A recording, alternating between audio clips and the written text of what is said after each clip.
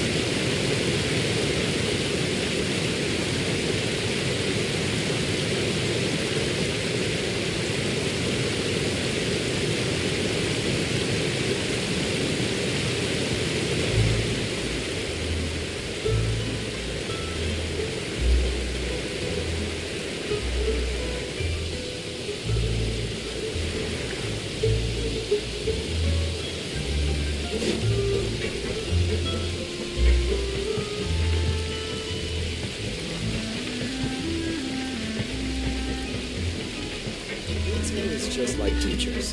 Got an S in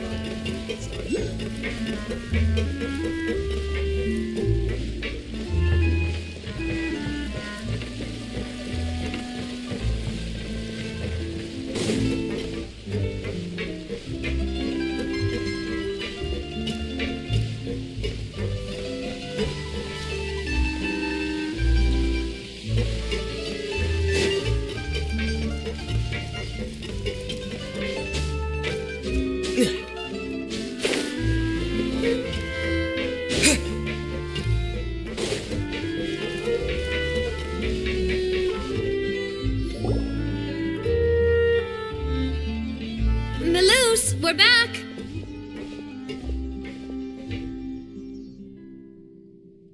Apologies for the wait, demoiselle, and our most important partners. You said before that you still had some business at the court. What brings you back to Poisson so quickly? About that. It's because my partner here reminded me of something really important. You see, what if my father's case had something to do with water from the primordial sea? You still remember, right, Malus? On that night, it was raining? Yes, the case was quite similar to that of Mr. Linney's. Both were what you'd call impossible murders. Could you tell us a bit more about what happened before? Yeah, of course. Many years ago, something called synth began to gain popularity in Poisson. At a glance, it was a kind of drink that could excite your mood and produce many pleasant hallucinations. Wait! Didn't that guard guy who turned into water also mention that the primordial water could be used to produce some kind of potion? Yes, he did. Considering what we know now, it's almost certain that synth is created using water from the primordial sea. If you drink synth for an extended amount of time, you'll suffer many side effects, such as losing the ability to focus or control your emotions. And if you were to stop drinking it completely, you'll experience flashes of paranoia and anxiety while lacking energy to do anything. It's an extremely dangerous substance. As he oversaw Poisson, my father was compelled to put a stop to synth abuse and called for a complete ban of it. Boss's uncompromising attitude incurred the synth vendor's wrath, but no matter how much they threatened or bribed him, he refused to yield. Not only that, Boss became determined to find the mastermind behind the synth operation and put an end to the problem once and for all. Yes, but the enemy was very cunning. So he could never get anything out of the dealers, all of whom only sold the stuff and weren't privy to the rest of the operation. Recognizing that, my father decided to contact the dealers in secret and cultivate personal relationships with them. Finally, he was able to convince someone to become his informant. The man's name was Jacques. He felt greatly ashamed about his work after seeing many families destroyed by synth abuse. That night, my father hosted a banquet at his countryside estate. He planned to meet up and exchange information with Jacques over some food. But then, we heard 2 gunshots from the courtyard. We raced to the scene and found my father, still holding a gun, and Jacques, who was already dead on the ground. Huh? How did that happen? Aren't they on the same side? Sounds just like Lenny's case, doesn't it? In both cases, the culprit seemed obvious, but neither appeared to have any motive at all. Looking back on it, though, I now believe the most important clue was something we all overlooked at the time. There were pieces of clothing left at the scene. Precisely. It's all thanks to you that I made the connection now. Back then, we all just thought they were some costumes that Jacques used to disguise himself at the banquet. But, considering it now, it's almost certain that they belong to a third person at the scene. With one extra person, we'll also need to reconsider why the 2 shots were fired. You're right. We still don't know what happened. But my intuition tells me that we're on the right track to figuring it all out.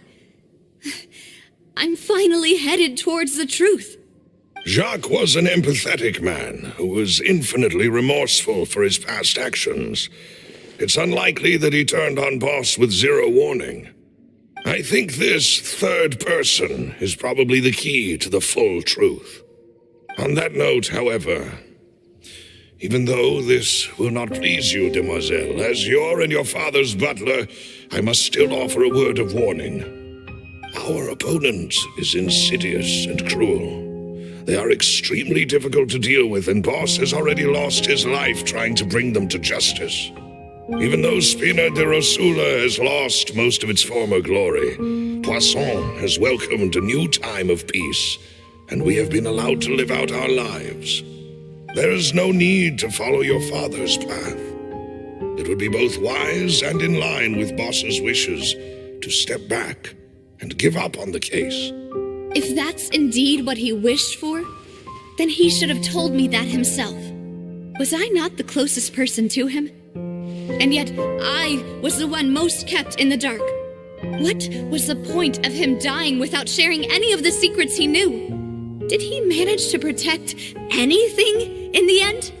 Synth is still here. Callus the Unfaithful is still his epithet. And Spina di Rosula is barely getting by. Nothing has changed. Did he think I'd just accept his meaningless death and live out my life just as meaninglessly? I've never accepted that, ever. Not since that day, and certainly not now.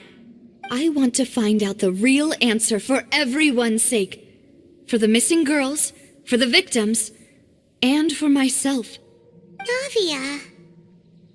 This is indeed the best moment to act. Your partner appears to be quite reliable, and more importantly, Demoiselle, I think you're also ready to take this on. So you do know something else, Malus? Yes, I do. In fact, even before that banquet, Boss already knew of the connection between Synth and the serial disappearances case. But what drove all the tensions to the boiling point was the revelation that you, Demoiselle, had been selected as the next target to disappear. What? Boss also didn't tell you that he had been diagnosed with a rare illness. The doctors told him that he had no more than 5 years left to live, and the serial disappearances case caused him great anxiety.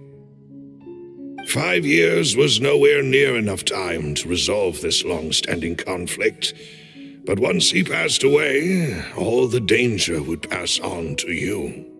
Knowing all of this, he decided to use one final intimidation tactic before his death. He claimed to have already gotten his hands on some key incriminating evidence for the other side, and even told some members of Spina di Rosula about the details. But as long as you remained safe, he would not share the evidence with the public. If something were to happen to you, then he and all those he told would immediately expose all they knew about Synth and the disappeared victims. Right, so nobody would be able to get off scot-free. As we've seen, Boss's tactic has worked. Even though Boss has been gone for a long time, the other side has not tried to take Demoiselle's life. No, I don't believe it. He never appeared to look sick to me. No father wants their daughter to see them weak and haggard, especially someone as proud as Boss. To him, dying in a duel and suffering lasting dishonor as the unfaithful was still far preferable than losing face in front of his daughter. So he chose to die in silence, so that he could protect me. I'm afraid you're not understanding this correctly, Demoiselle. What Boss wanted to hand to you was not a parasol, but a sword.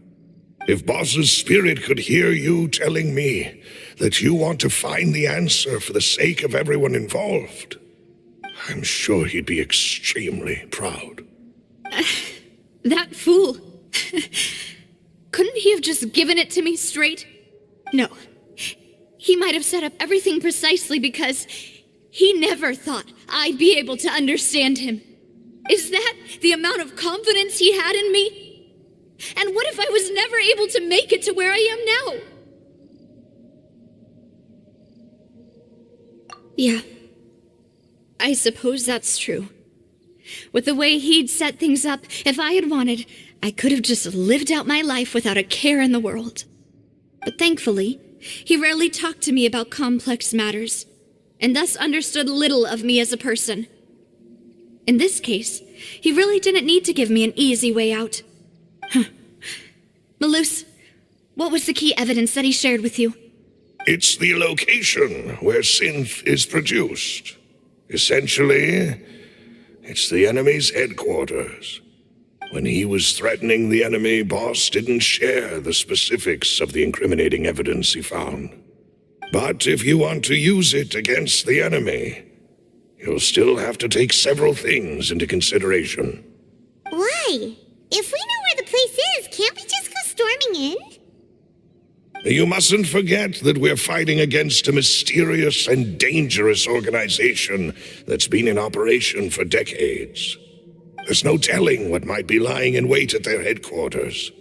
We also have no idea what kind of evidence we may be able to find inside, nor what people we may be able to capture. But a single visit to their headquarters would be tantamount to a formal declaration of war. The worst case would be that we leave empty-handed, but also open ourselves up to full retaliation. Then, in that case, why not work with the Fontaine authorities? Well, you saw one of them dissolve during Mr. Linney's case. We have no idea just how thoroughly they may have been infiltrated. That's true. Seems my father really had no choice. But things are different now. It should be a lot easier to prove the other side's guilt, now that we've connected Synth with the disappearances case. You sound like you've put a lot of thought into this, Maloose. I am the butler, after all. I live but to serve the boss and Demoiselle's will. I've always been willing to take on any kind of risk for your sake. But considering my relative lack of ability, I've spent my time keeping secrets, performing basic investigations, and waiting for the right time to come. Thank you for all of that, Maloose. Have you discovered anything new in the past few years? Let me think. One conclusion I came to is that the enemy must be quite familiar with Spina di Rosula, or at least have an informant planted here. When I announced orders to the organization's members on Demoiselle's behalf, I used to deliberately keep a few people in the dark and observe the reactions of the synth vendors. If the vendors didn't change their plans, then the individuals informed of our orders must be innocent. If the vendors packed up and fled, however, then someone must have given them the news. After several rounds of testing and investigative tracing, I've narrowed the suspect list down to 3 people. The first is Florent, Spina di Rosula's senior advisor. Huh? Florent? Yes, surprising, isn't it? He was one of the people Boss trusted the most, which also means that he was someone who understood Boss really well. Thanks to his position within Boss's innermost circle, he always knew our upcoming plans and could thus avoid capture this whole time. There's someone else like him too. Marcel, the head of Confrérie of Cabrières. Uncle Marcel. It's a guild in Poisson. Boss helped it to grow to its current size and prominence. In the beginning, they were only reselling some daily goods, but now they're one of the richest guilds around with a lot of business connections in the city. So, they're like a sister organization of Spina di Rosula? Yes, you can say that. When we were fighting against the synth dealers, they provided us with plenty of support. It's a bit difficult to imagine someone using their own money to hunt down themselves. The final suspect is Thierry, the man responsible for coordinating information between Spina di Rosula and the guards. Although the guards mostly leave us to our own devices, there are still many activities we have to report to the local authorities. Since Thierry is always in the know about our current activities, he could theoretically always plan one step ahead. I see. These are all people who I communicate with quite regularly. To think that the enemy we've been fighting against has been right next to me all along, among those I trust the most. It's almost too hard to believe. If you want to investigate them, please take every precaution to not alert the quarry. Judging from our experience, the enemy is extremely cautious. Of course. And thank you, Maloose. You've provided us with a lot of great information. You're too kind, my lady. I'm just doing my duty. And before I forget, proving Boss's innocence would also mean clearing him of blame in Jacques' death. After that incident, Jacques' wife and daughter were taken into the Spina's care. They still live in Poisson today. If it might help, you could also pay them a visit. I can make the necessary arrangements. Aw, thank you so much, Malus. You really are the best. A new case awaits, my dear partner.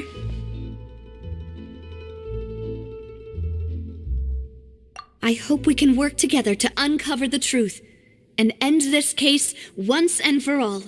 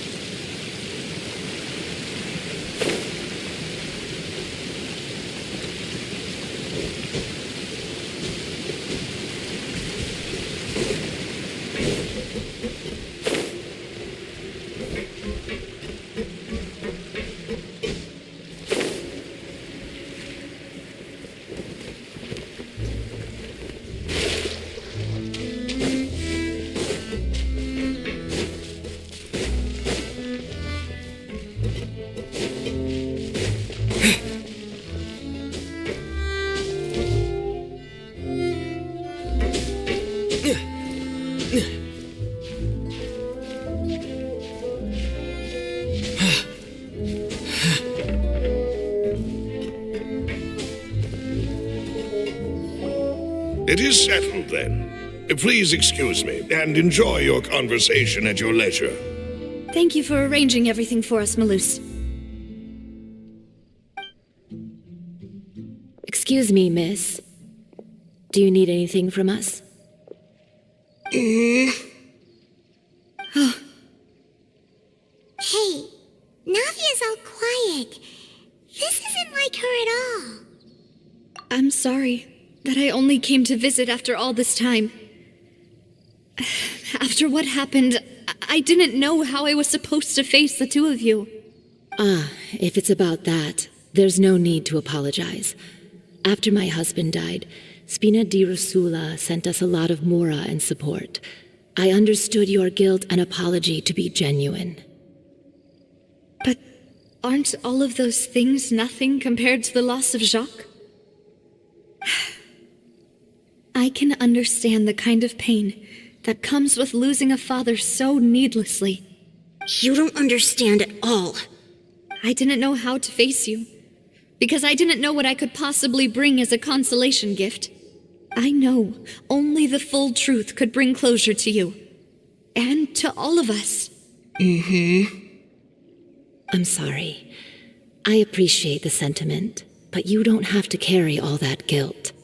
On the matter regarding my husband, my daughter and I have more or less found our answer already.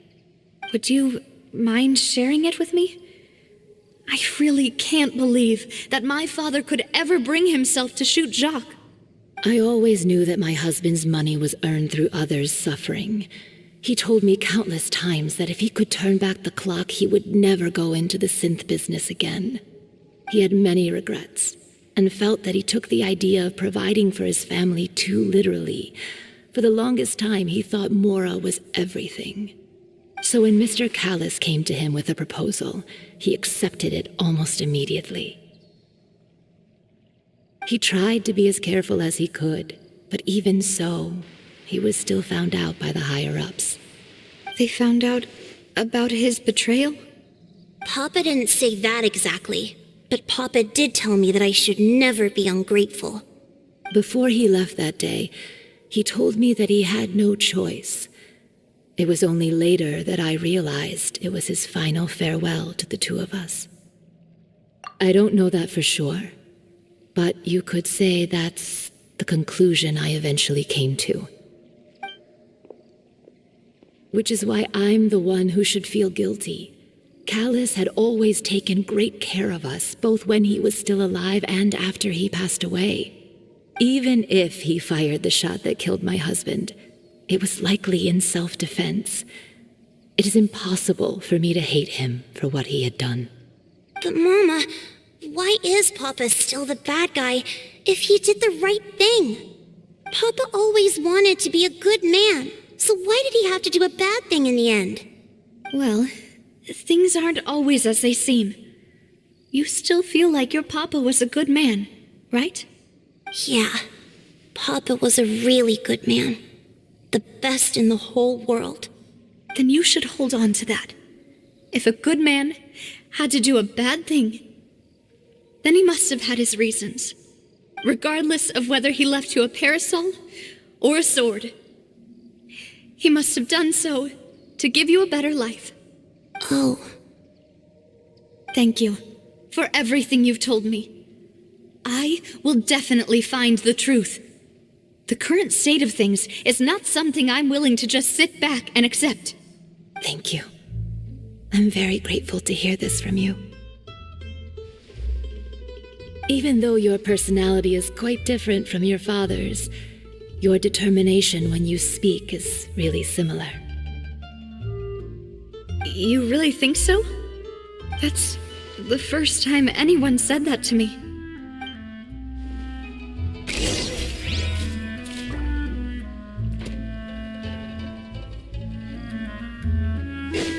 Are you okay, Navia?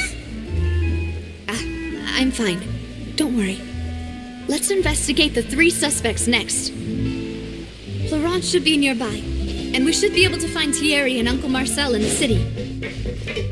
I'll get myself together on the way, so please don't worry.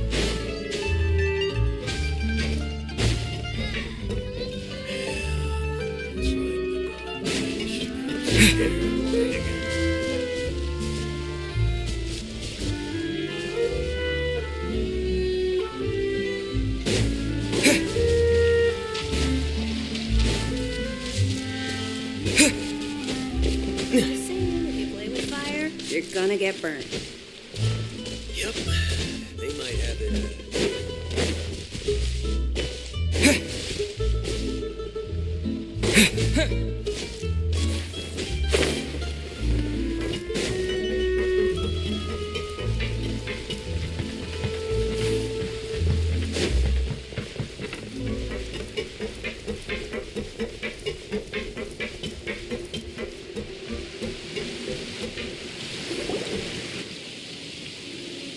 Greetings, boss.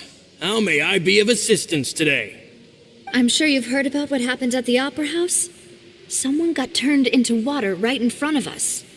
Yeah, I've heard. With something that dramatic, I'm sure journalists will milk it for all it's worth. And it'll... It also reminded me, on the day that the incident happened with my father, it was raining outside, and we found some clothes left at the scene. After my partner here put the dots together for me, I feel like we should try to reopen his case. Can you do me a favor and try to recall what happened that night? Let me think. Mr. Callis was feeling pretty upbeat that day. So he was drinking and bantering away with us at the table. After that, he told us that he wanted to go get some fresh air. So we let him go without thinking much of it. Who knew that we would hear 2 gunshots ring out right after? My first reaction was that Mr. Callis's life was in danger. So I grabbed my holster and made a mad dash toward the scene. But when I got there, it was already too late. Mr. Callis was standing over a dead body with a gun in his hands. All we could do was look back and forth at each other, not knowing what to say. So you also remember 2 gunshots then? Indeed. The guard said that the first shot didn't hit anyone, while the second killed Jacques. But I've never really bought that explanation. Reason being, Mr. Callis had left his gun on the table.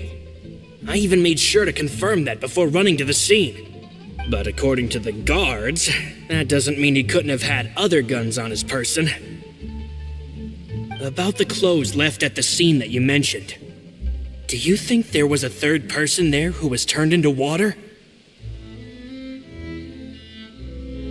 At least from our perspective, my father had no reason to kill, so he would also have no reason to bring an extra gun with him. The gun he was holding probably belonged to Jacques, or a third person on the scene. Yeah, that makes a lot of sense. So you're saying Mr. Callis ended up with the gun because he seized it from one of the other guys? But hold on. If that's what had happened, then why didn't he share the truth with any of us? He didn't even want to face the Oratrice machine, and chose instead to prove his honor in a duel. Did he lose all faith in the courts after seeing someone dissolve right in front of his eyes? About that, Malouse told me a thing or two, so I think I can understand why he committed to the duel. I'll tell you everything once the whole truth has been revealed.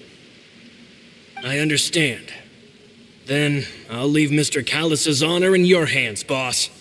And if I may just say one more thing, the whole Callis the Unfaithful epithet has been a thorn in my side since the day it was invented.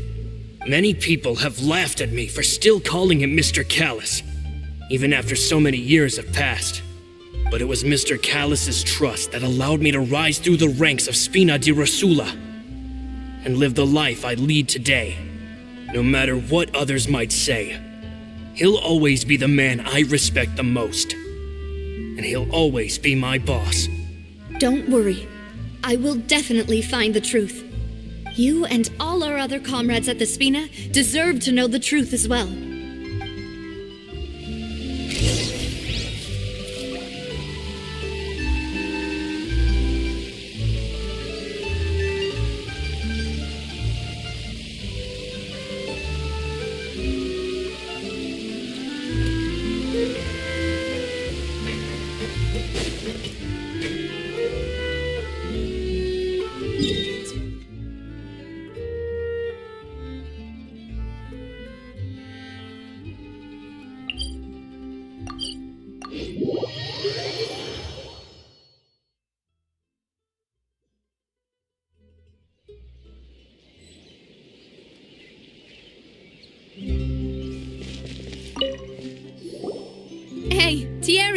it's me. Oh, now, what brings you here, Miss Navia? I've heard that you made quite the name for yourself at the Opera House. Oh, so you've got news of that already. Oh, okay. Hey, I'm also a member of the Guards, you know. The way you make it sound, people would think I was sent off to Poisson because I had done something wrong. Are you sure there isn't a little bit of truth in that? Under normal circumstances, shouldn't you have been called back to the city already? I mean, where I work is really up to me. Let's just say I enjoy the ambiance of Poisson. Callis did a fantastic job running the town, building Spina di Rosula from the ground up and clearing many obstructions in my way. It would be next to impossible for me to find a similarly easy but high-paying job in the city. Anyway, enough chit-chat. Are these two friends of yours? You, here for some formal business? Yes. These two are my partners. What happened at the Opera House made us realize that Linny's case and my father's may be related. We're trying to reinvestigate the details of my father's old case. Ah, I get it. You think there might be more to the case now that we know people can be dissolved into water, right? I was also flabbergasted when I first heard of it. If you want to go through the original files from your father's case, I can help you look for them. That'd be much appreciated. Thank you. Actually, I have another question. Do you have the authority to dispatch Gardamex? Of course. Without them, I couldn't possibly handle Poisson on my own. Why do you ask? We definitely can't use them to forcefully get more evidence for your father's case. Well, you see, just recently, we were attacked by a horde of unnumbered Gardamex in the city. So, if you hypothetically wanted to do something against me, all you would need to do was get rid of the mecha serial numbers and send them after me. Then you think too highly of my abilities. Dispatching mecha is very different from controlling them. If I had to make an analogy, when you order a dish, the chef will make it for you. You can ask the chef to cook, but not to massage your shoulders or carry your baggage. If you try to make unreasonable demands, the chef would just think you're out of your mind and ignore you completely. The same goes for me and my Gardamex. Removing a serial number is also not as easy as you might think. There are a lot of complex steps to it, and it's almost impossible to keep it a secret. So I can promise you, those mecha were definitely private units.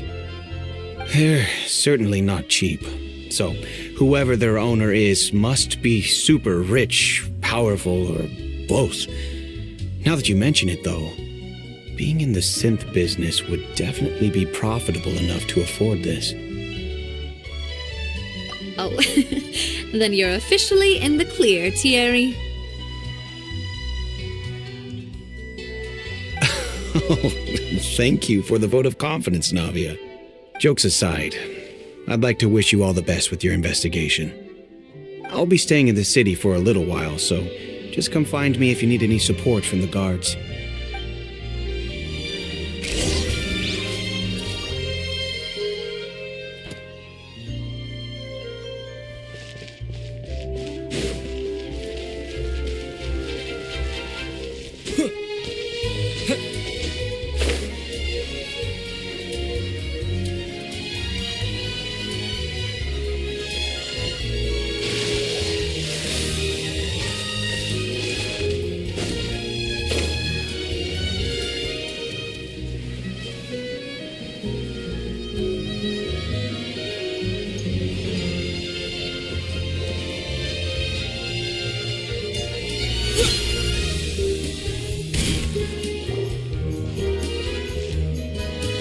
Hello, how may I help you?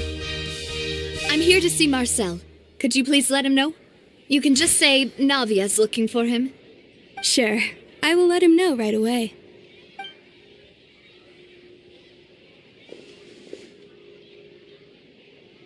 Navia, hello. Sorry to keep you waiting. I'm not as young as I used to be, so my legs are giving out a bit. Oh, it's all right, Uncle Marcel. There's no need to stress. I just wanted to talk to you briefly about what happened in the Opera House. I'm sure you saw everything too, right? Yes, I've never seen anything so strange. Oh, you were at the Opera House too? That's right. I went there with Navia to see the magic show. Who knew it would turn into a whole murder mystery? I also witnessed your marvelous sleuthing work. Quite impressive. To beat the Hydro Archon at her own game on her own turf, I can already imagine everyone in Fontaine discussing your exploits over a few glasses of wine. Oh, Paimon doesn't want to become the talk of drunkards. Apologies. It's just how Fontaine is as a nation. Everyone loves drama and theatrics. Uncle Marcel, you've also noticed that other thing, right? The fact that humans can dissolve in water? Yes, I was reminded of your father's case right away. Is that what you're investigating now? Exactly. I still don't have much solid proof, but I can sense that the other side has already begun to act. Oh, and what makes you say that? We were attacked on Araneus by some unnumbered Gardamex. And there was also an attempt to get me to drink water from the primordial sea. If not for the vigilance of my partner, I probably wouldn't even be here talking to you right now. Oh, you're giving us too much credit. Wasn't it you who protected us? Alas, it seems things are heating up again. The peace that Callus sought so dearly will soon become a thing of the past. But rest assured, Navia, Poisson will always remain a safe haven for you. If you're scared, you can always return there. If anyone dares to lay their hands on you there, the Confrérie of Cabrières will use its funds to the last Mora to bring them to justice. Thank you, Uncle Marcel. But I don't intend to go into hiding. I'm going to strike while the iron's hot. Do you have any new thoughts on my father's case?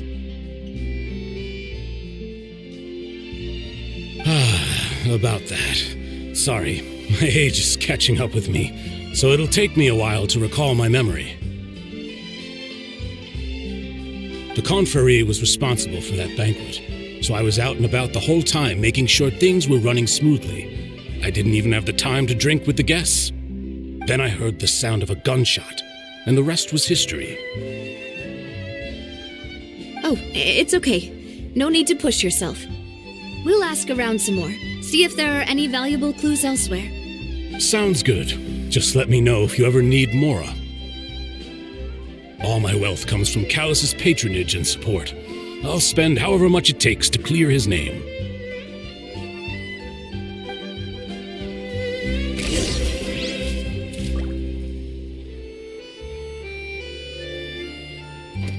This can work.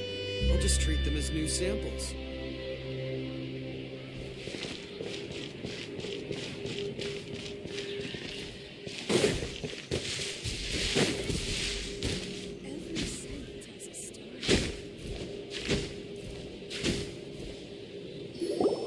We've talked to all three suspects, purely based on their conversations with me.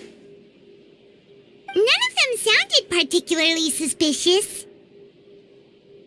I suppose that's to be expected, though. If a single conversation's all that's needed to find them out, then my father wouldn't have needed to investigate the case for so many years. Anyway, even though we didn't make a breakthrough, let's still compile what we were able to find. But where should we start? Ah, you're right! Flora mentioned that Callus probably only ended up with the gun because of circumstance. That makes sense. According to Jacques' family members, he already told them that he had been discovered, and that he had no choice before he left home that day. If I had to guess, he probably received an order from the synth boss to kill my father. Had he refused, he and his family's lives would have been forfeit. So, Jacques fired the first shot? Oh? And why is that? Ooh, that's a good point. Jacques probably already knew that he was just being being used as a tool for murder. And once he had completed his mission, he'd be of no more use to his boss. So, what would make more sense from his perspective would be to turn his back on the Order and seek protection from my father. Makes sense. But without evidence, that's still just a theory. Besides Jacques, the attack from the Gardamex has been bothering me quite a bit as well.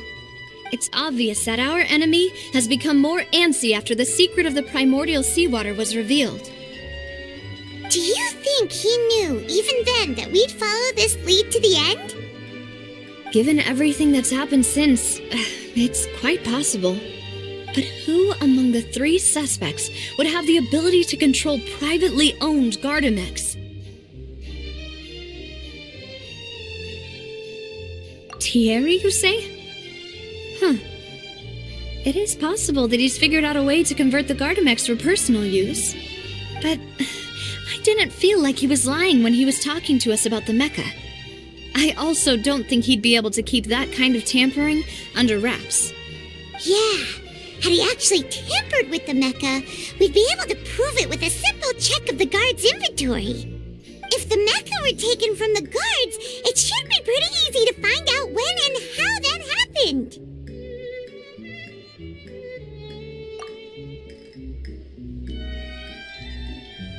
Florent? It is true that he was closest to my father, and thus had the best chance of learning about his dealings with Jacques. But as Spina di Rosula's advisor, his work mostly deals with personnel and security, so he shouldn't have much means when it comes to finances. So you're saying he's too broke to afford a mecha army? Exactly. He can't. And even if he could, I don't think he would be able to dispatch a whole group so quickly. Uncle Marcel? My father did really trust him. And they worked together on a large number of projects. Maybe that's how he got to know Jacques. And with funds from the Confrérie, he could also afford a large number of Gardamex. It's still really hard for me to imagine, though. After all, Uncle Marcel has been around since I was just a child. Also, wouldn't this mean he has been spending a whole lot of mora and energy to fight his own synth business? Who could it be?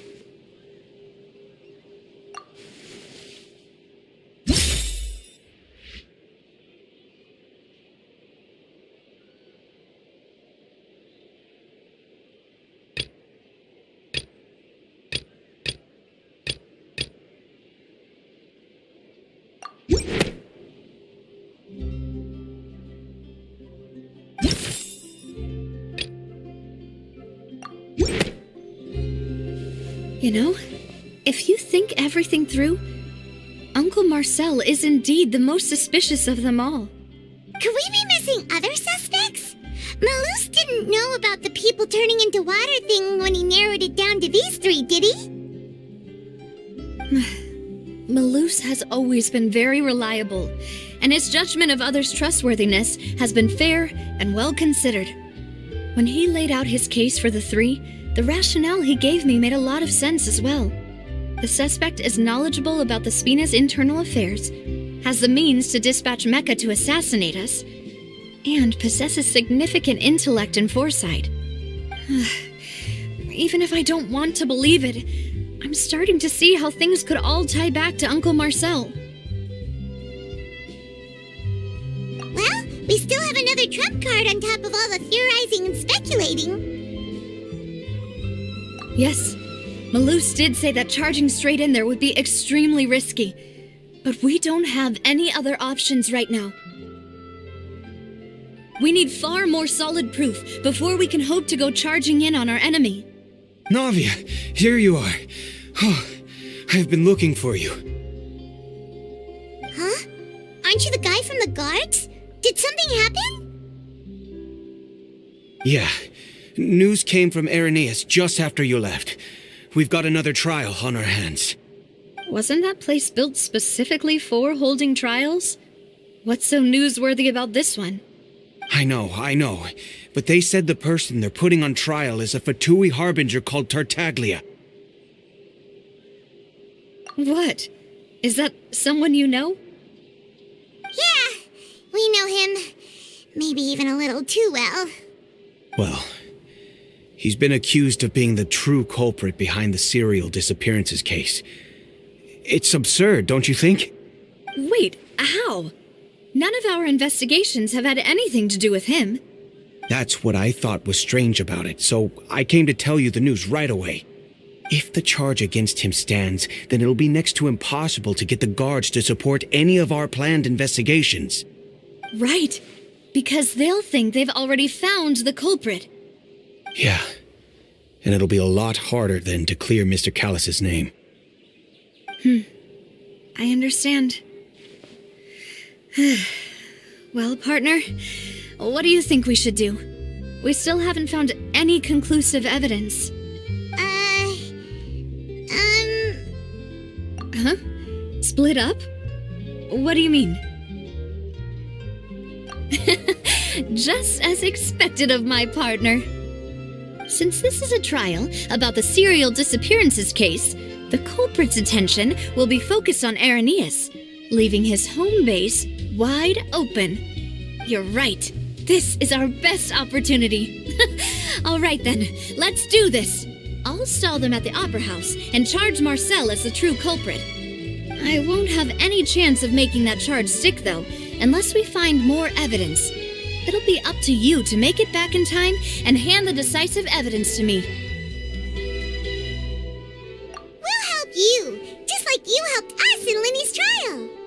Demoiselle, please allow us to accompany you. I'm ready. Malou, Silver, when did you two get here? We heard that you'll be leaving Poisson and figured that you might require our assistance. It's our hope that your confidence will be bolstered with the two of us by your side. Thank you so much. Then, let's make haste for Irenaeus. Paimon, Traveler, I'll see you at the Opera House. See you then!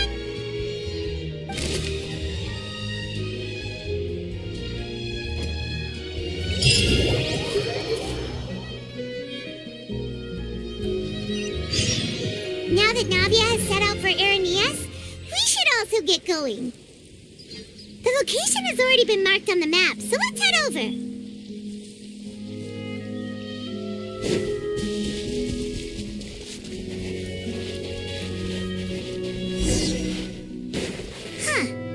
According to Malusa's info, the synth production base is underwater. Let's go and try to find the entrance.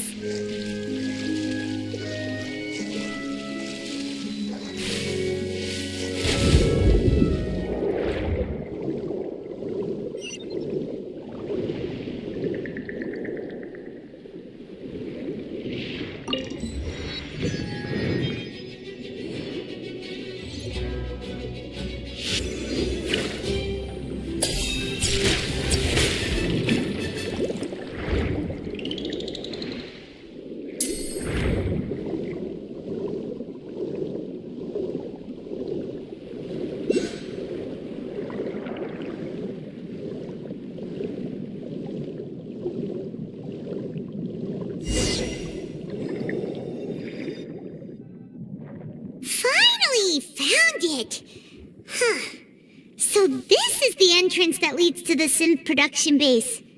It sure doesn't seem out of the ordinary at all. You're right. An important place like this is bound to have a ton of protective measures and mechanisms. Navia's probably arguing up a storm right now to stall for us.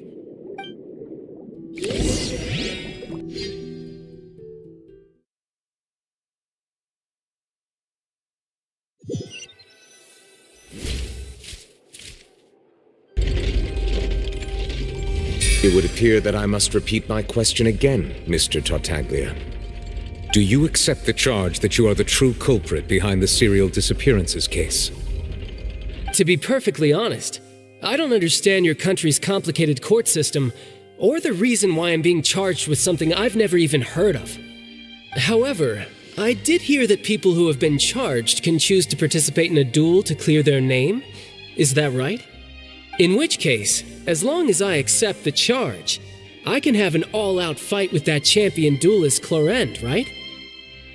I've got to admit, that's one of the most enticing offers I've ever received. When I privately sparred with her last time, she was obviously holding back.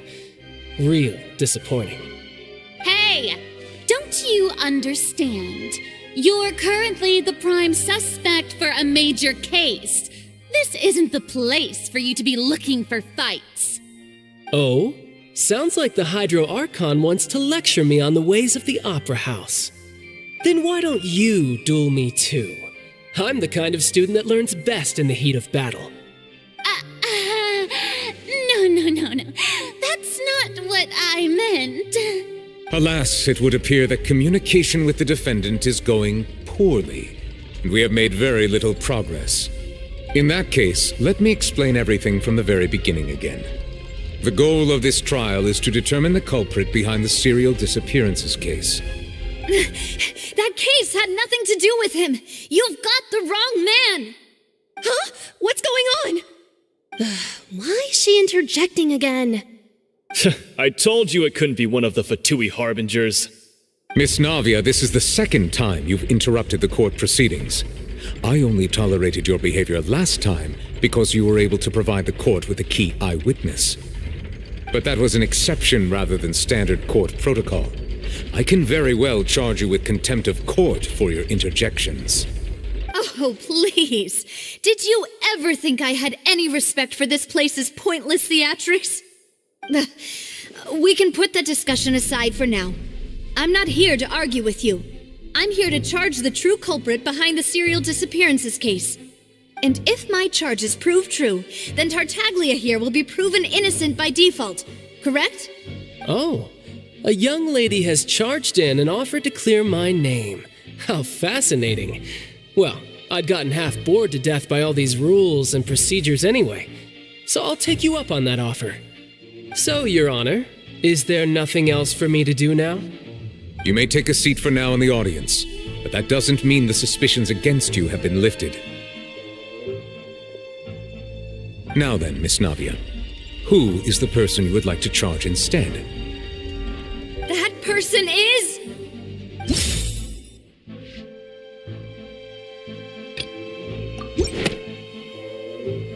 Marcel, the head of Confrérie of Cabrières. Huh? What confrérie? Never heard of them in my life. I've heard of them, but weren't they Spina di Rosula's sister organization? Oh, is this going to be a friends to enemies type situation?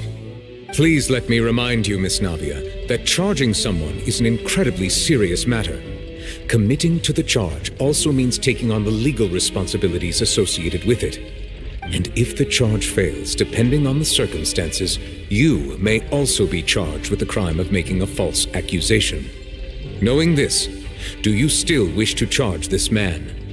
Yes, I do. In that case, I declare the charge to be valid. Miss Navia and attorneys, please take your places on the court. Members of the guards, please contact Mr. Marcel right away so that he may stand trial.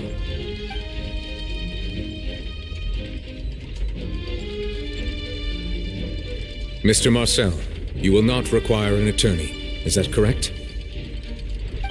Apologies. It all just happened so quickly. I still haven't figured out what's going on. I think an attorney won't be necessary. This is probably just a misunderstanding between me and Navia. Very well. In that case, since both sides have now arrived, Miss Navia, please present your charges. I would like to take everyone back to 3 years ago, to the case of Callus the Unfaithful. Only through elucidating what really happened in that case can we connect all the dots for the serial disappearances case. Navia, do you really think that I was the one who killed your father? Come on, why would I do that? Callus was my benefactor, and remember both you and I only ran to the scene when we heard the sound of a gun. If that's enough to make me a suspect, wouldn't that make everyone at that banquet a suspect as well? I think there's no point in getting into the specifics right now. The audience doesn't even have the big picture yet. Even I'm struggling to remember some details of that case. Exactly correct, Your Honor. I must refresh everyone's memory about that case before I can explain my charge and reasoning. I see. In which case, I will recount the findings about that case as originally recorded by Maison Gardiennage.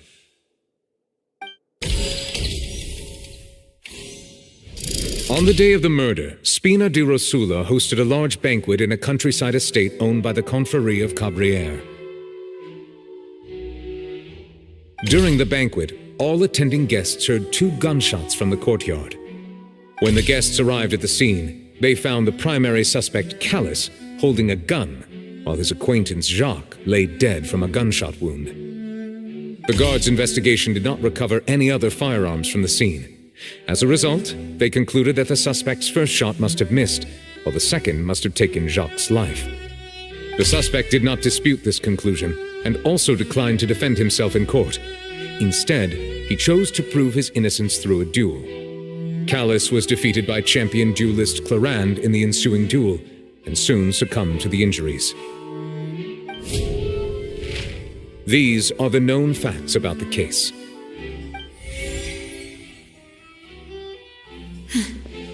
The one with the motive to kill was Jacques, not my father. And even so, Jacques still had no reason to pull the trigger. In truth, the third person shot Jacques first, and was shot in turn by my father when my father seized the gun from him.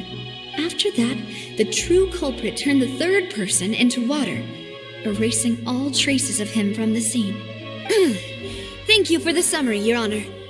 Of course, the guard's conclusion appeared quite sensible to us at the time. However, we should revisit the case now that we've gained new information about the abilities of water from the primordial sea.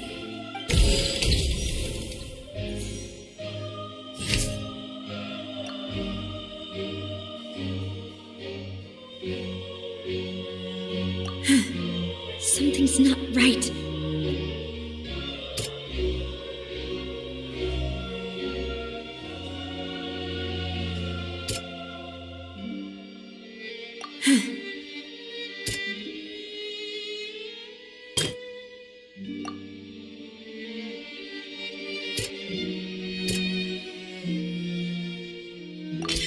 The testimony of the victim's family confirms that Jacques had thoughts of assassinating Callus when he set out for the banquet. However, in the end, he reconsidered and instead shared everything with Callus, hoping to seek the latter's protection. Unfortunately for Jacques, the true culprit had already considered this possibility and had sent out another assassin.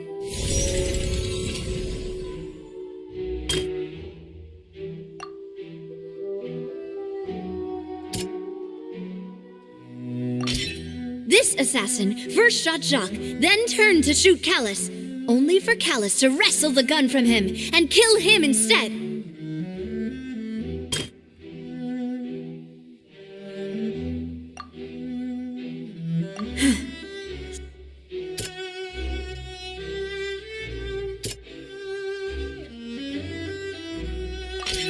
A pile of clothing was found at the scene. The guards once believed they were used by Jacques as a costume to disguise himself. But now it is clear that the clothes were proof that there was a third person at the scene, and that they were turned into water after committing the murder. Since it was raining that day, the culprit was confident that they could use the rain to wash away all traces of their dissolved accomplice. Realizing this, the true culprit caused the hired assassin to dissolve into water, leading everyone to believe Callus was responsible for Jacques' murder. This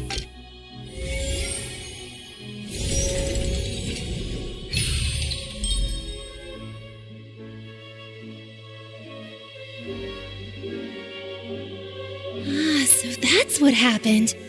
Wait, you're telling me something as dangerous as water from the primordial sea has been used for all these years? What a great theory. It also explains Callus's and Jacques' respective motives. I guess they didn't shoot each other after all. Mr. Marcel, you are the one being charged with the crime. You should provide a rebuttal if you wish to prove your innocence. Ah, But I think I agree with everything Navia just said. In fact, there was nothing in her speech that directly implicated me. Then, may I ask some questions? In my opinion, we primarily need to determine two things. One, do you have the evidence to back up your claims? I'm afraid not. At least not at this very moment. Boo! If you don't have any evidence, you should just go home.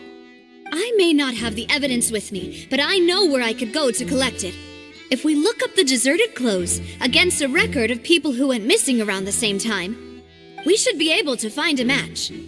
Considering the serial disappearances case, the guards probably kept careful records of all missing persons from around that time, regardless of age or gender. That makes sense to me. Monsieur Neuvillette, I would consider this to be a reasonable investigative direction. Why do I feel like Farina's acting a little differently today? Maybe she's scared of embarrassing herself again? Alternatively, she's become more diligent after charging an innocent citizen in the last trial. My second question has to do with the ensuing duel. If the truth is indeed as you described, then why didn't Mr. Callis explain himself in court? If he had testified that a person had been dissolved, he could have at least mounted a defense. I've thought about this too, and the answer is actually pretty simple. He felt there were things that were more important to him. The dissolving power of water from the primordial sea is an important secret for the true culprit of the serial disappearances case. My father could have exposed it for all to see, but he chose to take it to the grave. At that time, Spina di Rosula was in dire straits, and his reputation had already been shattered. He had no guarantee that going forward with the truth would allow the culprit to be brought to justice. What was certain, however, was that it would paint a gigantic target on my back. Boss once told me that Demoiselle had already been selected as the next target of the serial disappearances case. What? If the secret had gotten out, the culprit would have fought an all-out war with Espina right there and then. I wouldn't have been the only one in danger. All of us would have stood to lose our lives. Of course, the guards might eventually figure out the truth of the matter and determine that we were in the right. But what good would that do? How can a hollow verdict protect anyone? Had this opera house ever given my father any kind of confidence in its brand of justice, Spina di Rosula would have had no reason to exist. But by staying silent, we retain the ability to deter our opponents and continue the stalemate. I was able to become Spina di Rosula's president, which made me harder to target, as well as giving me more time to grow and learn. And once I have figured out the truth and stepped up to the challenge, I will do what this opera house cannot, and restore my father's truth and honor back to him. So, you mean to say, your father intended to die in the duelist's ring? That's right. Do you have any proof? Of course. All you need is to ask his opponent, Clarand. I don't need your apology, your guilt, or your support from the shadows. You don't have to do anything for my sake.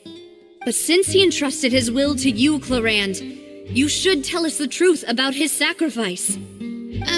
So, during the duel, did you believe that Callis was intending to die? Yes, I did.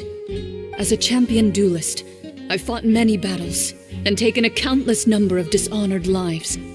In my line of work, I've seen all kinds of people give their all for the faintest hope to continue living. Some were determined, others passionate, and some even manic and twisted.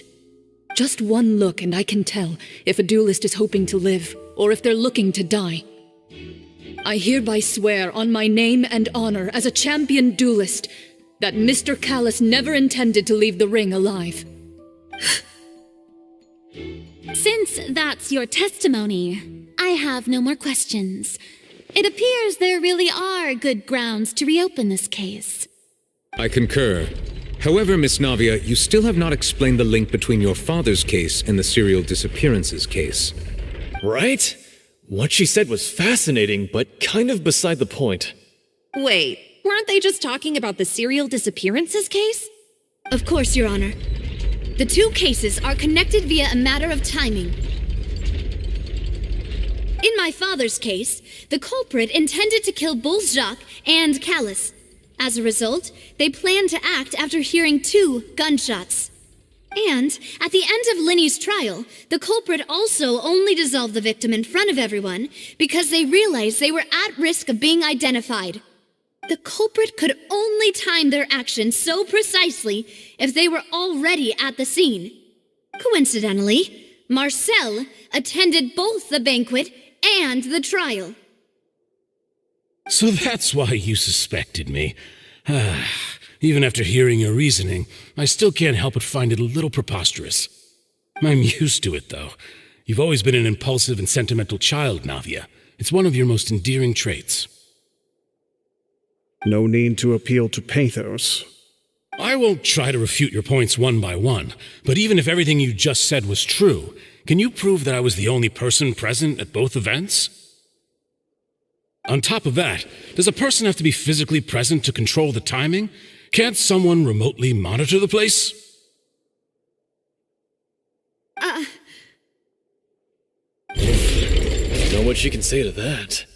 I know that even with that, you might still think you can reduce the list of suspects with some further investigations until I'm the only one left on the list. Alas, who won't feel at least a little hurt by an accusation of murder from a girl you see as your own daughter? But if I were to dismiss this completely, you'd also think I'm not being considerate of your feelings. Ah well, let Uncle Marcel teach you another lesson. Do you know what the biggest flaw in your reasoning is? I suppose you're gonna tell me anyways. It's timing again. I'm a businessman by trade. From that standpoint, there's no reason for me to kidnap young women. It's a high-risk action with nothing to gain. In addition, I left my home in Snezhnaya when I was young to come to Poisson and work in some trade. My business only thrived when I received Callus's patronage. But the disappearances began before I ever stepped foot in Fontaine. I do apologize, demoiselle. This was my mistake. No, it's not your fault. I'm sure he had come prepared. Is there anything else you'd like to say? Would you like to check the date of my first business license against the first known case of the serial disappearances? You can also take a look at my border entry records, or ask my friends and family when I left Snezhnaya for the first time. Could those records and testimonies do something to appease the unspeakable anguish in your heart? Seems like she got the wrong guy. At this rate, Navia will be convicted for falsely accusing him. I think you've done a superb job of dissecting your father's feelings as he neared the end of his life. But aren't you going against all of his wishes and expectations right now? He wished for you to become more rational, collected, and conscientious, instead of dwelling only on your own feelings. Once you've learned to be more considerate of others' feelings and to stop rushing headlong into things, you'd have met most of his expectations. This isn't just about me, and it never has been. The biggest difference between me and the rest of the victims is that I still have the ability to search for the truth, while that same agency has long been taken from them. The people whose families were destroyed by synth abuse, the people who lost their loved ones to the serial disappearances, and the people who suffered tragic ends due to their sense of justice. Many people's images are flashing before my eyes. I'm sure some are coming to those of you in the audience as well. And whose image do you see, Marcel? Is it a man named Vacher? Oh, so you do know that name. I'm merely surprised you'd suddenly say the name of someone I've never even heard of. I was waiting for you to say that.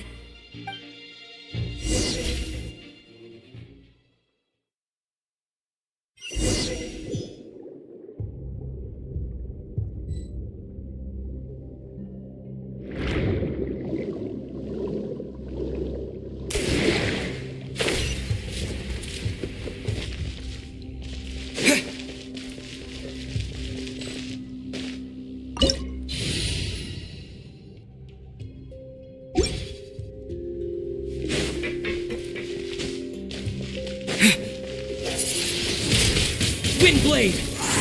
Disappear! Cool it! Ha! Don't get frostbite. Out of the frying pan, into the fire! Eat this!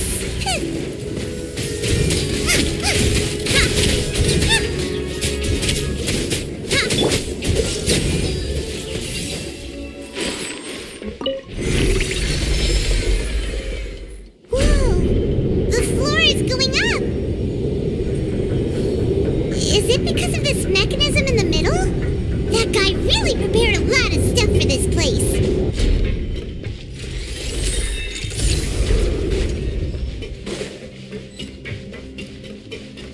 Paimon thinks we need to go up, but Paimon doesn't see a way. Let's take a look around. Maybe we'll find a hidden mechanism that'll show us the way up.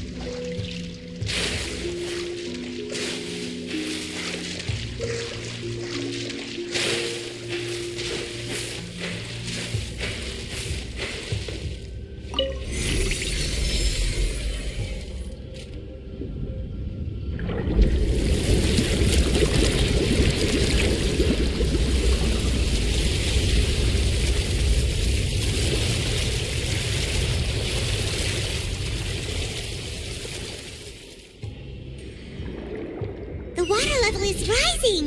Now we can swim to the top! But this is still a ways away from where we need to go.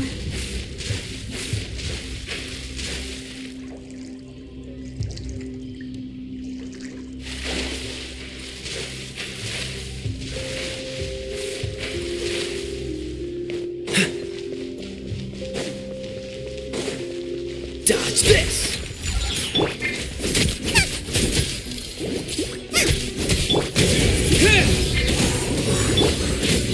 Time to clean up.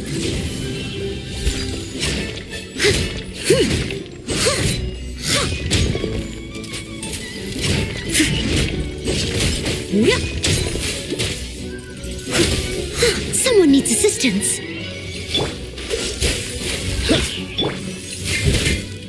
Boba, get them! Wind blade!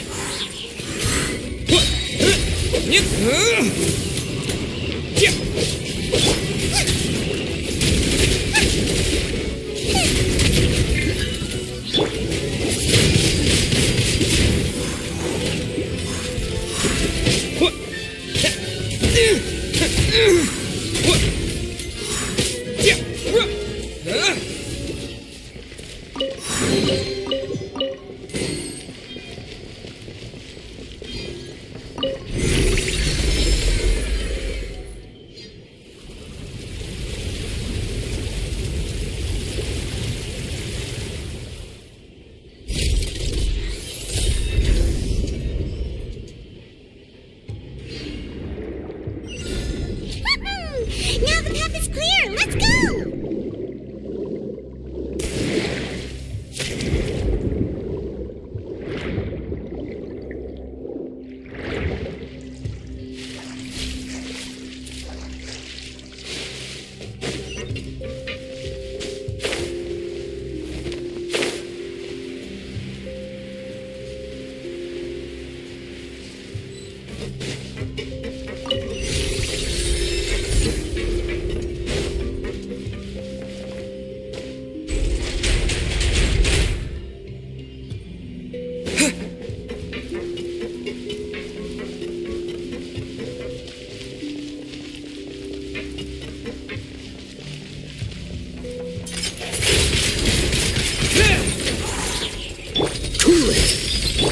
Steady as stone. Out of the frying pan.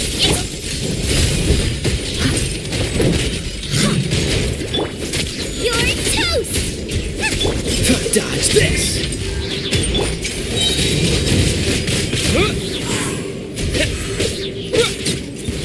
Wind!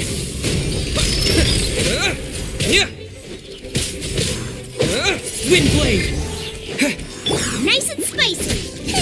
Cool it. This moment will be frozen in time.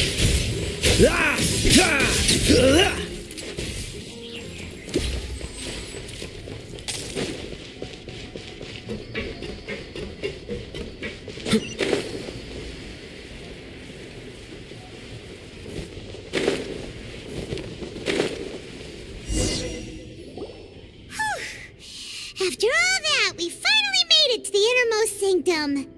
Though, as expected, the mastermind isn't here. That's right. Then let's hurry up and find some evidence so we can get back to the Opera House and help Navia.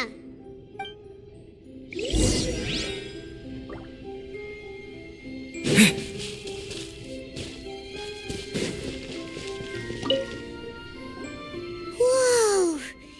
There's so much synth here! And so many bottles of ingredients that probably just contain the waters of the primordial sea. Mixing in progress? Ready to drink? Stock sample? Huh. They've also got all the synth pretty clearly labeled. Whoa, there's even fruit-flavored synth? Yep, it's super obvious.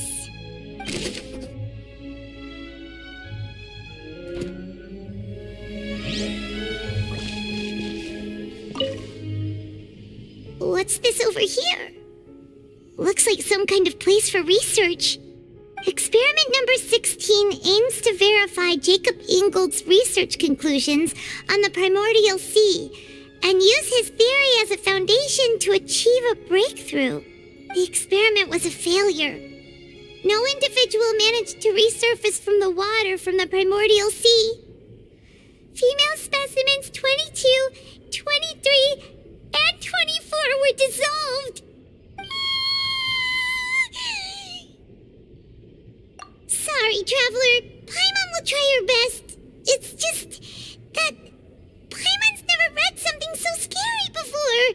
How could someone write something that terrible in such a matter-of-fact tone? You read the rest. Paimon's too scared to keep going.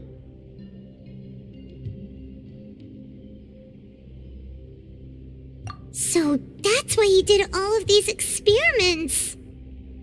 Wait, did he really think he'd be able to find a way just by dissolving people over and over?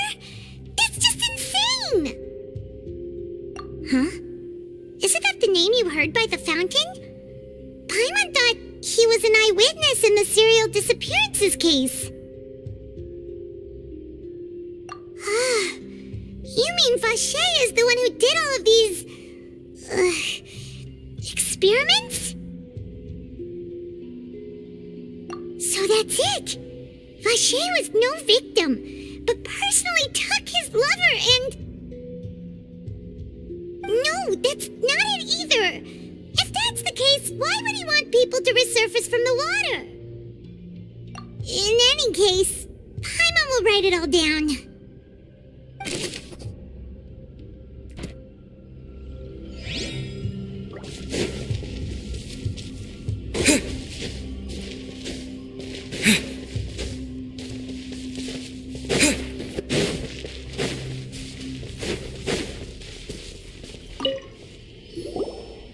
What's written here? Nothing escapes Detective Paimon's eyes.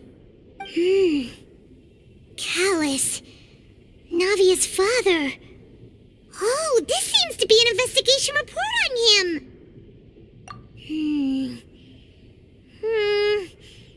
Yep, it's about finding someone to assassinate Jacques and Callus because of a lack of confidence that Jacques himself would go through with it.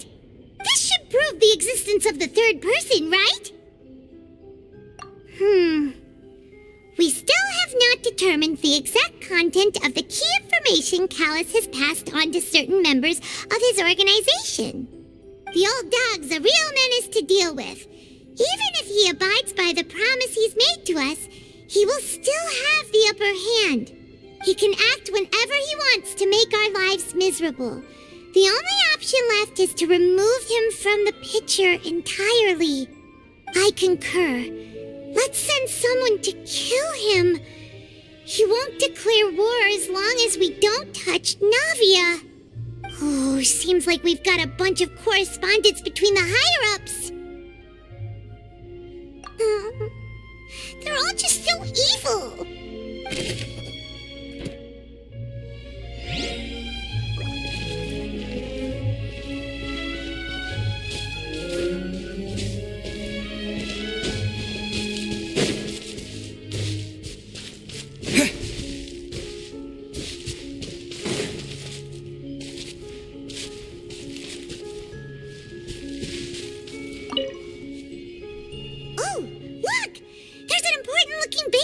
Here, and it's full of water. That means this is where they make all the synth, and that special water is the main ingredient. If you dilute it with normal water, you'll get synth, but the pure stuff can dissolve a human. Paimon will take notes on this incriminating evidence.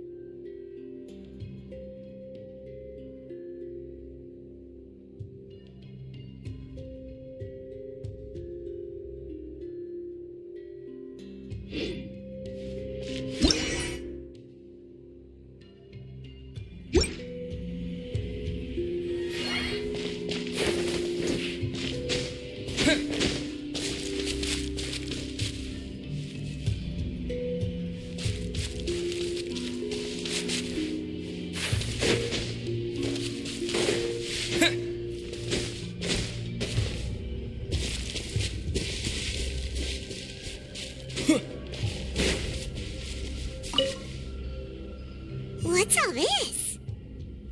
It's a bunch of really cute things. Pink accessories, a hair tie, a necklace, even a makeup box. Oh, Paimon sees it too, but why are all these cute things labeled with different girls' names? Huh? You mean the girls from the serial disappearances? They were brought here? And then they were turned into water. And all the boxes of things. These names. That means... Oh, this is terrible.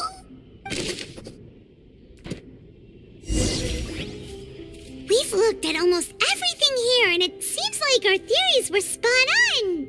But, yeah, we haven't found anything that reveals his true identity. No wonder even Neuvillette wasn't able to find anything. Whoever it is probably destroyed everything to do with that name a long time ago. That way, even if we bring all this back to the opera, we won't be able to identify the true culprit. Sure thing. Paimon won't admit defeat to this guy either.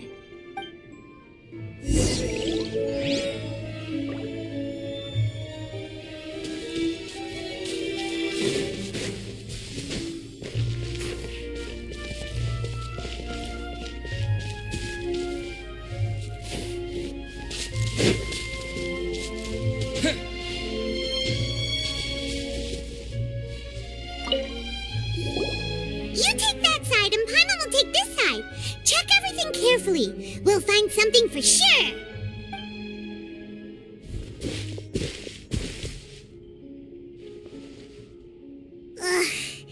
Nothing at all. And Paimon can't even find snacks either.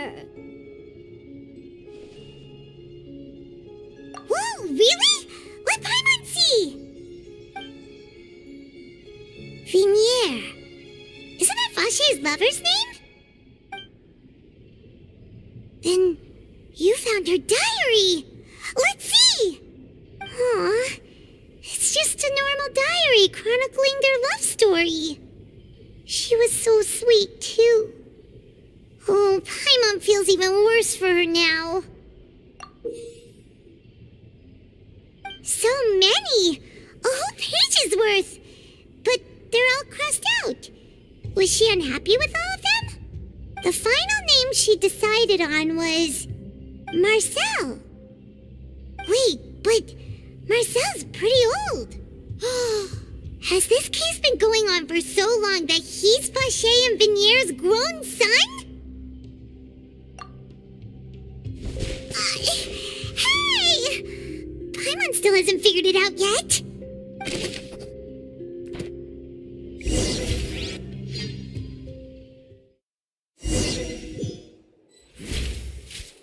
And whose image do you see, Marcel? Is it a man named Vacher? Oh, so you do know that name. I'm merely surprised you'd suddenly say the name of someone I've never even heard of. I was waiting for you to say that. Navia! We're back! As expected of my partner. I just knew you'd return in the nick of time. Just how often do you intend to flout the rules of this court? It's all right, Monsieur Neuvillette. Given their confidence, I expect they've found the crucial evidence.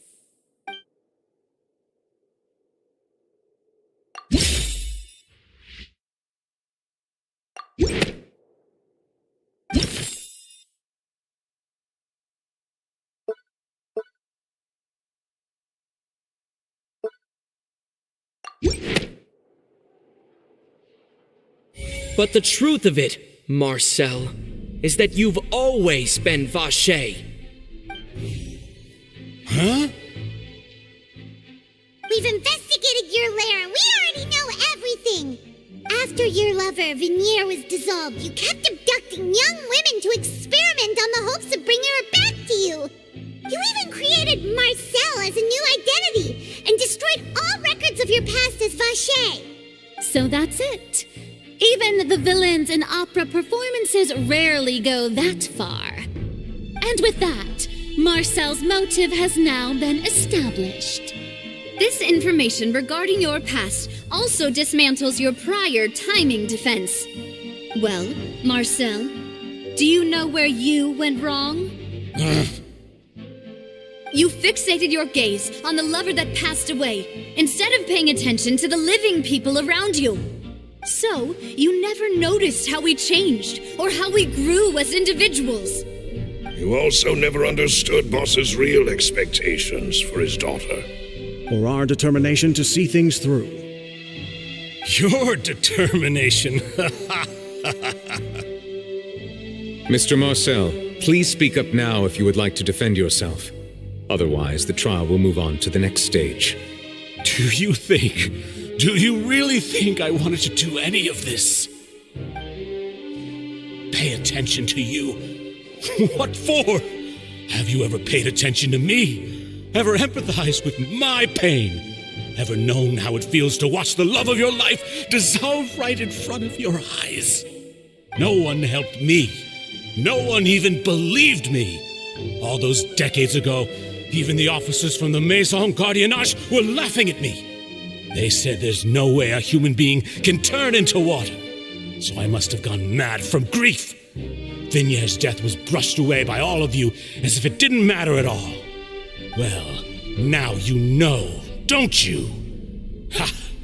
Well, it's too late now. All those who were dissolved are gone forever. You only have yourselves to blame. You set up this ornate opera house in pursuit of your so-called justice, your beloved drama, while turning a blind eye to the suffering of the people. Venier is dead. We promised each other that we would always be together. Wherever she goes, I will follow. But I'm not from this blasted place, so I can't be dissolved, no matter what I do. Hey, is that water from the primordial sea that he's drinking? I can't dissolve! Can't dissolve! Can't dissolve! Do you all see? I can't go! I can't follow! So if I can't go where she is, what choice do I have but to try to bring her back?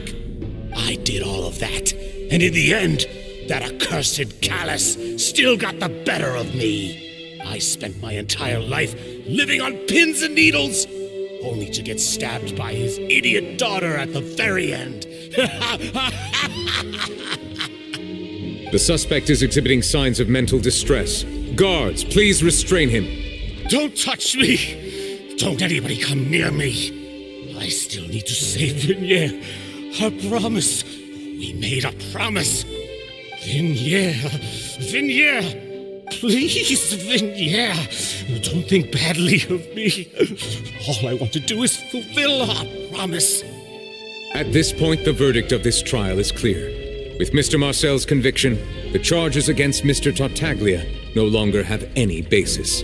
Fine by me. I was in a bad mood, but after a show like that, I'm actually feeling pretty good. Traveler, please submit all the evidence you have collected to the guards so that I might review and summarize the truth behind the serial disappearances case. The man now known as Marcel was originally named Vacher and worked as an adventurer with his partner and lover Vignier. During an underwater expedition, Vignier accidentally came into contact with water from the primordial sea and was dissolved in front of Vacher as a result. Vacher learned of the primordial water's existence through the work of others and began to kidnap young women for research, with the goal of discovering a method to restore Vignier back to life. To cover his tracks, he invented the new alias of Marcel and began to operate a business in Poisson. During the course of his research, Vacher discovered that a diluted concoction of water from the primordial sea can induce feelings of euphoria, and began to manufacture and market synth.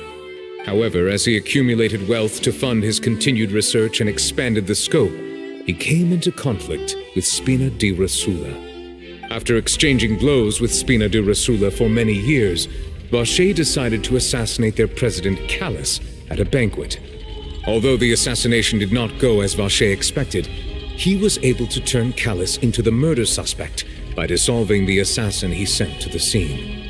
And just recently, Vacher attempted to frame Linny as the culprit of the serial disappearances case, using a similar method. However, his attempt to frame Linny failed, and the power of water from the primordial sea became public knowledge. This case also exposed enough of Vacher's machinations that he was eventually successfully charged in court. Thus concludes the enigmatic history of the serial disappearances case, with the truth revealed to all.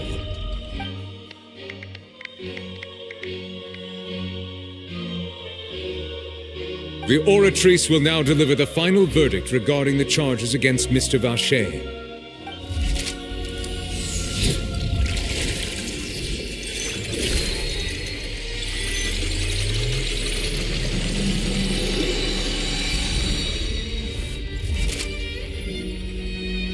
According to the judgment of the Oratrice Mécanique d'Analyse Cardinale, Mr. Vacher is guilty. Guards! Take Vacher away. Good. It's what he deserves. With that, the serial disappearances case is over now. We really just witnessed history.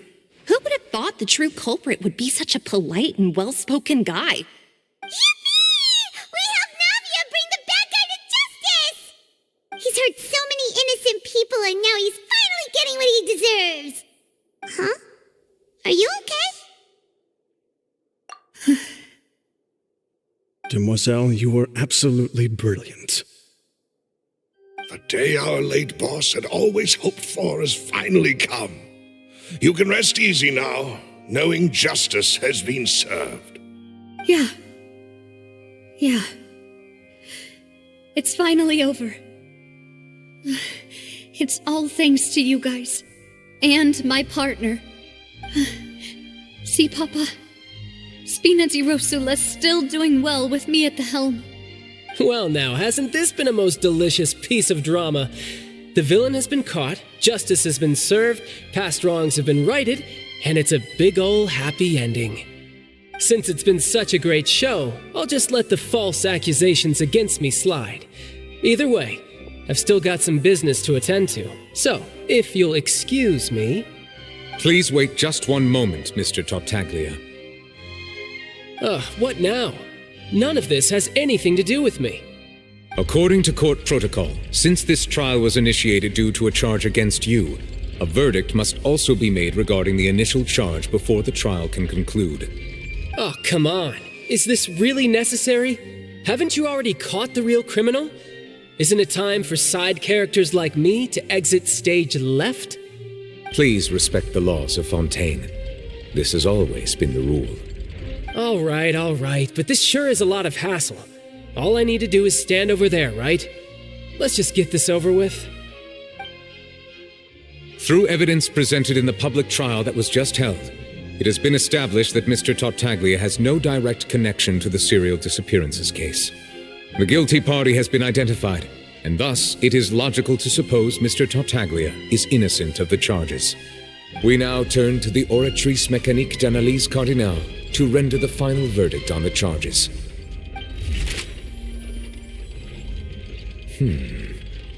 According to the judgment of the Oratrice Mécanique d'Analyse Cardinale, Mr. Tartaglia is guilty. What? Hey! That's not funny! Didn't you just say I'm supposed to be innocent? What's with this verdict? Is your justice machine malfunctioning? Huh? This has never happened before. The Oratrice actually returned a different verdict from the Chief Justice.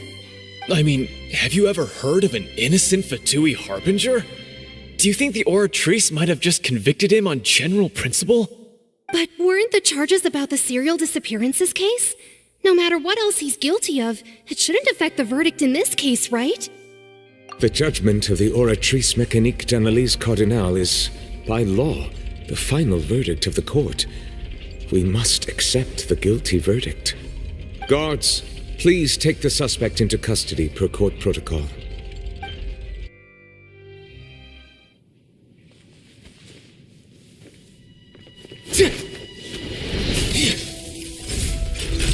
So this is how justice is done in Fontaine. What a joke. You've got your rules. Well, I've got mine too!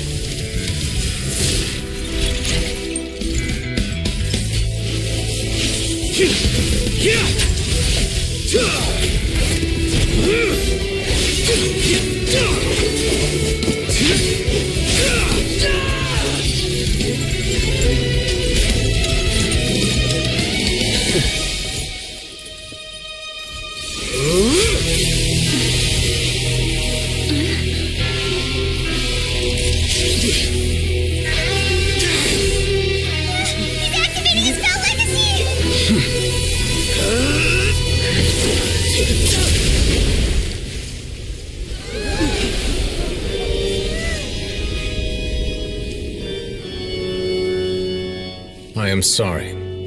If you have been wronged, we will find the truth. But the rules of the court must be upheld.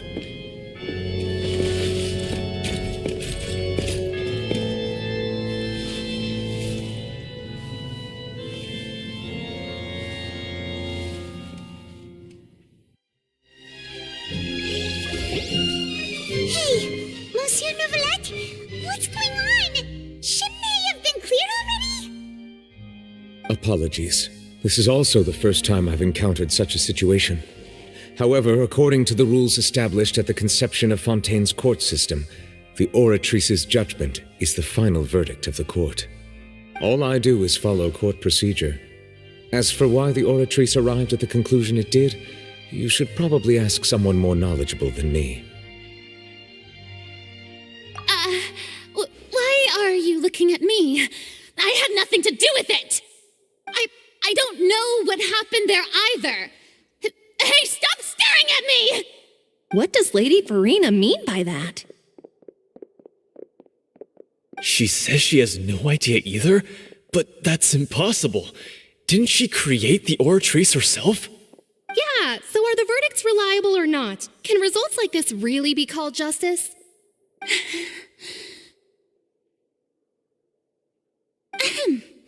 My dearest citizens, did you really think we'd allow an incorrect verdict to be handed out in this court? Did you really believe that the judgment could be mistaken or be the result of some sort of random mishap?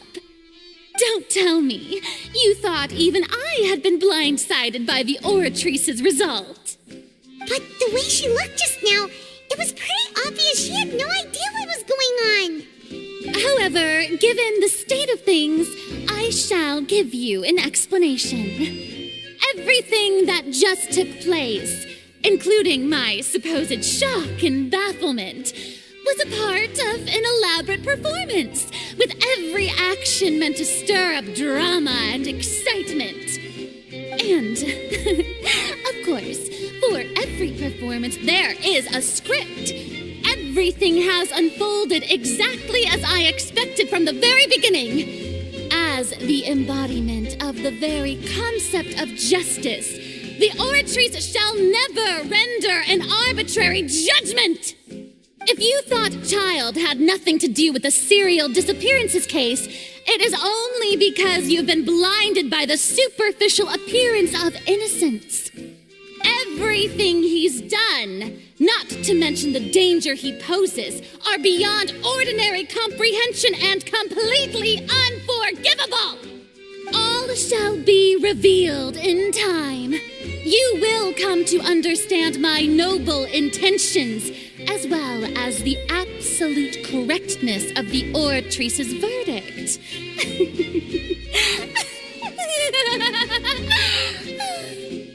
Now, having said that, although I hate to leave things hanging in suspense, it is now time for this performance to end.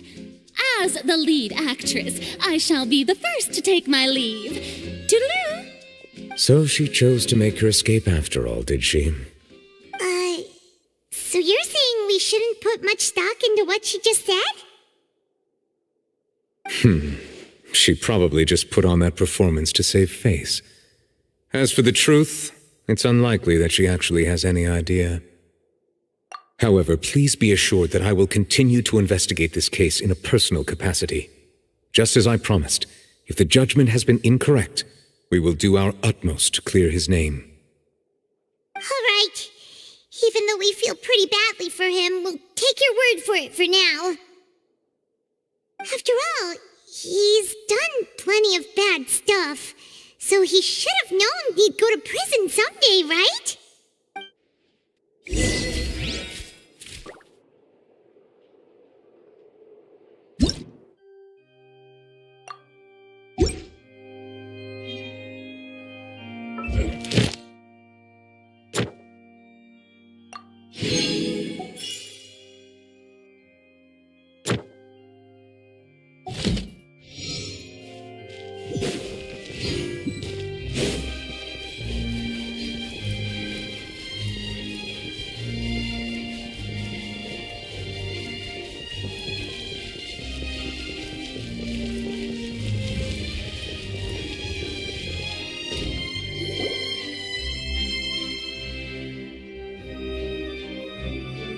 Hey, what are you doing? Quick, stop him!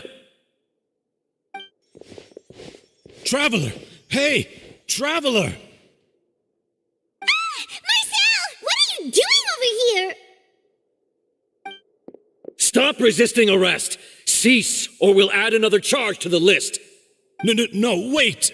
I just want to ask the Traveler something. I'm not looking to run away. Please, just let me ask this one small thing. Go on. Thank you. I was being led away when I finally realized something. Where did you first hear the name Vacher? I erased all records of that name. So, unless... Are you still trying to prove your innocence? Give it up. You've already been convicted. Really? You did? You're sure? You met her? But how could that be? How did you manage to do it? The Fountain of Lucine? Then Then she's been so close to me all along, and I just never... Please, please give me a chance to talk to her again. Just let the Traveler take me to the fountain to see her one last time. This is the last request I'll ever make in my life. You can do whatever you want to me afterwards. I don't care. What? Give an inch and you want to take a mile? Do you think serial killers get to make requests like that? Paimon agrees. Why should we give him what he wants when he's only done a ton of super terrible things? This request, is it worth as much to you as your life? Of course! Wait, no. It's worth even more than my life. Humans. Will they betray the instinct to live just to satisfy spiritual needs? Very well. I will grant your request. Your Honor, I fear that... I will go with him. You do not need to worry about any escape. In that case, I shall leave him in your most capable hands, Chief Justice. Thank you, Your Honor.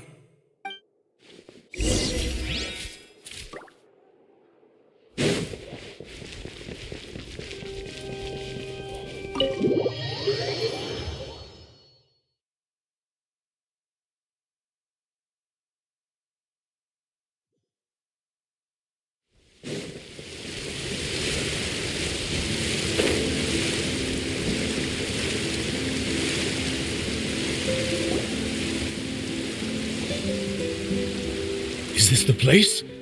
You said she's here, but what do I need to do to see her? Yeah, and even Paimon could hear her after drinking that thing. Didn't you just drink a lot of it on the stage as well? Oh, in that case... Vache! Ah! Yes, that's it! So you heard it too! Vignier, it's me! It's me, Vache! Vache? Vache! I'm here! Where are you, Vignier? I'm coming for you. I'm finally here for you. Hey, wait! Be careful! Hey, wait! Vignier, is that you? It's me, Vache! Vignier!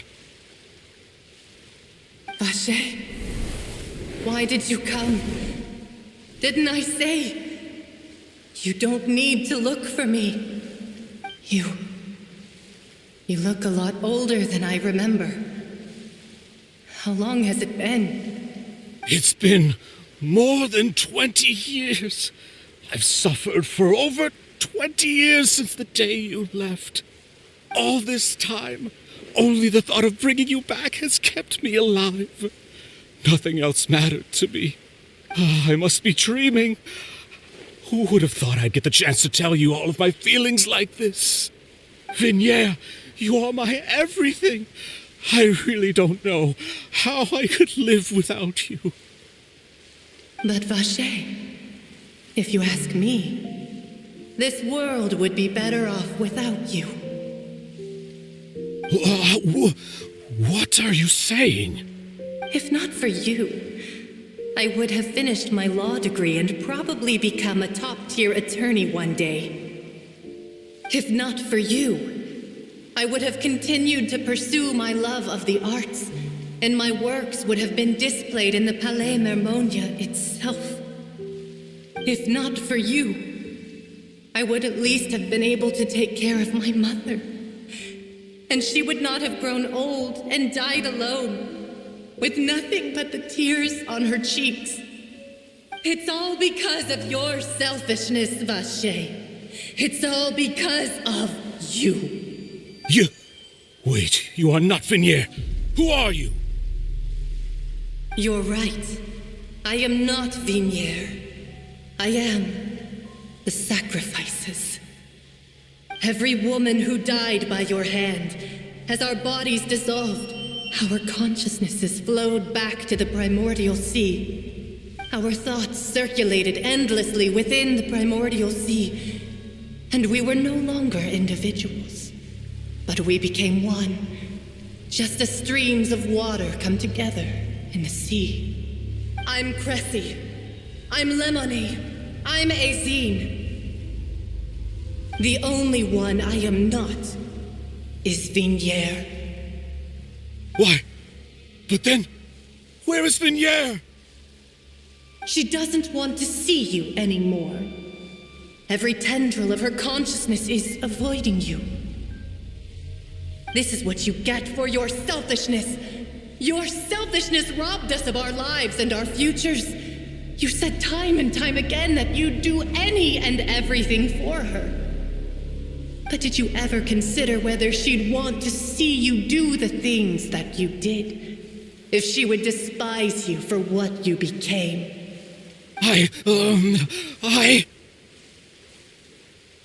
You are a liar, a heartless murderer, and a cowardly narcissist. The only thing you are not is Vignier's beloved. From the moment your first victim died and her consciousness merged with Vignier's, she has had nothing but pure hatred for you.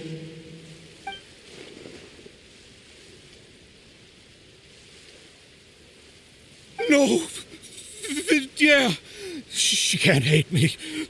Let me see her. Please, have mercy. You still don't understand. When I said don't look for me, that came from the real Vignier. She really doesn't want to see you anymore. But on top of that, she also said that because it's her final drop of pity for you.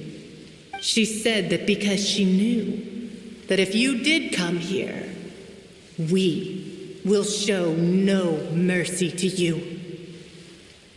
Vache. Vache? Vache? Vache. Vache. Vache. Vache. Drown.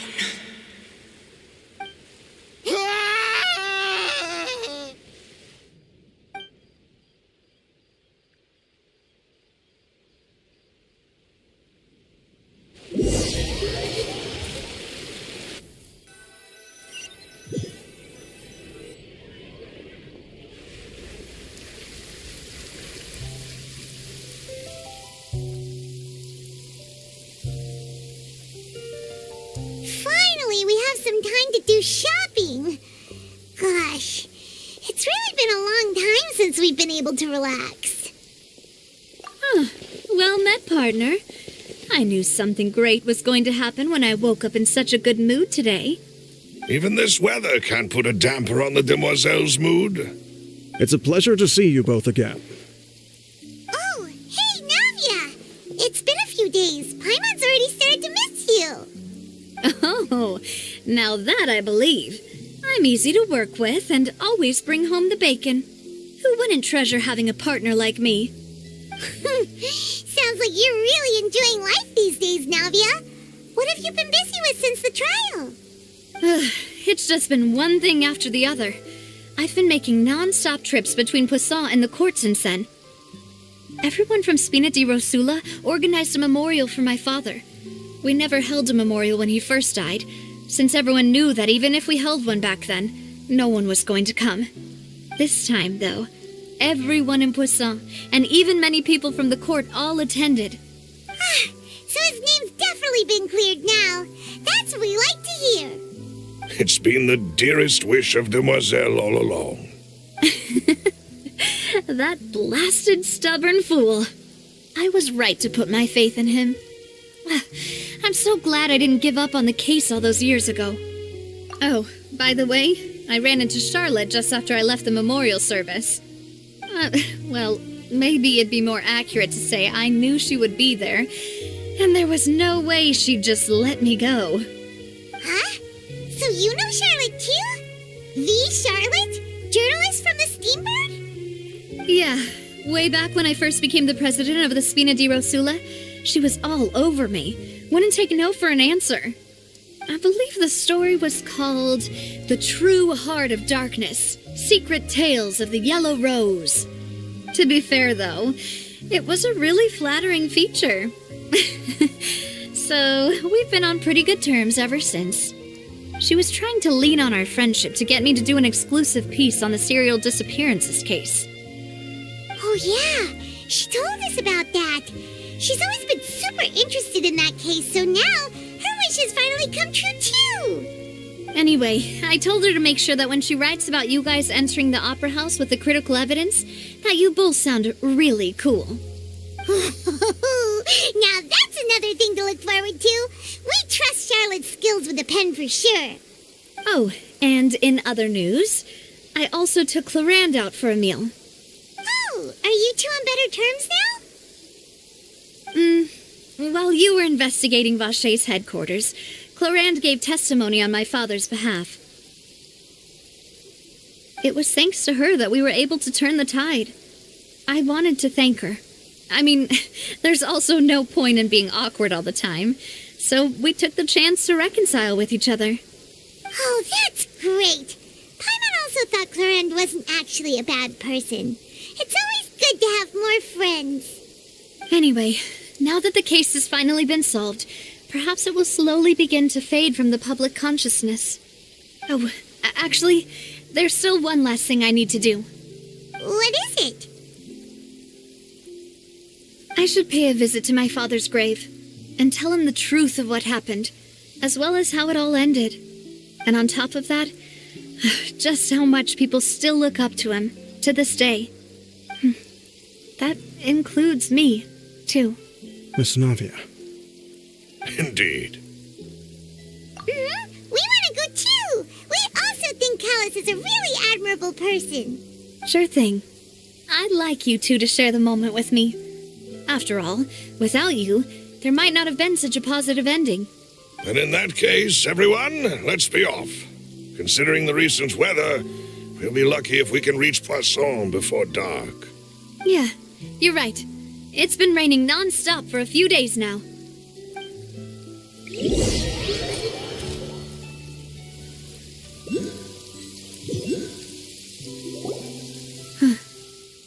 This is where my father's grave is. To be perfectly honest, even I haven't been back here for a long time. Huh? There's someone there already. Wait, that figure. It can't be... Isn't that Neuvillette? Why would the Chief Justice be here? Huh? Navia?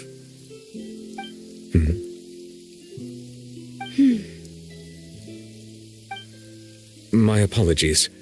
I should have asked before coming to pay my respects. Don't say that. Sorry about that.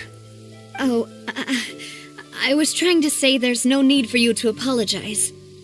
I wanted to show my father how much I've grown, but still, I doubt I've grown to the point that even the Chief Justice would feel compelled to apologize to me over and over. In that case, I will stop apologizing for now. You really could use some pointers on understanding human emotions, Monsieur Neuvillette.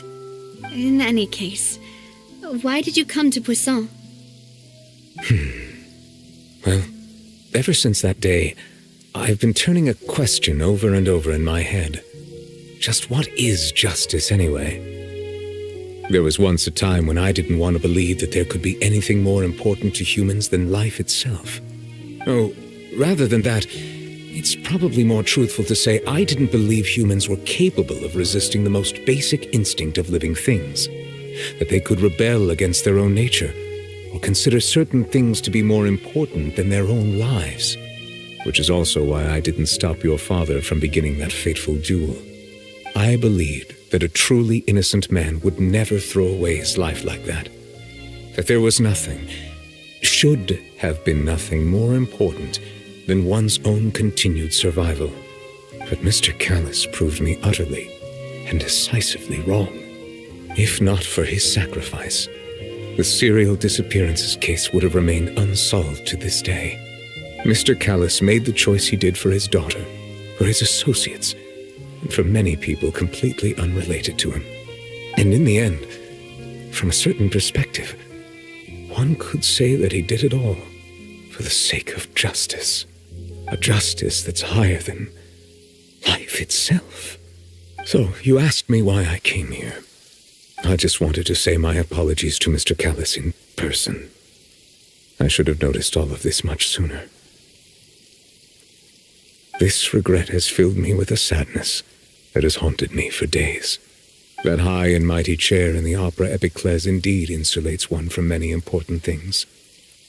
Spina di Rosula, thank you so much for your hard work and perseverance.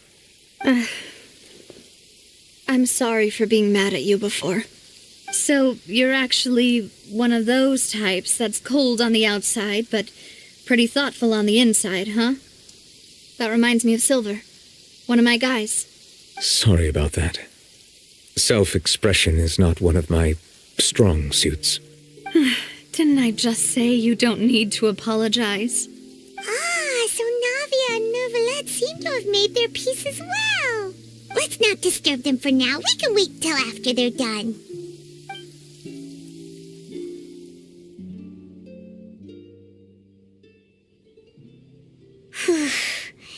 Paimon's never paid respects at someone's grave before. Did Paimon do anything rude there?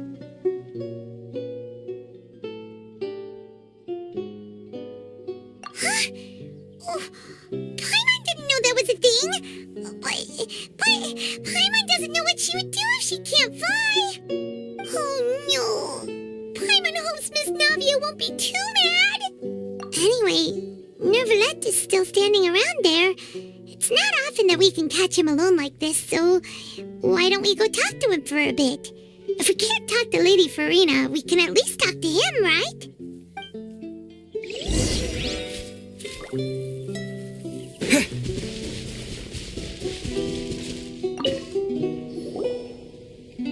Oh, it's you two. Did Miss Navia invite you to come pay your respects to her father? Mm-hmm. We ran into Navia on the streets today, so we just followed her here. I see. Then is there something that I can help you with? Well, it's pretty hard to run into you like this since you're usually super busy. So we figured we could try to ask you a few questions, if that's okay. Please feel free. Though outsiders, you helped us solve one of the greatest mysteries in Fontaine, and it would be my pleasure to return the favor. My apologies. My investigation has still not reached its conclusion. However, I still believe the judgment of the Oratrice was not rendered arbitrarily. Huh? But you also said you thought he was innocent.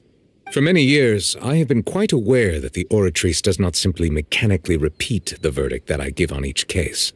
As a divinely created mechanism, the people's unified faith in the concept of justice is integrated into it. Not only can it produce the incredible power of indemnitium, but it likely also possesses other traits, such as self-awareness.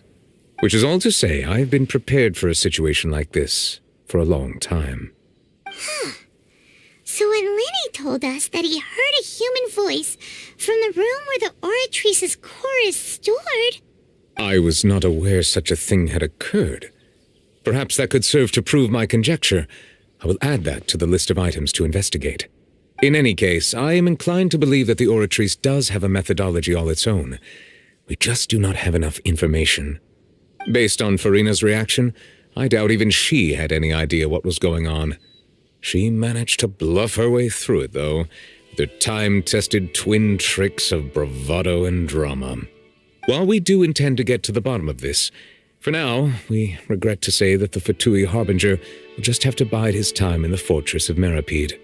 If we did incorrectly convict him of crimes he did not commit, we will most certainly compensate him to the fullest extent allowed by the law. If you ask Paimon, the only compensation he'll want is a no-holds-barred fight with you. Is there anything else you'd like to ask me about?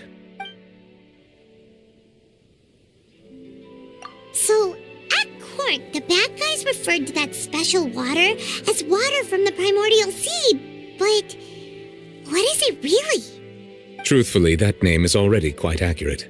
I can only surmise that Vacher and his ilk only learned of its nature and existence after extensive research. There used to be a special sea on the surface of this planet. The nature of its seawater was rather different from that of the sea we know today. Most of Tevat's life forms were first born in that special sea. You could say it nurtured much of the life on this planet. Huh. So it really was where everything began. It makes sense to call it primordial then. But today, the primordial sea no longer exists on the planet's surface.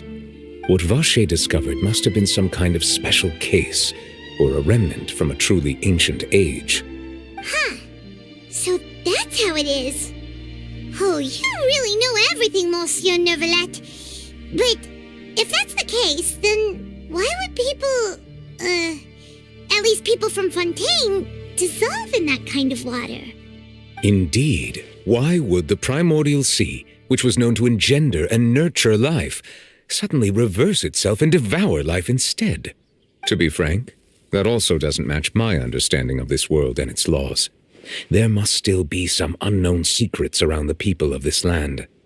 Is there anything else you'd like to ask me about?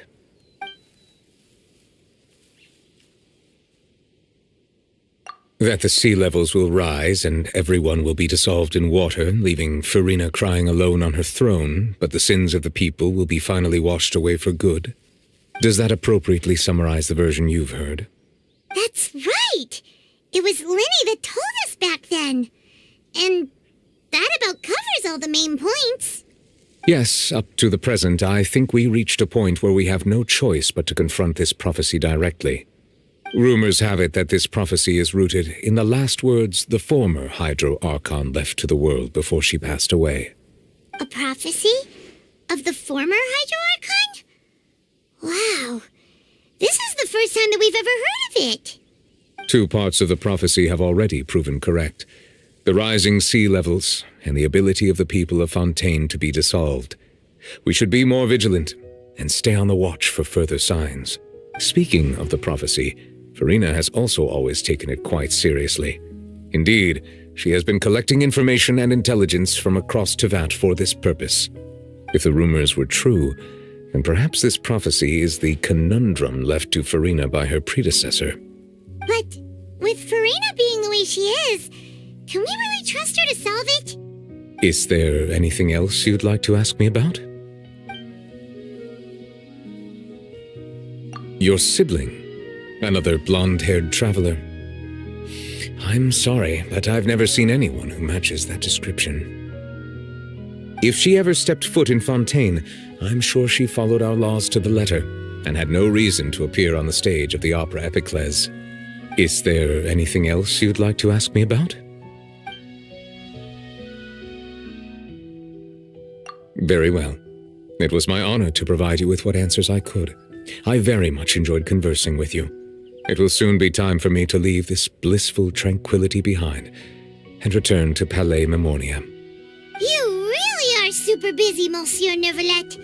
Paimon thought you only came here to pay your respects today because you had the day off. Crime and villainy do not have the day off, and so justice must work around the clock as well.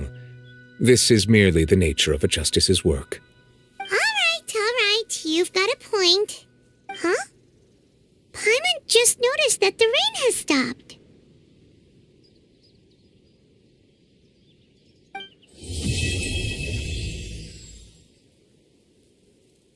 You know, we've been walking around for a while now. Why don't we go back to the Spina di Rosula base in the court of Fontaine and have a rest? Navia said something about having a place ready for us there, didn't she? Come on, let's go!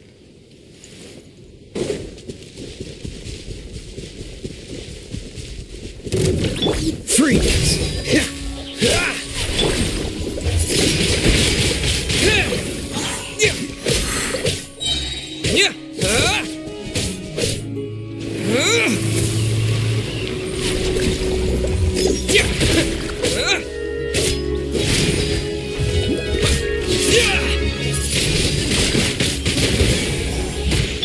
Cool it!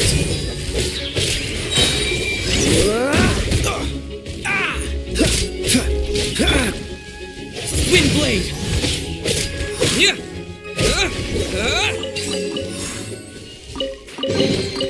Is this an answer from this world?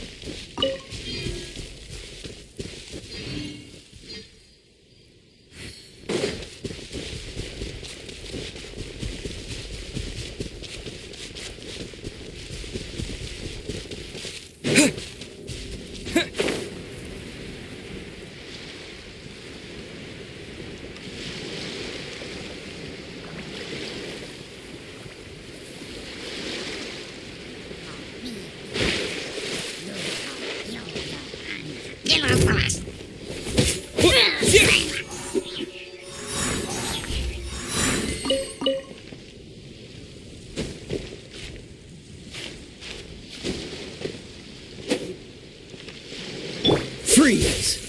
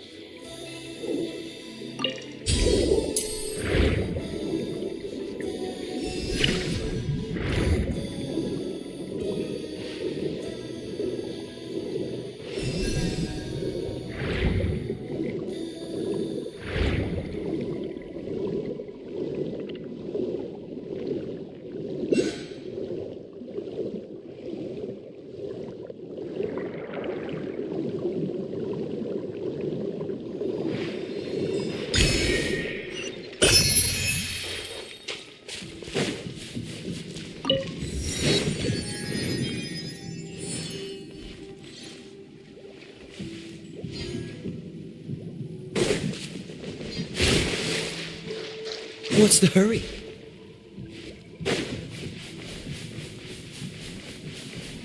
Dodge this! Cool it! As a dutiful maid would. Yep.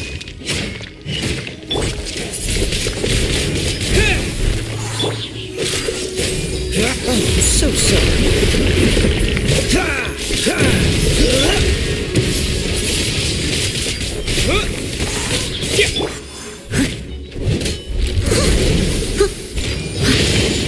Dodge this!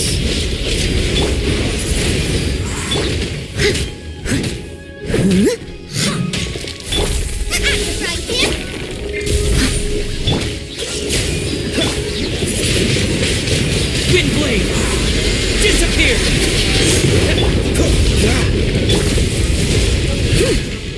Nice and spicy.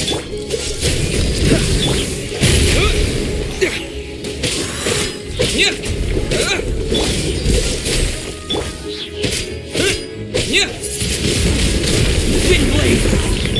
Cool it! Don't get frostbite! I must leave no stone unturned. Boba, get them!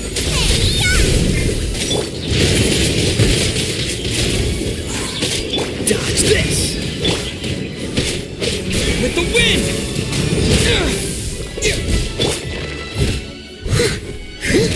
Nice and spicy. Cool, don't push your luck. Dodge this! Freeze!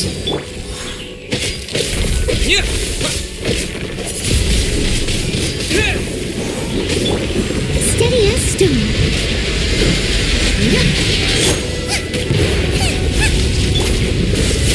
This one will be frozen in time. Wind blade! Cool it!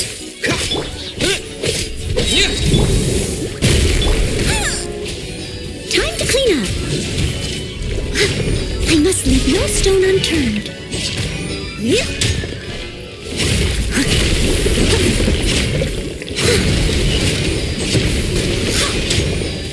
Dodge this!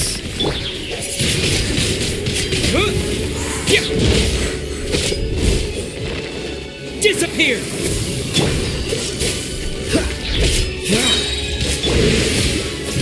You're toast! Leave it all to me. Freeze! Oh, so sorry.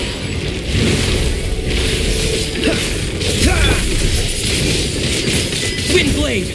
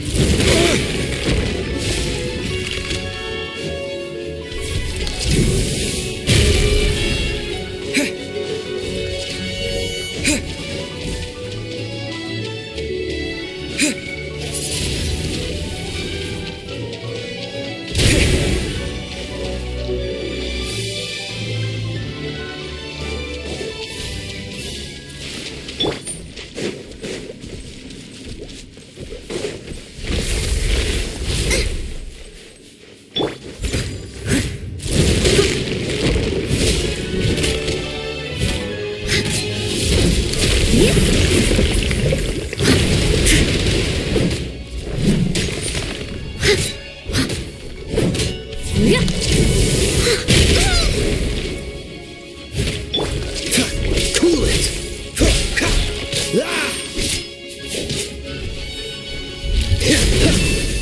Dodge this! Freeze! Don't get frostbite!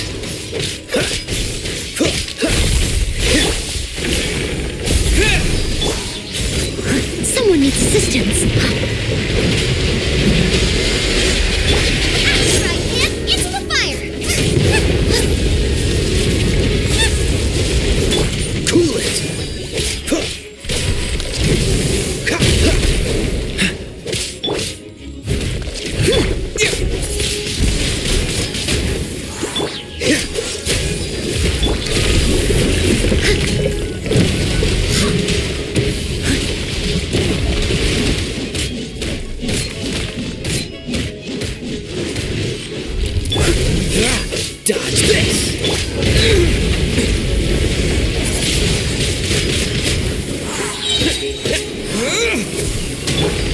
days! Oh, I'm so sorry.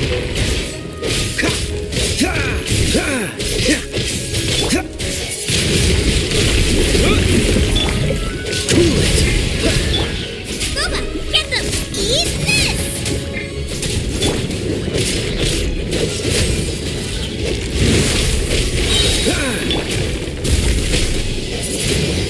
Dodge this! Don't get frostbite!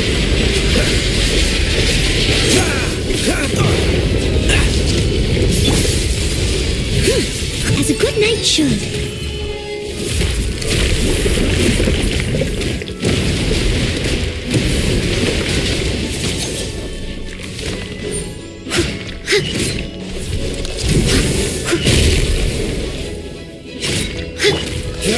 Cool it!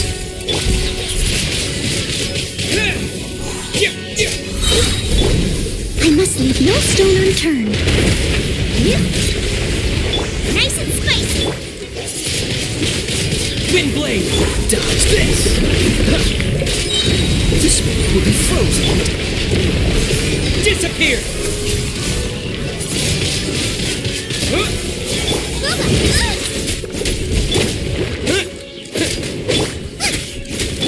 Leave it all to me.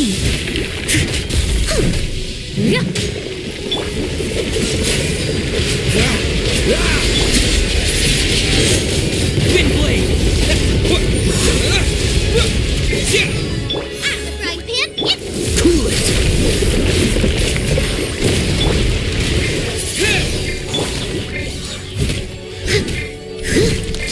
Steady as stone. Dodge this! Oh, I'm so sorry.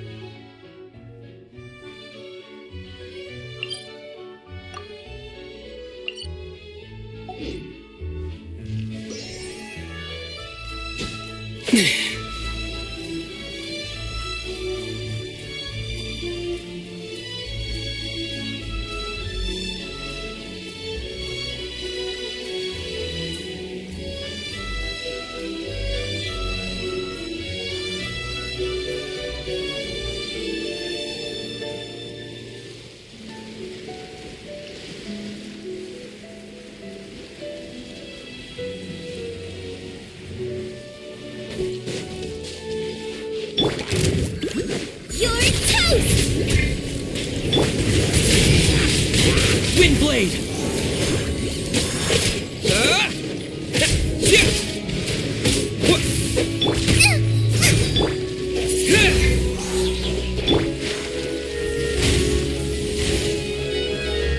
Freeze!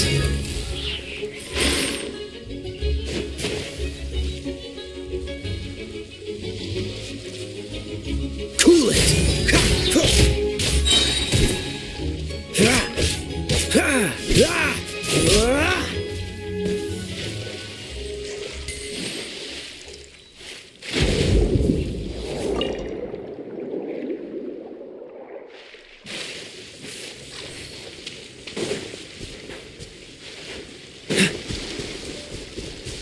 What's the hurry?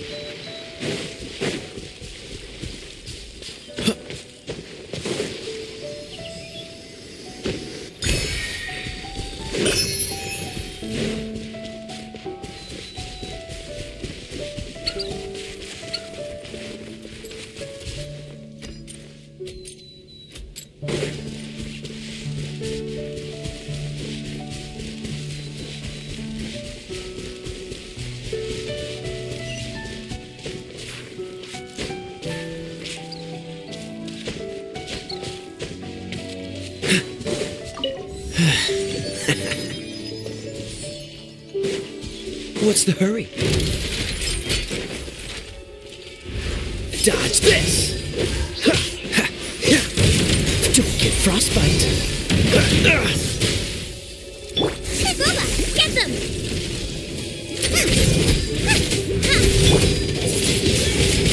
Wind blade! Yeah, with the wind! Out of the frying pan! Freeze! Dodge this!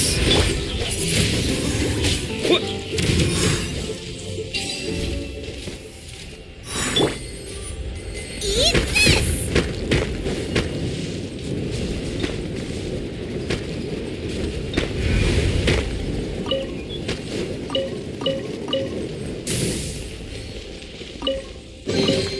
None of this will go to waste.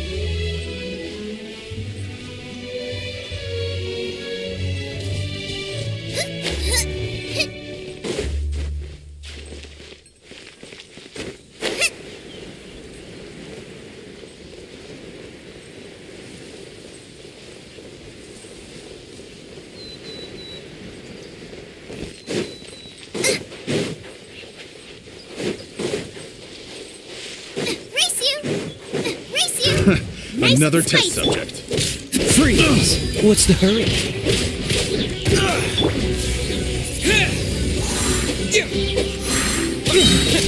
Disappear!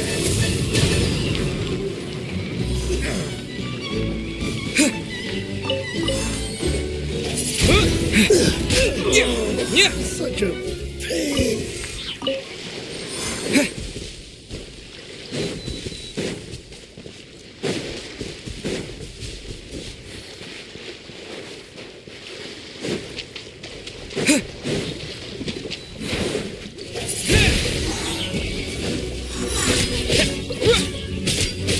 Wind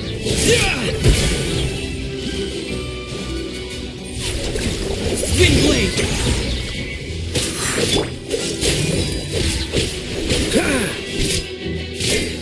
Cool it!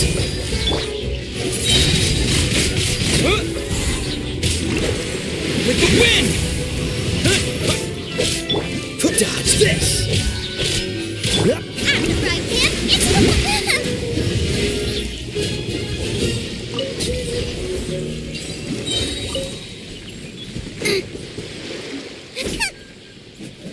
Nice and spicy.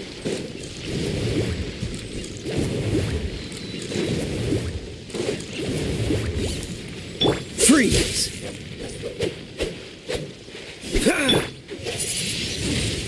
Wind blade!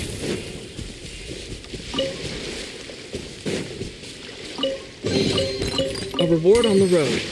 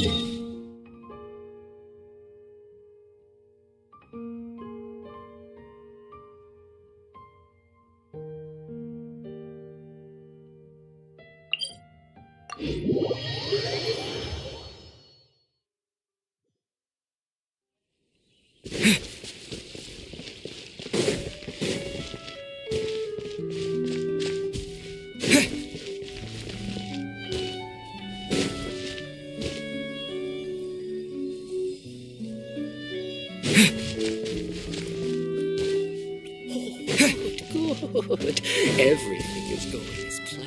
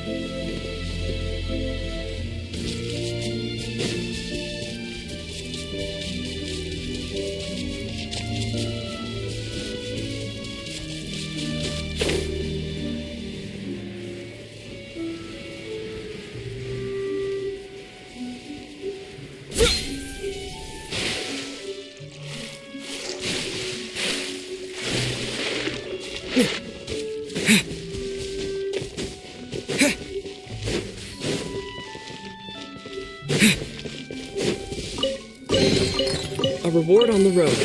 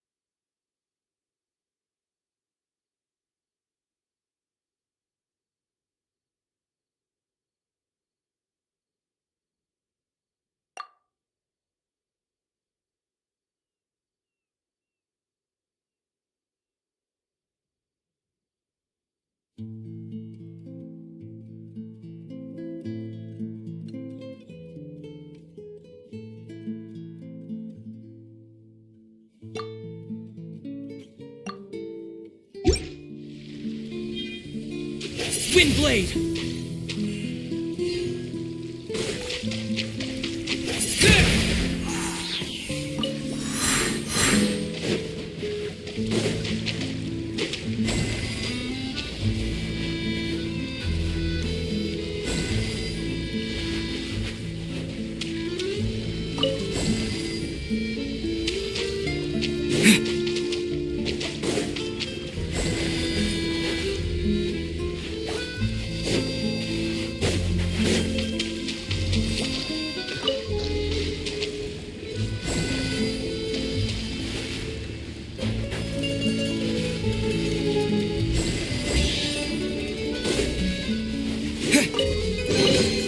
Is this an answer from this world?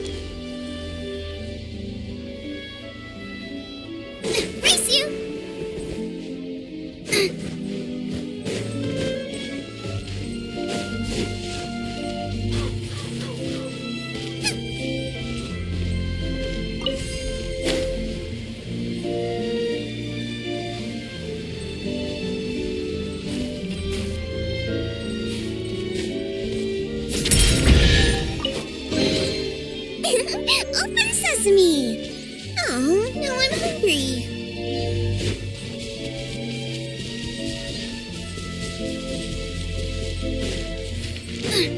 Race you!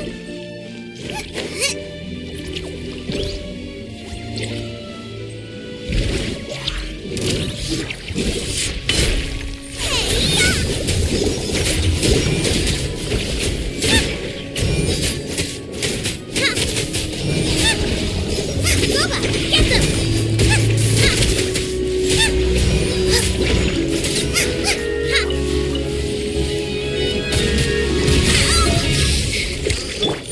Cool it! Dodge this! Don't push your luck. Oh, so sorry. Don't push your luck. Freeze! Windblade!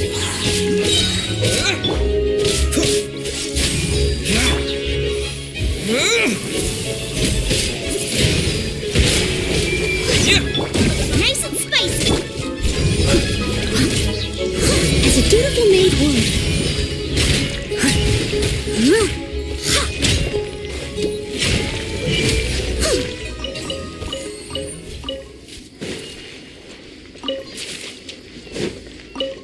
I'll catch up. A little dusty. Best give it a spring cleaning.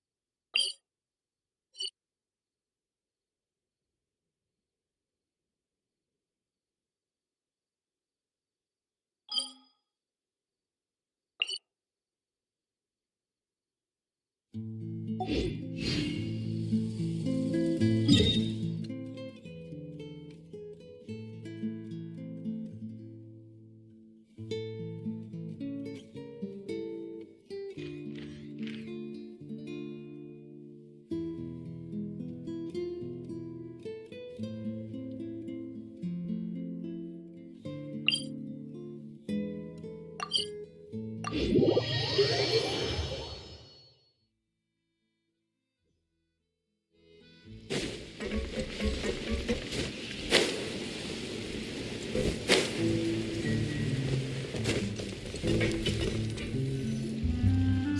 here's the room, and it's empty and waiting for us as promised. Navia is such a good person. Now that the serial disappearances case has been solved, no one's going to come after us for anything. Even without Silver standing guard, we can just completely relax.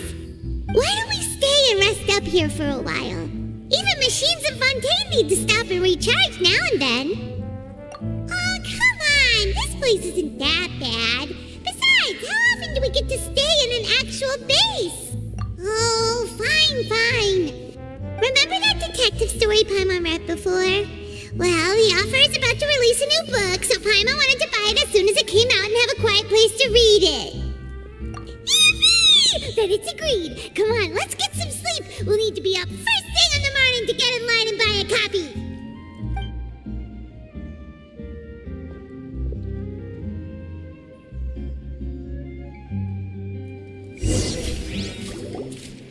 Paimon didn't expect that style at all. Even though it's a detective novel, it's also like a social documentary. It's actually pretty good. No! Paimon just spends a bit more time sleeping than you, that's all. Excuse me, but do you know if the Traveler and Paimon are lodging here? Huh? Who are you? Paimon doesn't recall seeing you before. Wait, you're not here to give us trouble, are you? A blonde traveler and a chatty little fairy. Whew, looks like I found the place. Good thing I asked the Spina di Rosula. Seems they sent me the right way. Hey, what do you mean by chatty? Paimon's always careful not to talk too much. Most of the time, anyway. It's an honor to meet you both. I was sent from the Palais Mermonia. Monsieur Nourillet wishes to see you. It seems he has something important to discuss in person. Nourillet? He wants to see us again already? Huh. We talked so much the last time we met. Has something happened since then? I am not privy to the details. It would be best if you came to the Palais Mermonia and asked Monsieur Nourillet in person.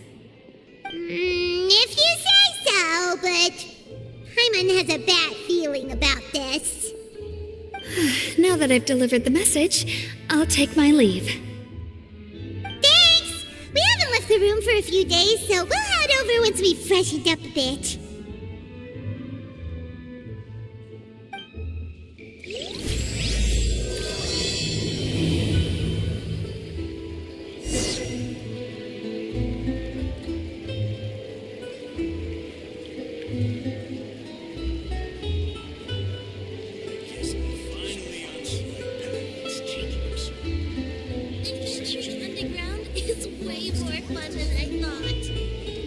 You seem tired. Would you like some tea? I'll brew you some. Do you take sugar? 1 cube or 2?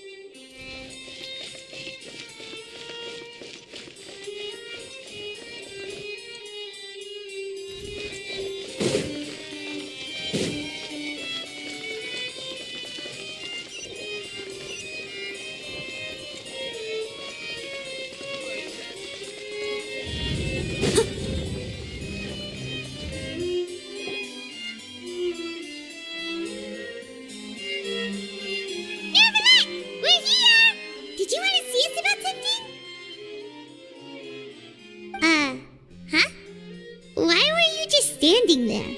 You daydreaming or thinking something over? Yes, I did send someone to fetch you. But as for what I'd like to discuss next, well, I still have some reservations. Given that we've already made the trip here, you should just tell us. Bet you need us to help you with something, right? I do indeed have something I'd like to ask you to do. However, you should wait until after I tell you the details, then decide for yourselves whether you'd like to help or not. The situation is this. If I'm understanding you correctly, the Snezhnayan Harbinger known as the Knave has essentially requested a diplomatic meeting with you, correct? I heard that she was originally from Fontaine, but for her to suddenly arrive here and abruptly request such a meeting like this, I sincerely advise you to refuse her invitation outright.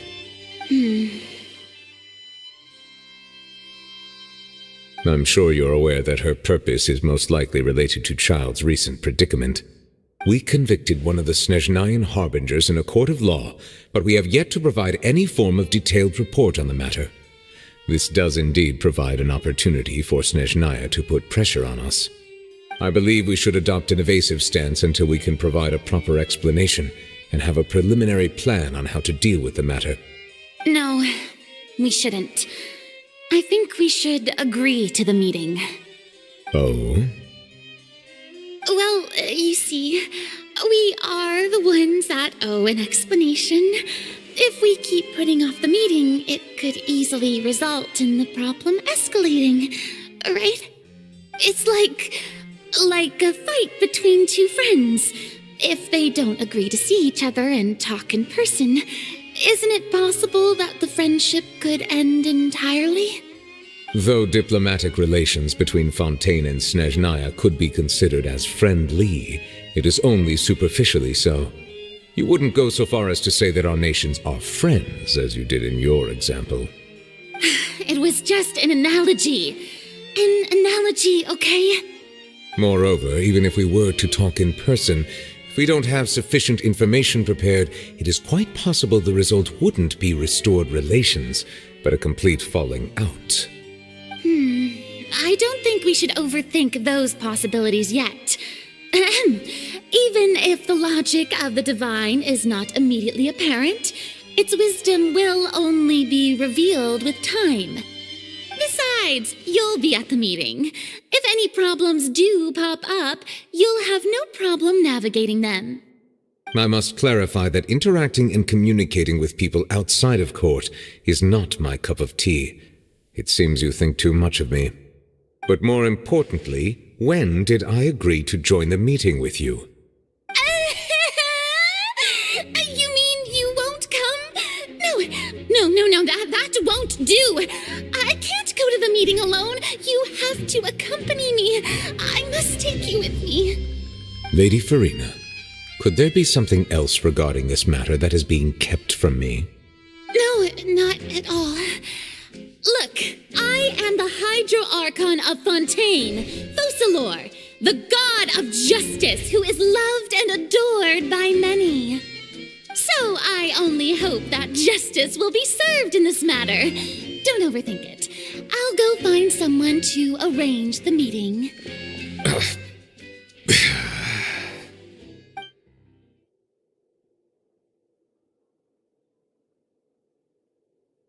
Though it could officially be considered a diplomatic conference, I prefer to see our meeting today as an ordinary tea party. I assume you see it the same way, Miss Farina?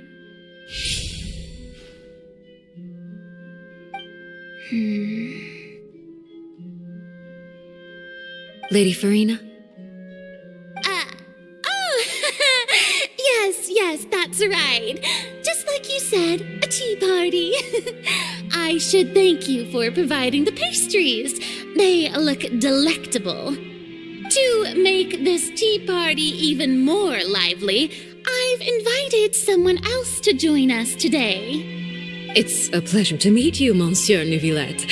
I was born in Fontaine, so naturally, there's no need to introduce the nation's revered Eudex to me. Hello. The pleasure is also mine. First, I would like to thank the two of you. I'm often away on business outside of Fontaine, and I'm told that the children of the House of the Hearth have been well taken care of by you. Oh, I'm not referring to when my children, Linny and Lynette, were falsely accused by you. Please don't misunderstand. The children of the House of the Hearth are often misunderstood, perhaps due to the reputation of the Fatui. There's no getting around that. All I meant to say is that Fontaine has been stable in recent years. The people are well off and the children lead happy, fulfilled lives. That is something truly worth cherishing, and no one wishes to disrupt such peace. Now then, you have come regarding the matter of child, correct? Well, yes. It appears the ever-busy Judex Neuvillette doesn't wish to waste time with diplomatic pleasantries, and hopes that we can get straight to the point of our talk. Yes, as you surmised, understanding child's situation is indeed one of the goals of this trip. As we are both diplomats from Snezhnaya as well as Fatui harbingers, Child and I have always been colleagues.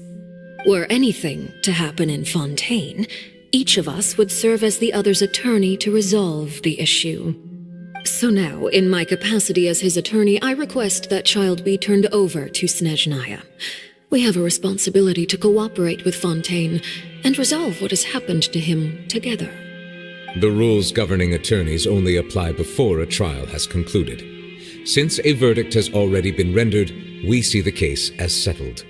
I apologize for being unable to grant your request. An outright refusal. Very well. I respect all the rules of Fontaine's courts, just as I respect you as Chief Justice. Okay, why don't we back up a step? You don't need to transfer Child to us. I only request to enter the fortress of Meripede to see Child and confirm his condition. It's not like you couldn't even manage to fulfill a simple request like that. Right, Miss Farina? About that. The fortress of Meripede has always been completely autonomous. Even we have no authority to interfere there, and diplomatic issues do not suffice as an excuse. However, if you absolutely must confirm the situation of the Harbinger, I have a proposal.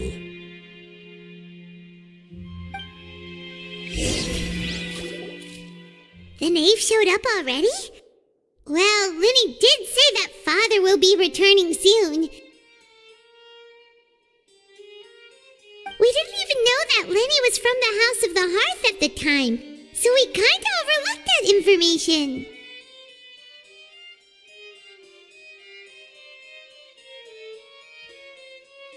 Yes, thank you for your kind advice. I'm well aware of the situation. I also noticed that Lady Farina acts a little odd and unnatural whenever I bring up matters related to the knave. Could the knave be threatening Lady Farina or something? If that were the case, then why wouldn't Lady Farina inform me? And what means could the knave possibly have to twist the arm of an Archon? So maybe that's not very likely. Even though Farina can act a little weird at times, she's still an Archon. In reality, this problem is even more thorny than it appears.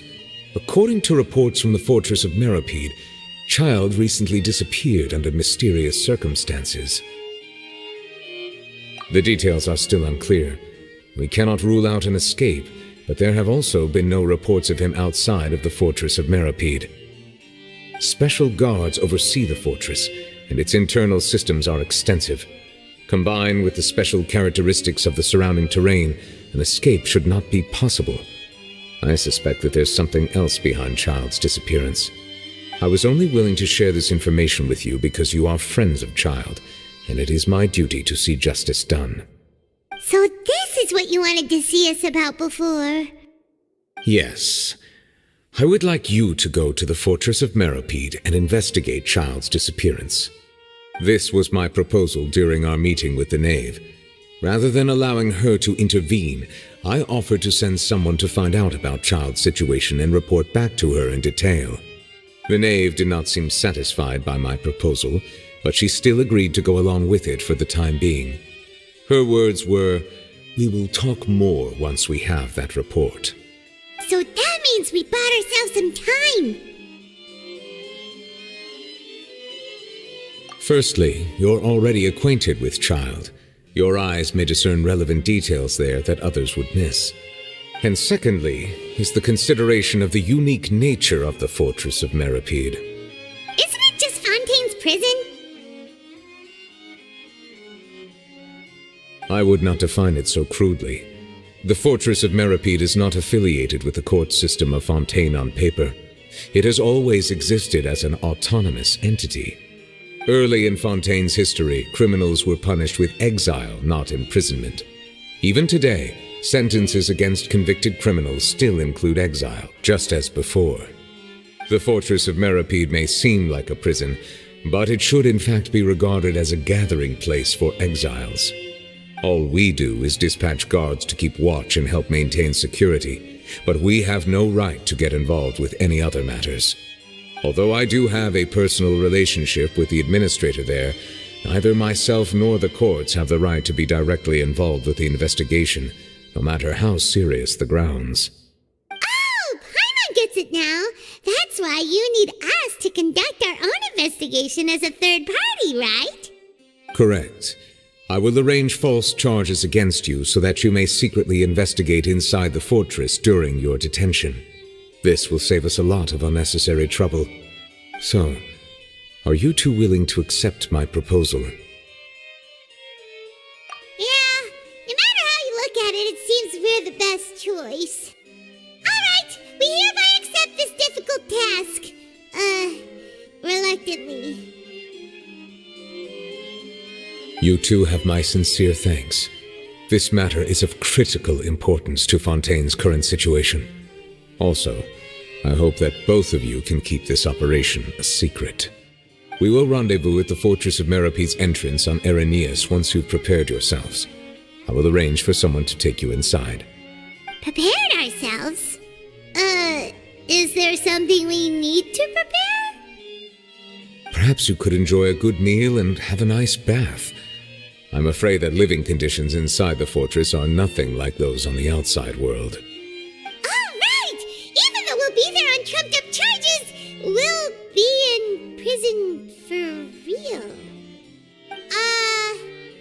On second thought, is it too late to back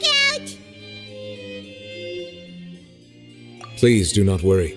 Since you are sacrificing both your time and quality of life for the sake of delivering this report, you will be compensated according to the highest standards permitted to legal staff, regardless of the outcome. Now that's more like it. Come on, traveler, let's go eat the best meal we can find. We'll eat so much that we won't need to eat another meal for a whole month. Your treat. Are you leaving now? In that case, please take this cake as a token of my personal gratitude.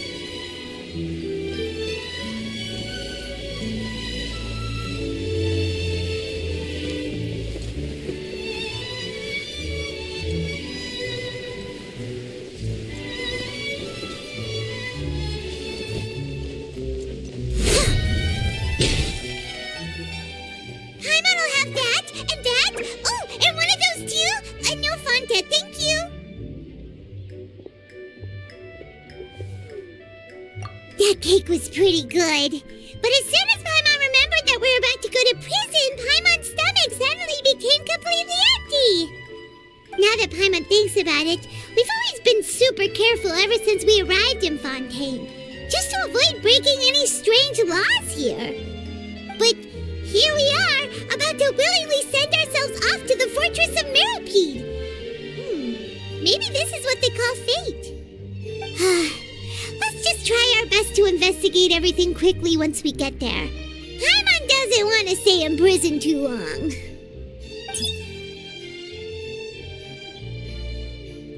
Oh, what is that I hear? Is it the taste of a breaking story? Hey! You can't hear a taste! And what are you doing here, Charlotte?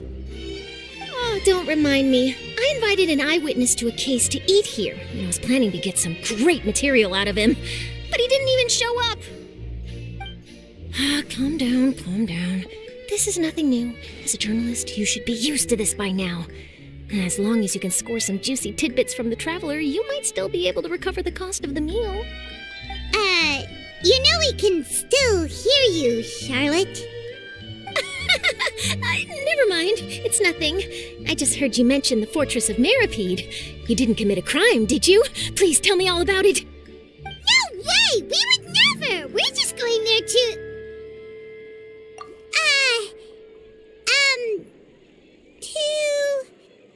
Oh no, Paimon almost forgot that Neverlet told us to keep it a secret! Huh? You're being arrested for that? Oh, but now that I think about it, I suppose that's not completely unreasonable. That's pretty despicable, almost as offensive as committing theft. You mean Paimon really did something that serious? Sorry, Paimon really messed up. In that case, it's nothing particularly newsworthy after all. Oh, how disappointing. Oh, right, there's still a chance. Since you're going to be at the fortress of Meropide, would you be willing to help me gather some material for a story? About that, Paimon doesn't think we'll have any time. Oh, it's nothing difficult. All you have to do is think of a way to get some time face-to-face with the warden of the fortress. He was awarded the honorary title of Duke in Fontaine. Sounds really cool, huh? Only those who have made significant contributions to the nation have been conferred this title. It's incredibly rare. On top of that, the Fortress of Meropide has never been under the jurisdiction of the courts. Practically nobody, including journalists like me, knows anything about the person in charge there. Oh, if I could write an exclusive article about him, I bet it would sell a boatload of papers. You make it sound easy, but it really depends. Of course, I wouldn't ask you to do it for free, so this meal is on me. All right, you got a deal. We'll do anything you want. Then it's settled. The food should be here any second, right? Huh? Wait, just how much did you order?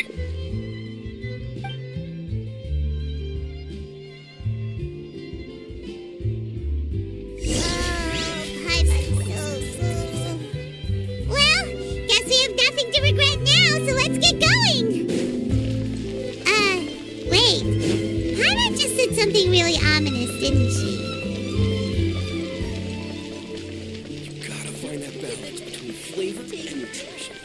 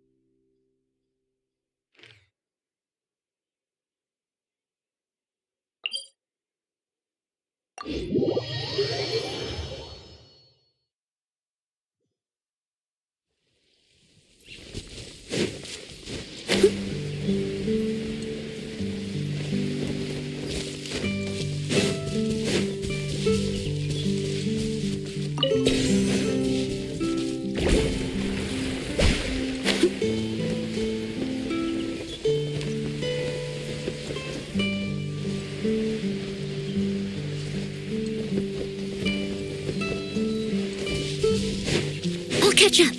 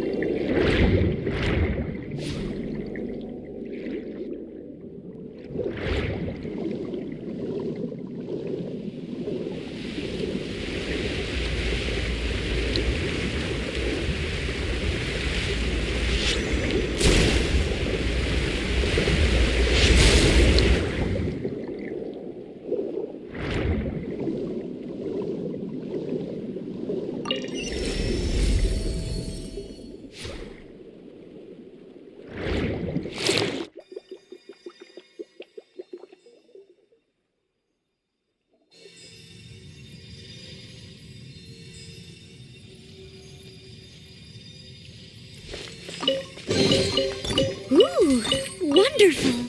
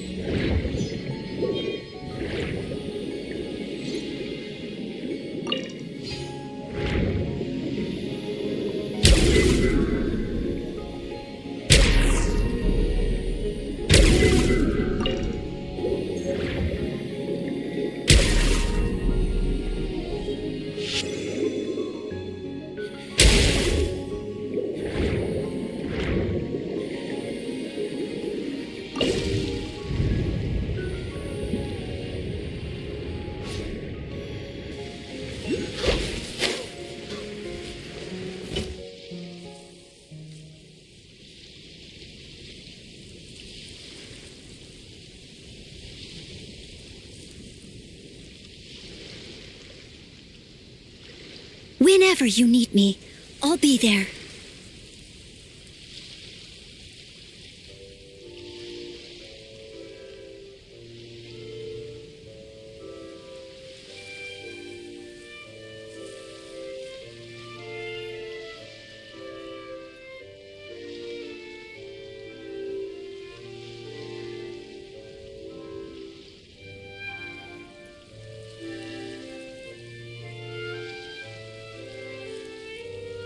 You seem tired.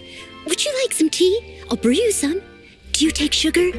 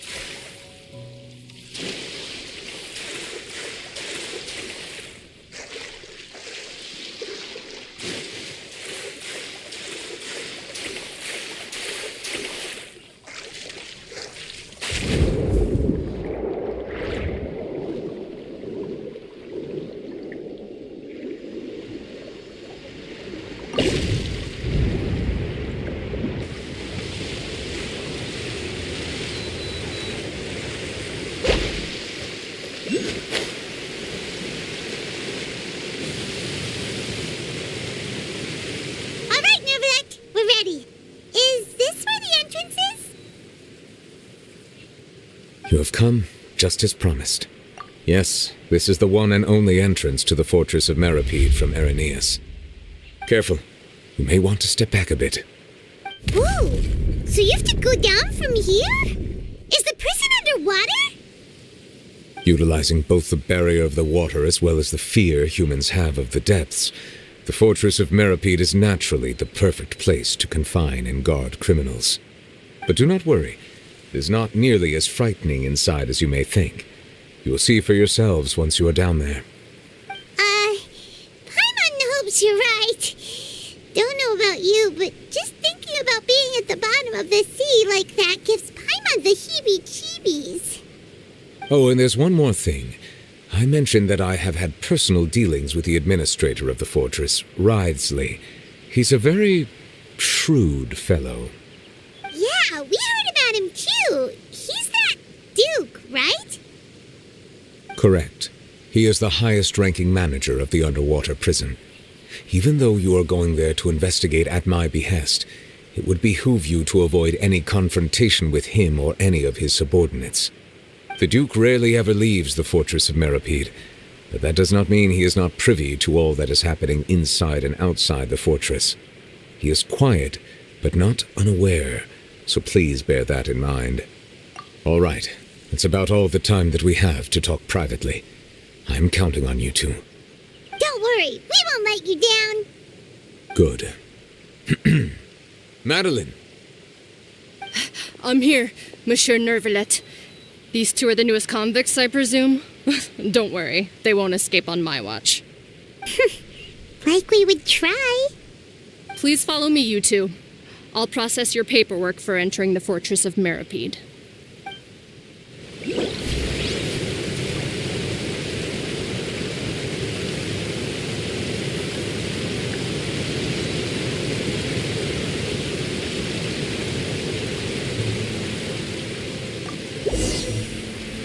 Whenever you need me, I'll be there.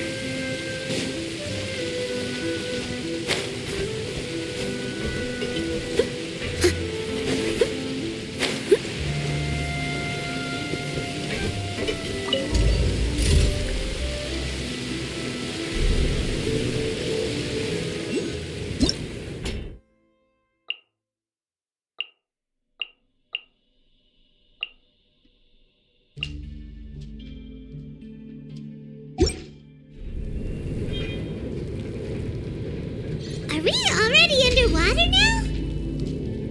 Huh. So this is what it feels like to be a criminal in Fontaine. You two seem to be taking this pretty well. It's rare to see convicts in such a good mood.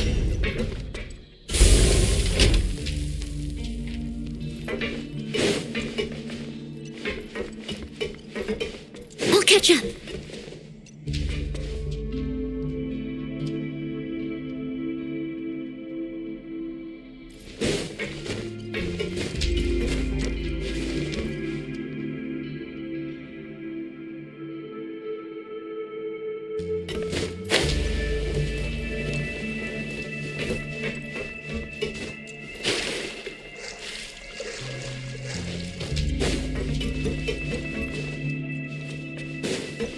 Someone needs assistance.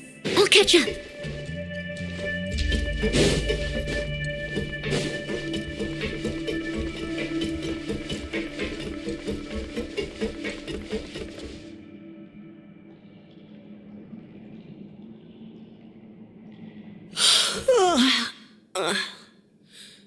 Oh, it's you, Madeline.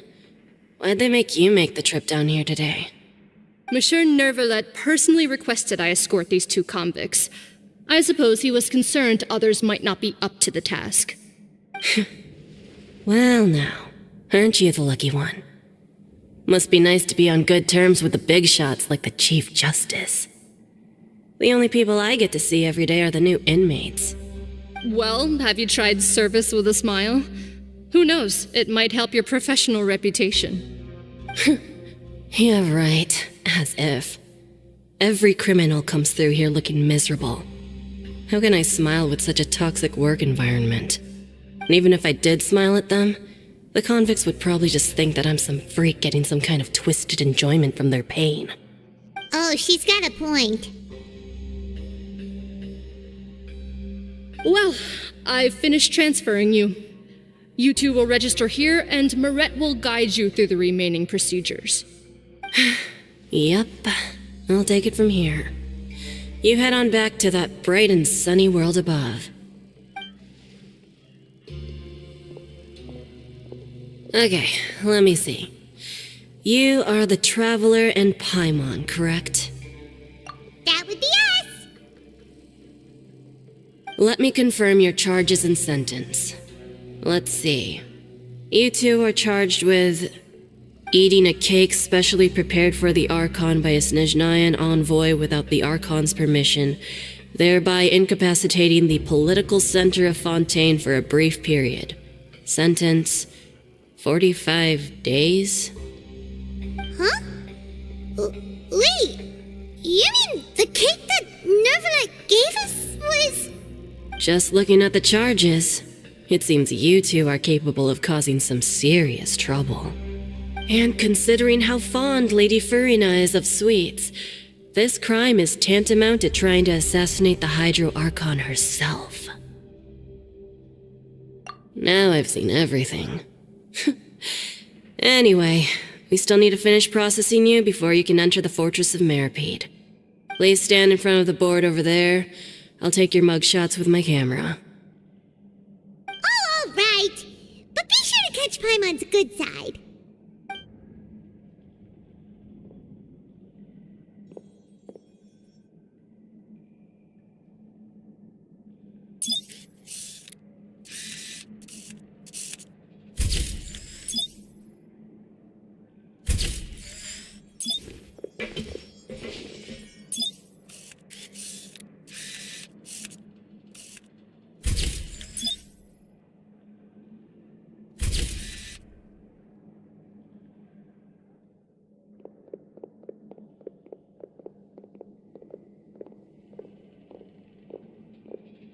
And we're done. Thank you for your cooperation. Next, someone will be along to guide you inside the fortress. Please be sure to cherish this opportunity for rebirth. Huh? Rebirth? Isn't that a little much? We're only gonna be here for 45 days! You two are the new inmates, right? Follow me. Oh, okay! Paimon is Paimon and this is the Traveler! Save it. Not like I'll remember your names. Move it.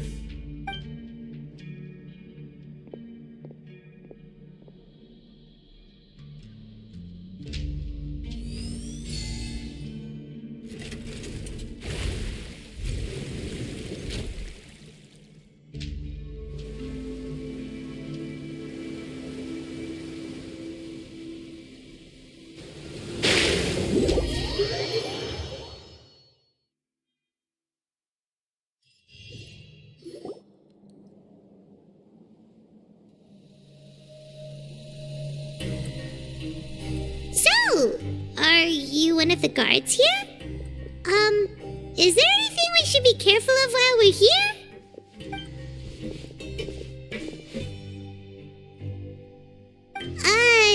Did Paimon already ask something she wasn't supposed to? Why should I tell you anything? What's in it for me? This is exactly why I can't stand new fish. I wouldn't even be doing this if it weren't for the credit coupons. Credit coupons? Alright, seeing as you're not the annoying kind that's getting dragged in here crying and blubbering, I guess I can tell you a few things. But next time, it'll cost you some coupons.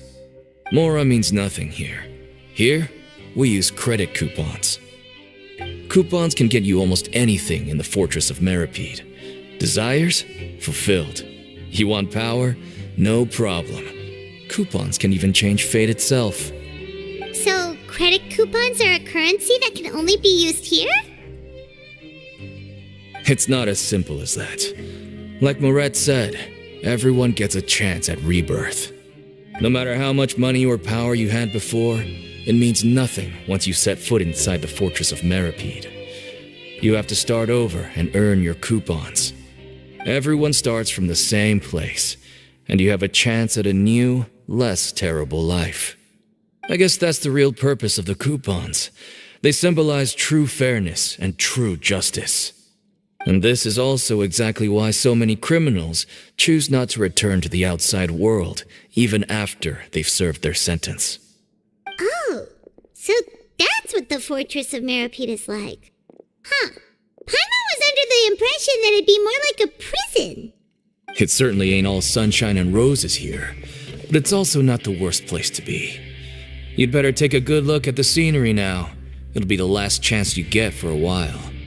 After being away from the sunlight for so long, even the terrifying depths of the sea start to feel like home. It just stops feeling oppressive, you know? Oh, I'm actually an inmate like you two. Welcoming newcomers is a job I've picked up to earn some extra coupons.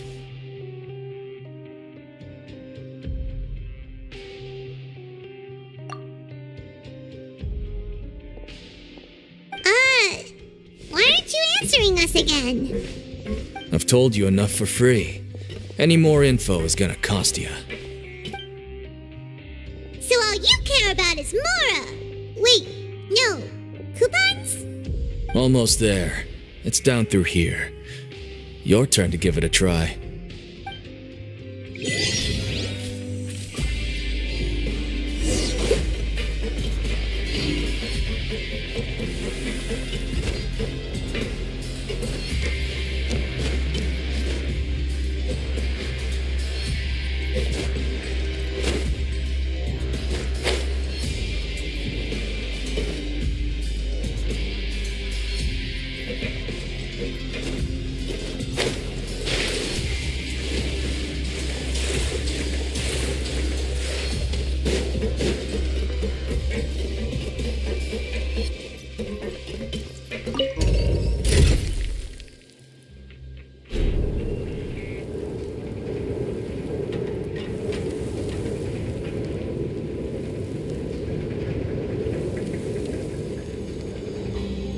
You seem tired. Would you like some tea? I'll brew you some. Do you take sugar? 1 cube or 2?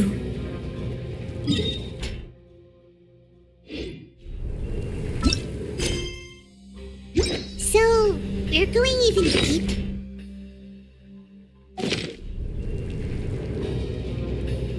It's like a metaphor for your previous life, isn't it?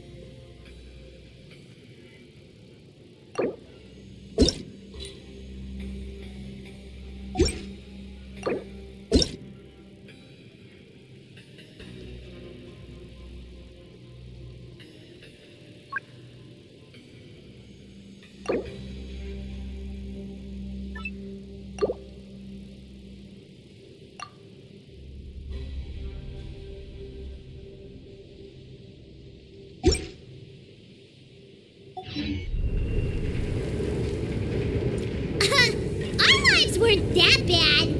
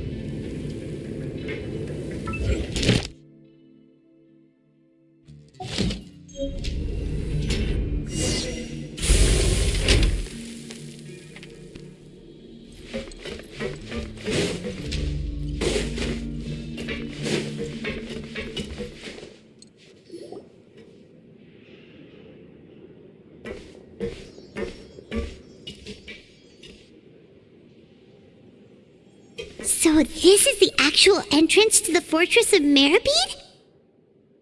Huh. It looks like there are other new arrivals, too. Oh, they sure don't look happy.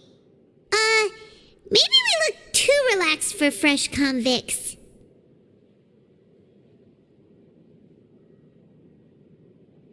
Oh, right. We're on someone else's territory now. We need to think of a good way to act like criminals to get by. If we're discovered, even Neuvillette might not be able to rescue us. Hey! Don't scare Paimon! Oh, Paimon's not ready for all this. Look, I don't really know you, and I have no idea what kind of crime you committed, but you wouldn't have happened to anger someone important, did you? Someone important? Paimon doesn't think so.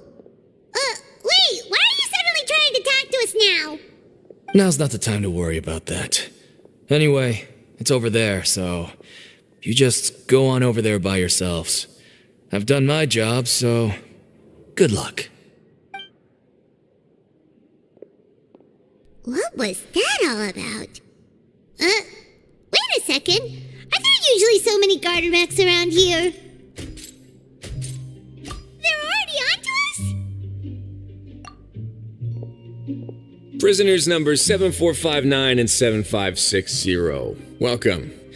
Oh, no need to be anxious. These Gardamex aren't here to attack you.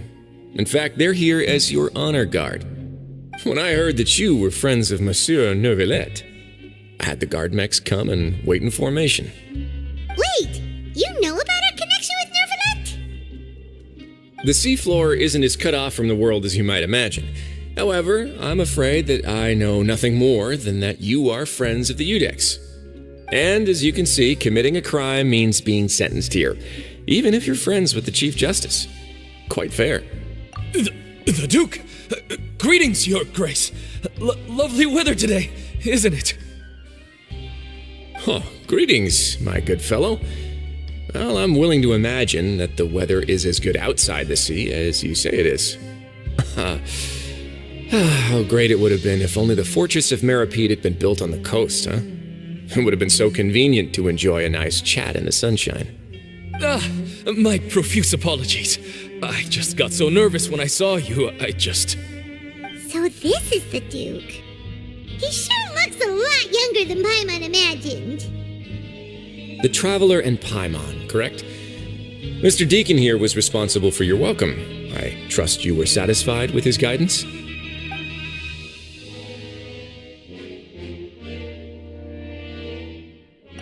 Ah, I see. In that case, I regret to announce that Deacon here has just missed the best opportunity in his prison career to be promoted. I admit that I was only thinking about the coupons. I'm sorry to have disappointed you, Your Grace. I once hoped for a chance to do some higher level work. I had no idea you two were big shots who were worthy of speaking with His Grace. Losing out on such a big opportunity because I couldn't see past my own nose. Plenty of time ahead, Deacon. There'll be more opportunities. Well, I believe that concludes the introductions. We've already taken enough time here. Deacon, if you would. Yes, Your Grace. I'll take my leave now.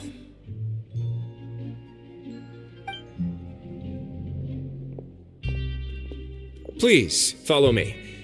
To make you feel more welcome, I'll show you around the various facilities of the Fortress of Meripede. I hope it'll help you adjust to life here. He's going to personally give us a cure? Huh. Paimon can't figure out what this guy's thinking at all.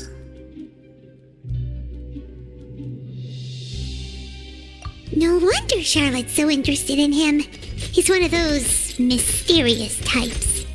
All right, let's keep up with him.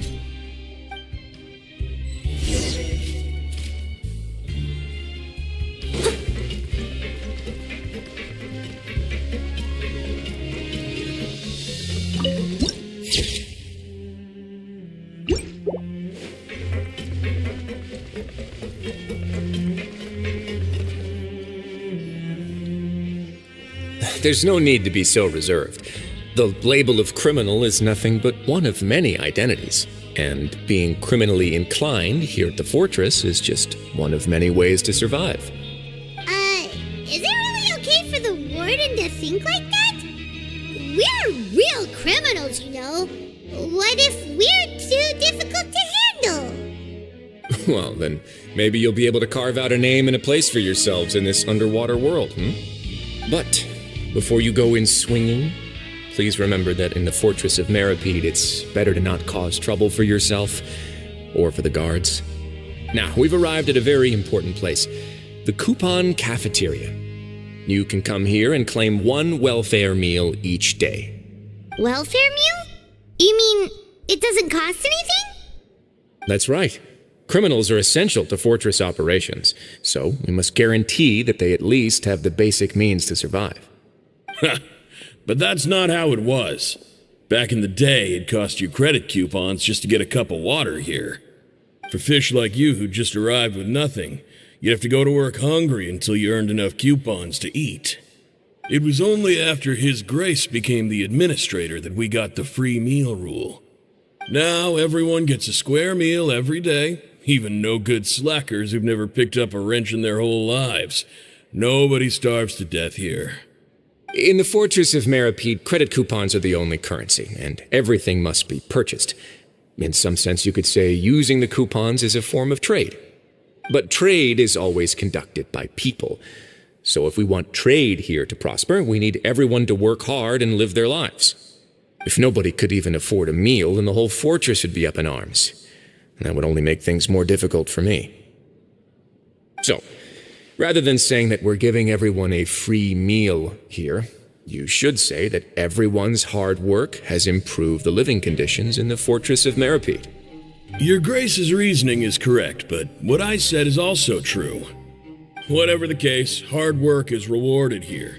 You'd be hard-pressed to find anywhere else as fair and reasonable. Right! Paimon sees your point.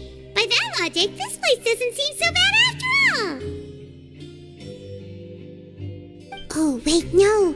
We shouldn't drop our guard so quickly. But it seems the inmates really respect the Duke because of his attitude, right?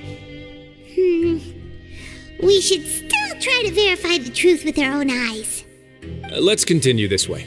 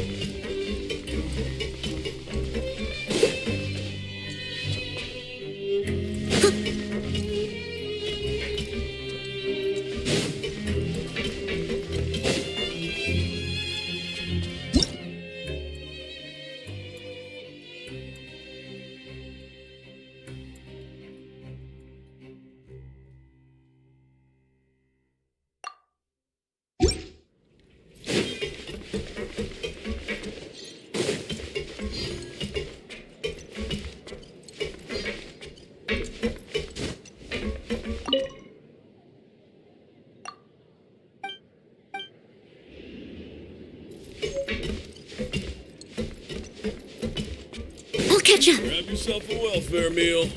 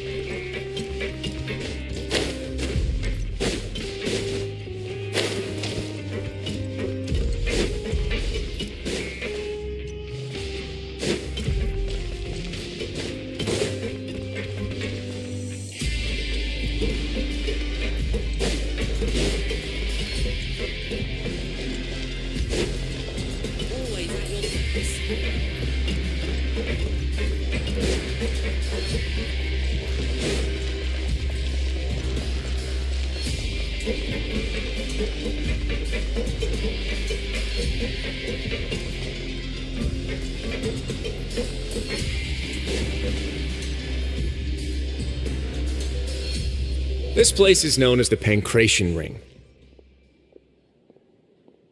Sometimes we have criminals who have more energy than they know what to do with. Their daily work alone isn't enough of an outlet for them. So, instead of leaving them to their own devices, we've provided them with this dedicated venue. This way, nobody will get involved unless they want to be. Pancration matches? And you can earn extra coupons? Oh, what do you think, Traveler? Interested? But I must warn you that your sentence will be extended if you fail to restrain yourself and end up seriously injuring or killing your opponent. So, did you set this place up too? No, actually. I just granted approval for the organizer to use this area to build the ring, and I collect a portion of the proceeds in return. Of course, the fees are also quite useful. Oh. Do you mind if we ask what they're used for? Sure. Ensuring personal safety, maintaining the arena, and resolving any conflicts that arise. Why? Are you interested in how to manage a pancration ring? Oh, no. Paimon was just wondering if that's how you paid for everyone's welfare meals. A reasonable guess. I see you have a talent for entrepreneurship. Oh, you hear that? Paimon has a talent! So we can start a business here?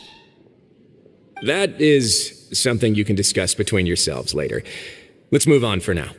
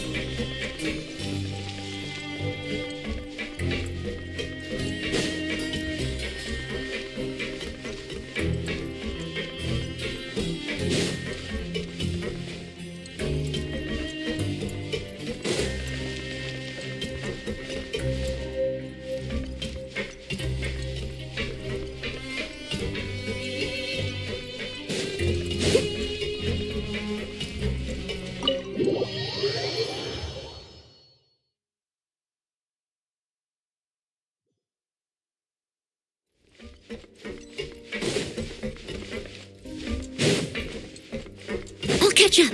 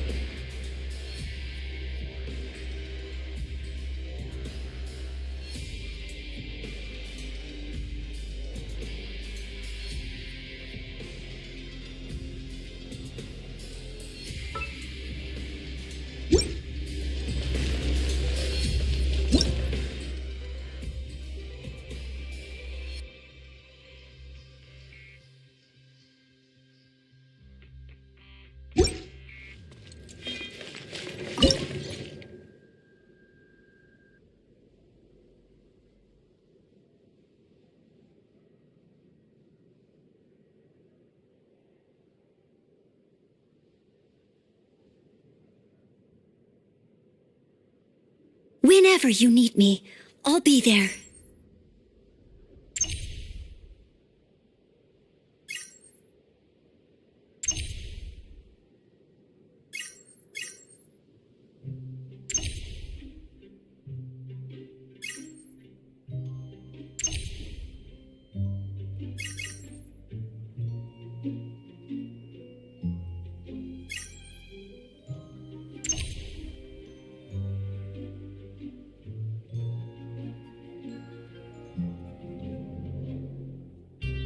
Leave it to me, all of it, whatever it is. What exactly is it? I didn't quite catch your request.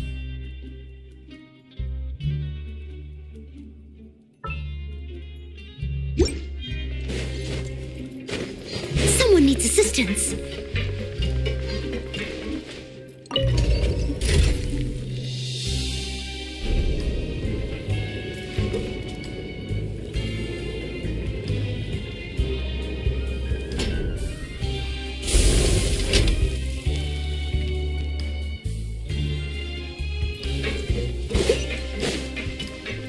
I'll catch up.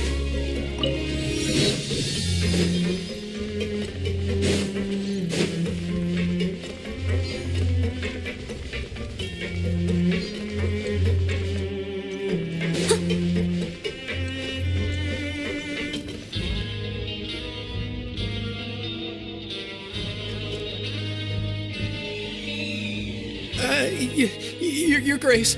Good morning. I mean, good afternoon. No, wait, what time is it again?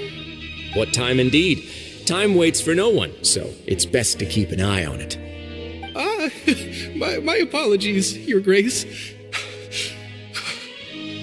Jeez, that guy's so nervous he almost forgot to breathe. Sorry, forgive my manners. These are the dormitories, which is where inmates sleep. The guards will inform you where your bunk is later. In the Fortress of Meripede, criminals usually spend most of their time in either the production zone or the sleeping areas. The production zone?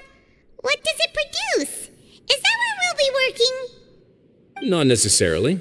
Though working in the production zone is the most reliable way to earn credit coupons, if you have other skills, you can skip your shifts to earn them in other ways. Wow. Wait, you're the manager of this place, and you're just telling us to our faces that it's okay to skip work? The fact that the Fortress of Meripede has continued operating completely autonomously is proof enough that most people are willing to work honestly and earn a stable income. As for what we produce, many of the clockwork machines seen all over Fontaine originate from our workshop. Therefore, the Fortress of Meripede is not only a place where criminals serve their sentences, but also a giant machine factory. There's no need for me to get into specifics about the production process now. You'll experience it all firsthand when you report for work tomorrow.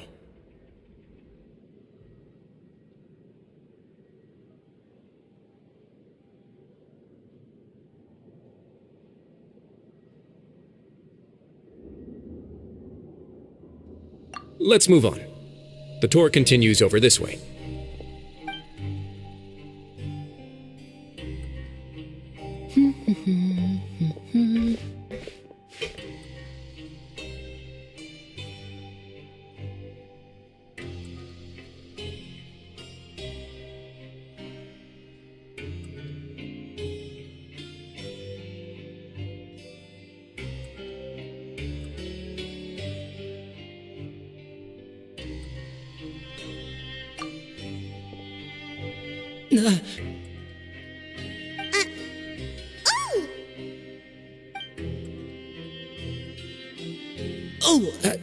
You really scared me there.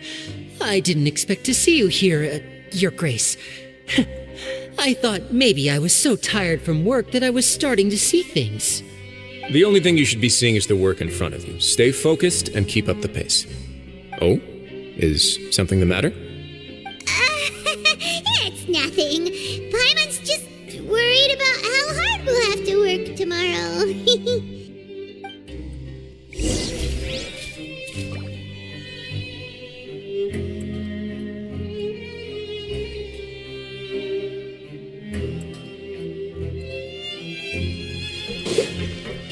needs assistance.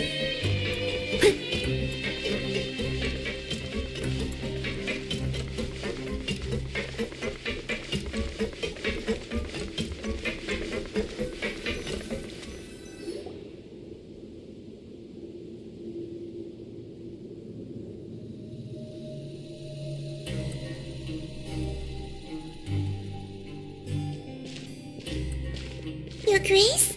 What are you doing in the infirmary at a time like this? Oh no, you didn't injure yourself, did you? Not yet, unfortunately for you. But thank you for your concern, Sigewin. Oh, then you must be here for those two. Allow me to introduce you. This is the infirmary, and Sigewin here is the Fortress of Meripede's head nurse. Hello, new faces. They call me the head nurse, but I actually handle all the nurse-related work all by myself down here. Since you seem to have some rare downtime with no patients, perhaps you could find the time to join us for dinner? Oh, then these two must be some important convicts. Sure, I'll join the welcome party. Thank you. Your presence will be the pièce de résistance for today's tour. Oh, so the tour part is over now?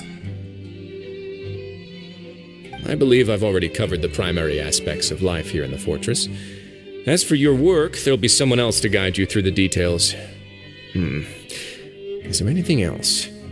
I seldom conduct tours, so why don't you just ask if you have any questions? Well, this is our first time here. Paimon's not sure what to ask. Then let's head back to the coupon cafeteria. Maybe a meal will help you think up some questions. You should at least try to be excited. Our free meals are actually pretty good here.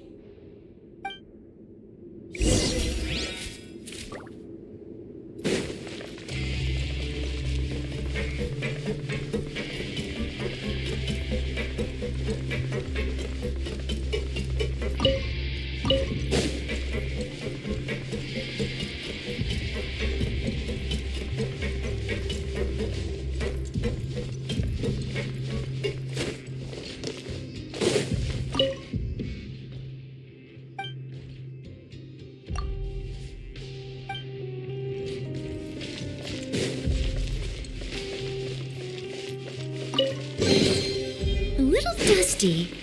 Best give it a spring cleaning.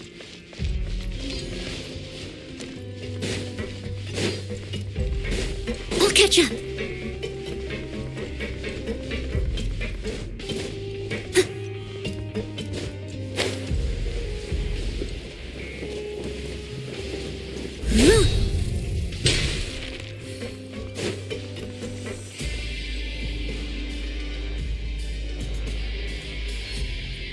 What do you think of the food? Does it meet your expectations? Wow, it looks delicious! Neverlet made it sound like living conditions in the Fortress of Meripede wasn't very good. Who would have guessed that criminals get to eat tasty food like this every day? Oh, isn't that the meal box that only super lucky people manage to draw? Seems like you two are quite fortunate. It actually has nothing to do with luck in this case. I had a word with Walsey, so you didn't have to draw lots like everyone else. Oh, you mean the meals are random? Yes, what you get to eat depends completely on your luck. You could say that it's a distasteful little game that Chef Walsey likes to play here in the cafeteria. Paimon knew it! If criminals got to eat tasty food like this every meal, the crime rate in Fontaine would skyrocket for sure! Excuse me, did I hear you mention Nervulette just now? I've been wondering how he's doing. Is he busy with work? Has he been taking care of his health? He seems healthy no matter how you look at him, but he works so hard all the time, so it must be really tiring. It sounds like he hasn't changed a bit. Looks like you can stop worrying so much, Sigewin. Oh, that's good. But I still feel like it's been too long since I've heard any news about him. No news is good news. Maybe next time I've got something to discuss with him, I can invite you to accompany us. But isn't the Fortress of Meripede independent from Fontaine's court system? What do you two have to discuss? Well, we provide all kinds of mechanical products for official use, and some essential goods have to be obtained from the overworld, so we naturally have to stay in touch about this and that. Monsieur Neuvillett's character is unimpeachable. No matter the question, you can discuss it openly and freely with him. Talking with him feels quite effortless. In light of that, I am quite willing to go out of my way to show respect and accommodate him. In fact, right now, I'm treating you two as guests invited by Monsieur Neuvillette. But unfortunately, I can only do so until the end of this meal. After this, you two will just be inmates here. You're very welcome. Well, your new life awaits.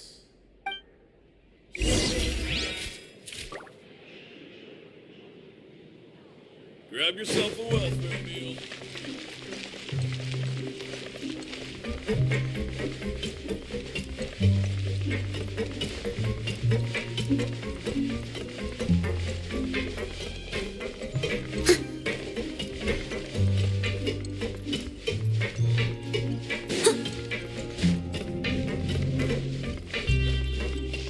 Someone needs assistance.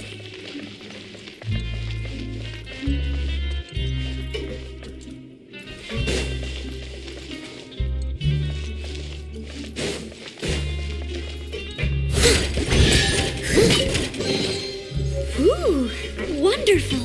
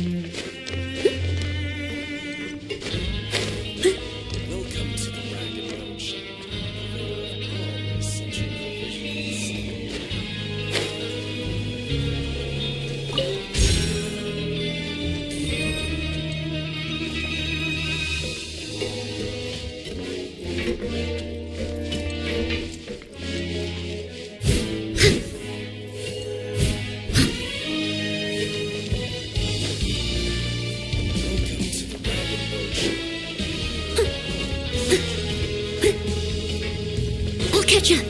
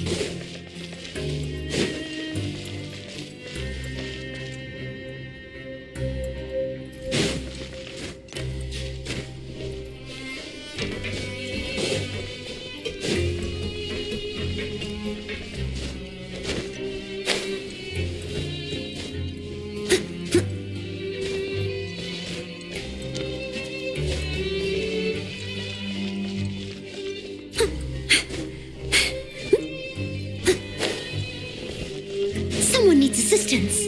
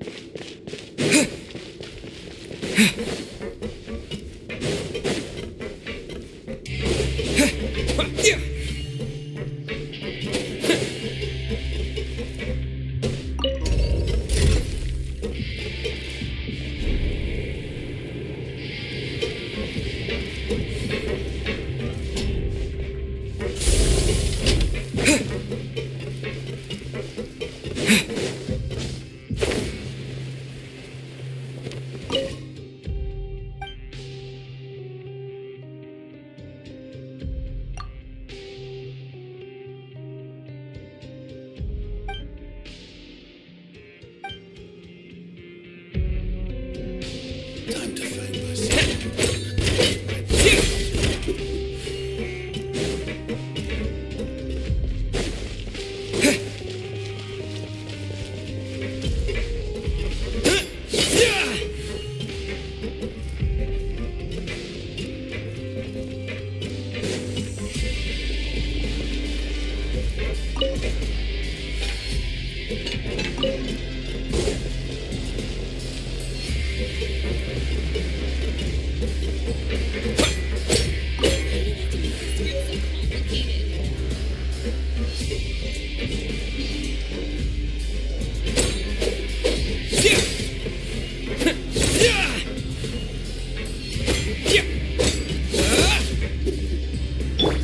Leave it all to me.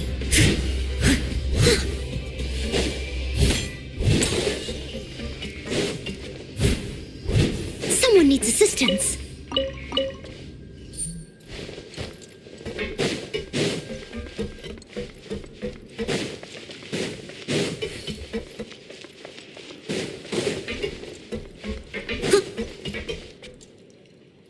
I'll catch up.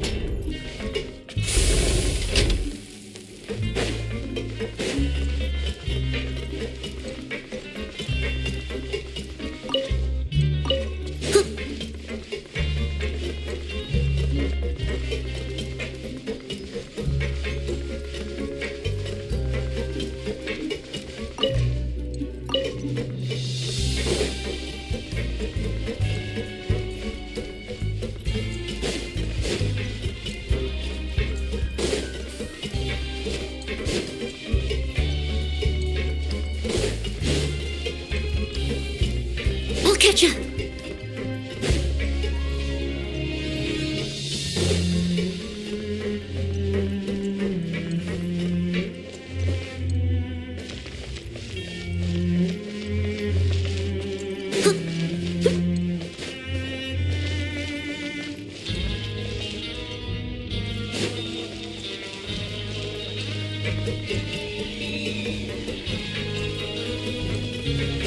Someone needs assistance.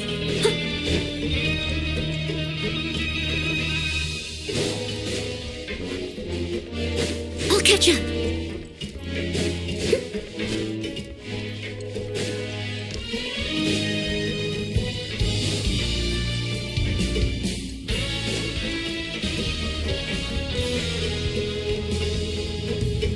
Someone needs assistance.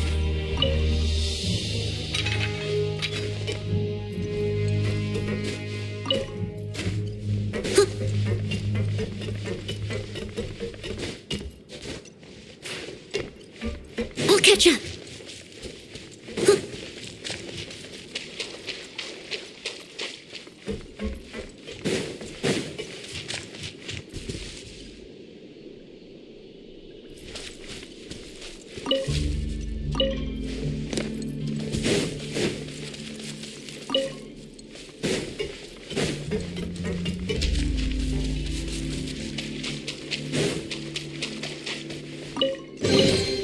All in a day's work.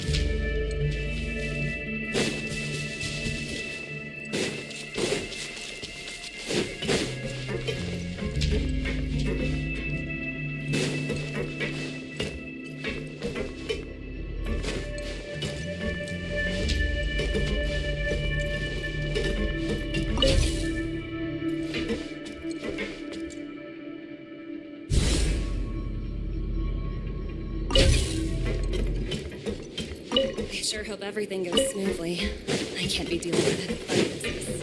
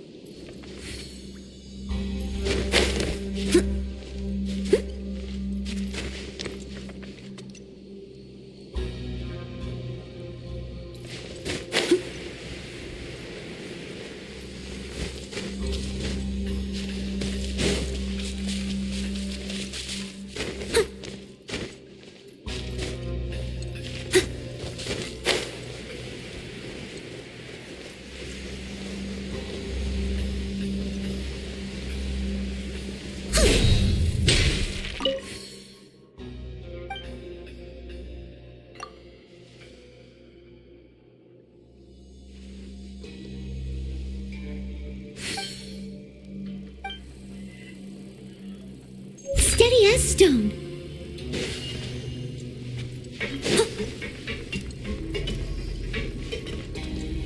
I sure hope everything goes smoothly.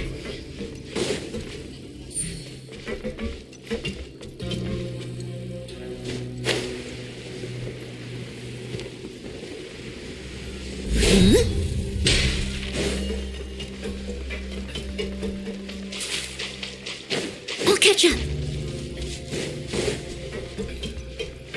Someone needs assistance.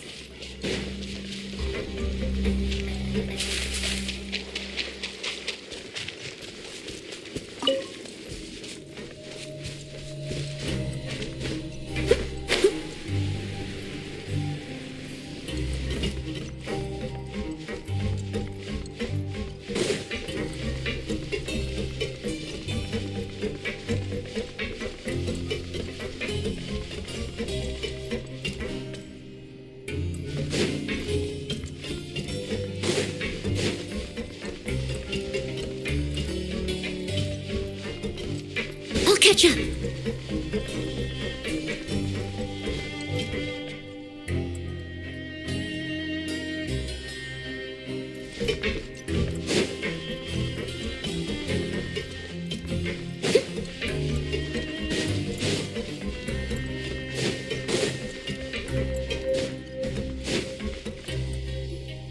The Traveler in Paimon, right?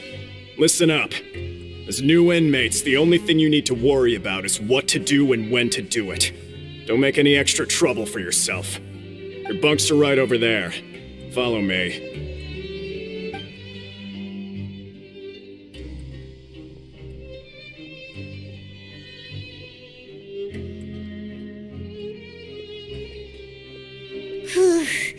So this is where we'll be sleeping from now on. Oh, Paimon can't believe this. The days of staying home and reading detective stories are like a dream now. By the way, Traveler, we saw a lot of things worth investigating just now. Even though the Duke didn't say it too directly, judging from what he said at the end, it seems that he was only welcoming because we know Neuvillette. We are criminals, and Paimon did eat that cake, but we're actually here to help Neuvillette. Is it possible that he knows we're here on a mission? Or is Paimon overthinking things? Yeah, Paimon thinks so too. He probably knew why we came here from the very beginning and intentionally wanted to send us a message. Maybe something like, "Hey, I have my eyes on you, so don't try anything funny." Yeah, you're right. It's not like we can go back to Neuvillette empty-handed and say, "The dude looks scary, so we gave up." And besides, the Duke said that he was willing to go out of his way to show respect for Neuvillette, right? So, we at least need to try. But Paimon hasn't gotten a clue where we should start our investigation. You mean... Yeah, that's what Paimon was thinking too! Paimon almost spilled the beans when we ran into him. Fortunately, based on his attitude, it looks like the Duke sees Linny as just another inmate. We worked so hard to help clear Linny and Lynette's names, and yet we turn around and bam! He's in prison anyway! Oh, right! Linny and Lynette are from the House of the Hearth. They work for the Knave, so they could be here to investigate too! Huh? Oh, it's a card! Paimon didn't notice it earlier. It looks like a magician's prop. Lenny must have left it here. He's in prison and still doing his little tricks, huh? Let Paimon have a look. It was nice to bump into you again. Let's catch up in the production zone tomorrow. What in the world? It's written like he's greeting a buddy on the street. Paimon thought he'd write something important. If you say so, we can ask him what's going on tomorrow. Let's get some rest now.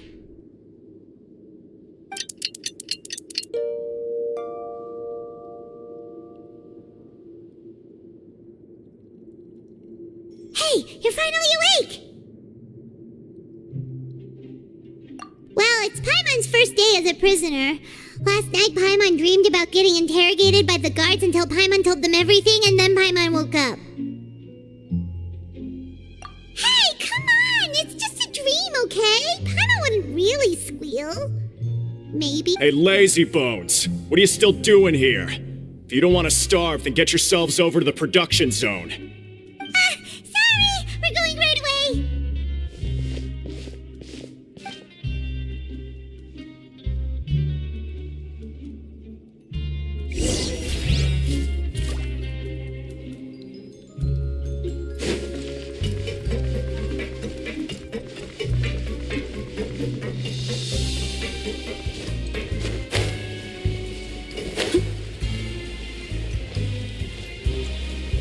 I'll catch up.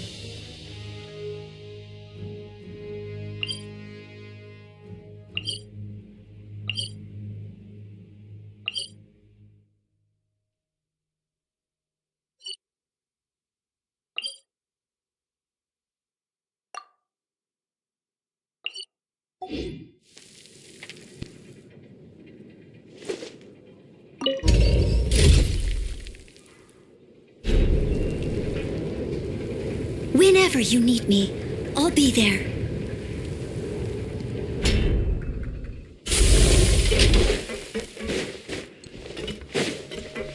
Someone needs assistance.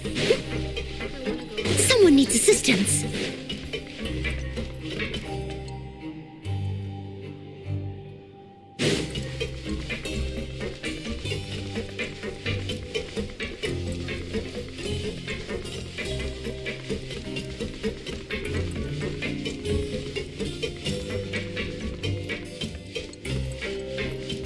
Someone needs assistance.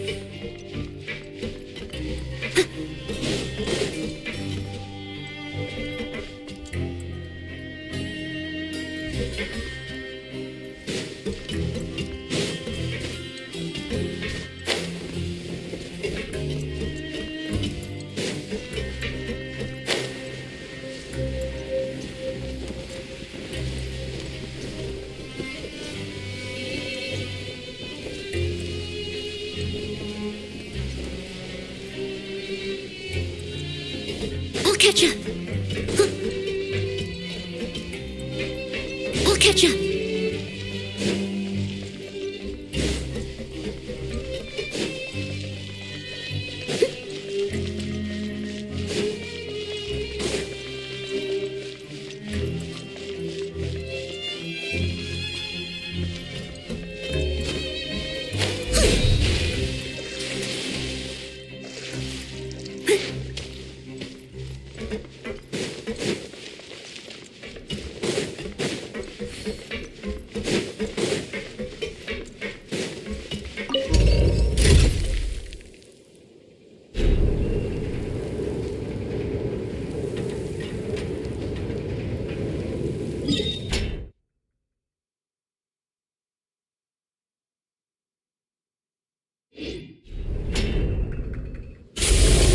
I must leave no stone unturned.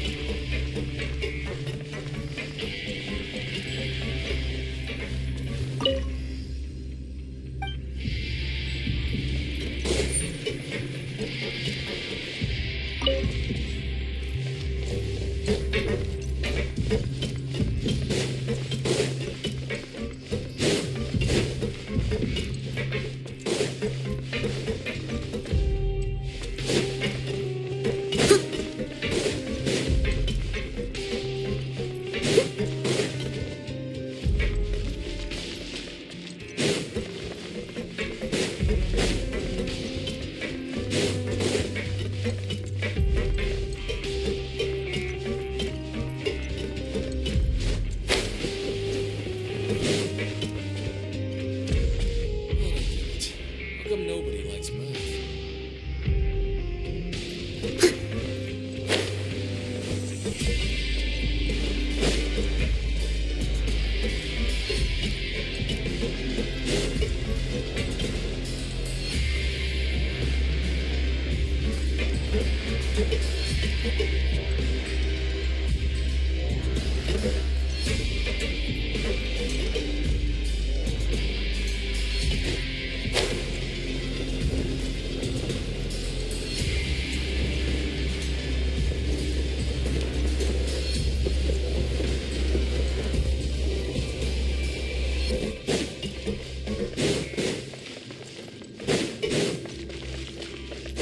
I'll catch ya!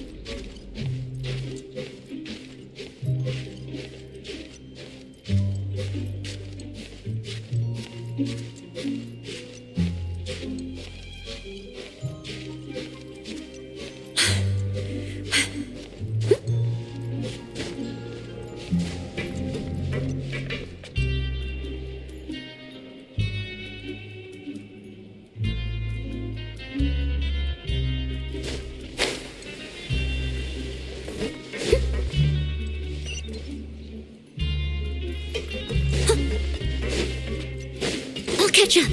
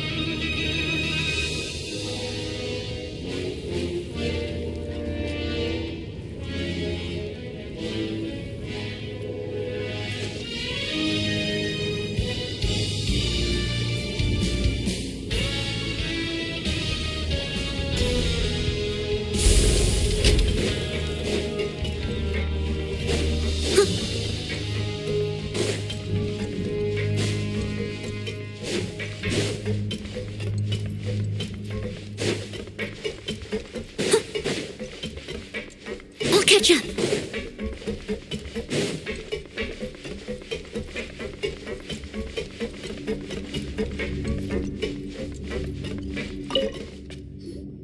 Ah, you must be the catch of the day. Looks like you've got some luck getting assigned this space. Yep, we just arrived yesterday and... Don't interrupt me when I'm speaking. Yes, sir. Listen carefully to my instructions. I don't want any mishaps. Every machine here is worth more than the both of you. Working around these machines can be very dangerous. Do your job well, and you can eat in the cafeteria after your shift. Get sloppy, and you dine in the infirmary. Anyway, the Fortress of Merope doesn't want to lose a single one of its machines. And it also doesn't want to waste the production potential of any inmate. You got that? Got it! Your job is to use the machine over there to process widgets. Watch carefully, and make sure you step on the pedal at the right time. If the machine gets jammed, then give it a little maintenance with your fist. Here, take this. Bring me the process widgets, and I'll give you some credit coupons in exchange.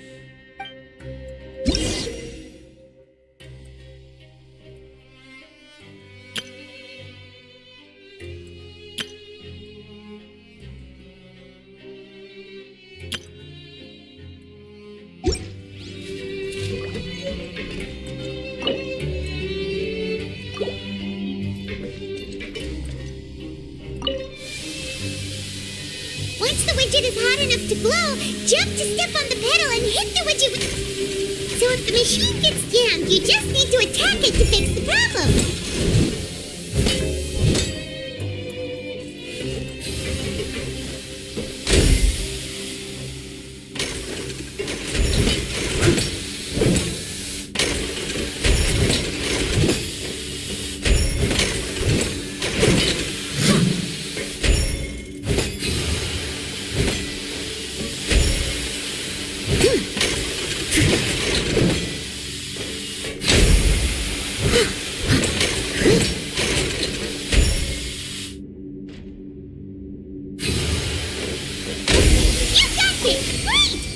Report back to the foreman and give him the processed widgets.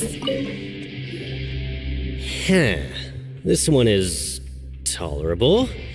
Though since the processing is done by machine, the product is all pretty much the same anyway. Alright, I'll pass you for now. And we'll count up how many credit coupons you've earned.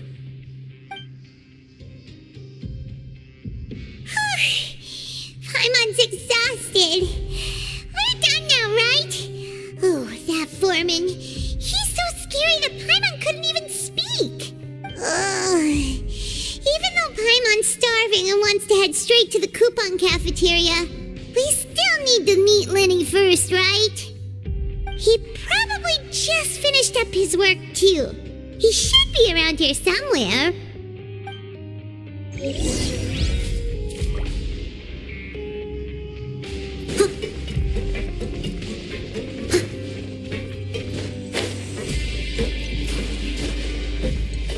Someone needs assistance.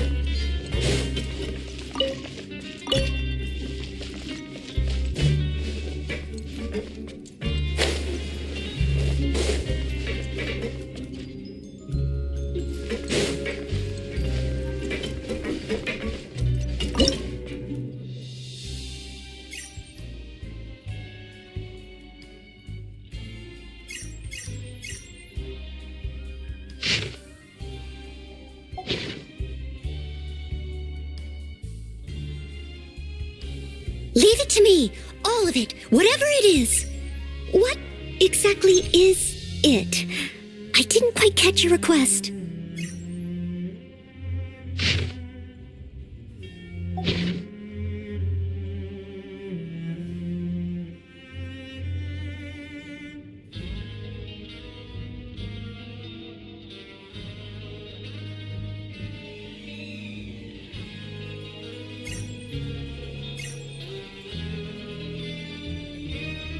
You seem tired.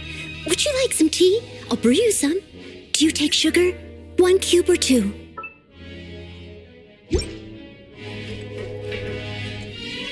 I'll catch up.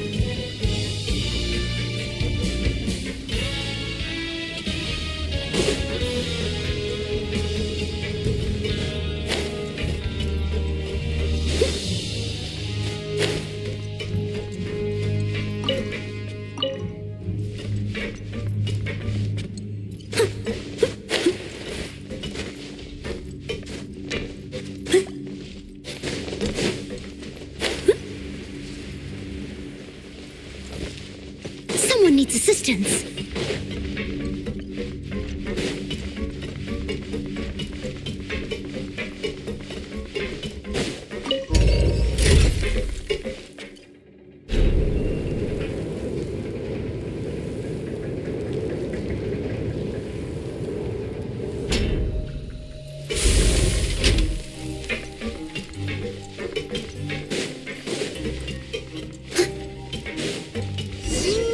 Where could he be?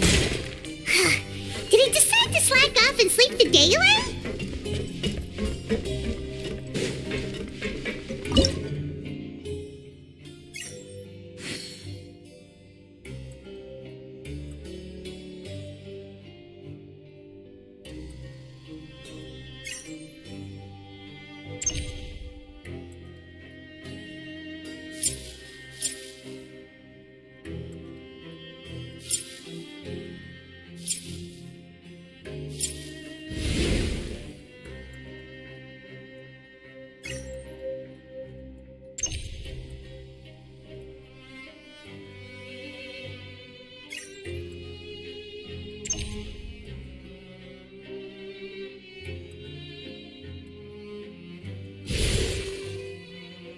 Leave it to me. All of it. Whatever it is. What exactly is it? I didn't quite catch your request.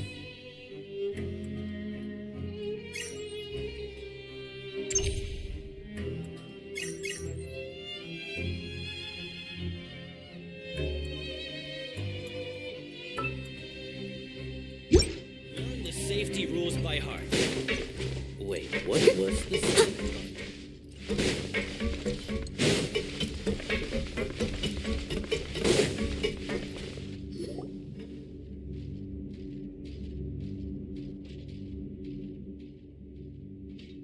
Hey, over here.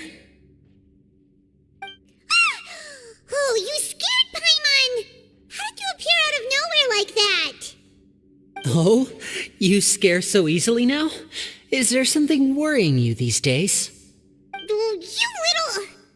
The only thing we're worried about was trying to find you. Sorry. Come over here and keep it down.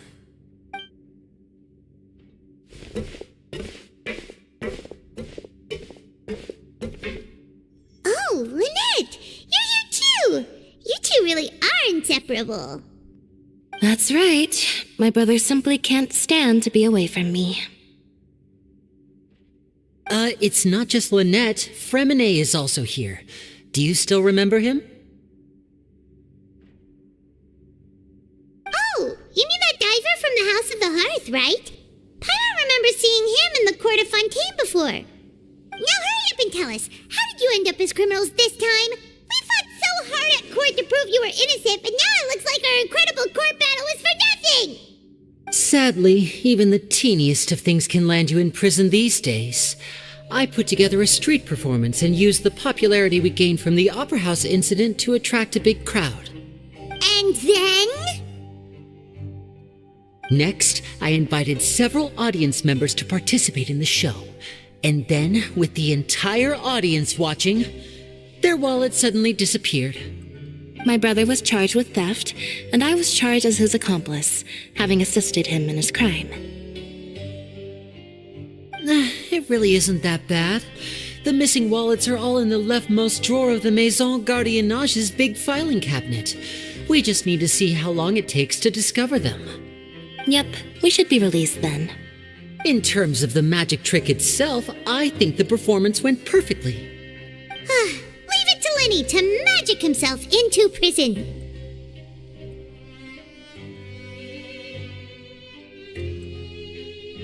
Indeed. Last time I hid my identity from you, I promised that I'd tell you absolutely everything if you were angry about it. No more secrets. So I don't plan on keeping anything from you this time either. At the moment, the House of the Hearth's interests don't conflict with yours at all. We were instructed by the father of our house, the Knave, to come here and conduct an investigation. Told you so! See? Paimon guessed right. As for what we're investigating, perhaps you haven't heard, but the fortress of Meropide hides a secret. Some even say that the entire fortress exists just to protect it. The House of the Hearth has been investigating this for a very long time, trying to uncover its mysteries. But recently, all of our informants, including the ones that had infiltrated the guards, suddenly vanished and have not been heard from since. We believe that this is a direct provocation, and it's the reason why we came here. Father has somehow managed to confirm that Focalors does not have Fontaine's gnosis. Huh? How did she manage to learn information that important? Father has her ways. Many of them are beyond our imagination, and we've never had the chance to see her at work. But we trust her conclusions. It was this information that led us to suspect that Fontaine's gnosis might be in the fortress of Meropide and is related to that secret. So it's all about the gnosis again. Well, that's about it from our side. How about you two? Did Monsieur Nervulette send you here? Bingo! The Knave has been applying a lot of pressure. She wants to know what happened to Child, so we came here to investigate. Traveler, are we allowed to tell them?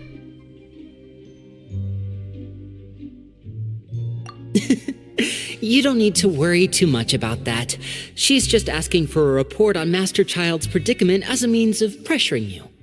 Father used this situation as a pretext to negotiate with two high-ranking officials in the court of Fontaine.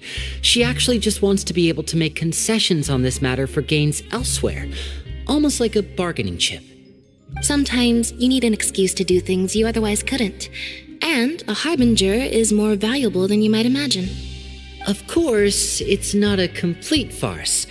If we do manage to find out what happened to Master Child too, then diplomatic relations with Fontaine could improve, and Snezhnaya might even be able to adjust its stance a bit. Is it just Paimon, or does it feel like we're the only ones who actually care about Child's situation? The relationship between the Harbingers must be as bad as ever. I wouldn't go that far. Father just has different standards than we do when it comes to what can be sacrificed for an advantage. By the way, I have a suggestion. Why don't we team up? Even though we have different objectives, we're both here to investigate the fortress of Meropide. It would be more efficient for us to work together. As you know, the House of the Hearth has many reasons to seek the Gnosis, but our highest priority remains resolving the prophesized crisis. You can trust us on that. See, I told you. Is that so? Sure enough, it won't be easy to convince them to cooperate with us. Lenny seems to be thinking pretty hard about something. Of course he is. Lenny has been looking forward to a chance to reach an understanding with you ever since last we met. Or, I should say, we were really looking forward to teaming up with you this time. Lynette, just tell them everything, why don't you? It's okay to open up a little. Very prudent of you, and consistent with your behavior since we first met.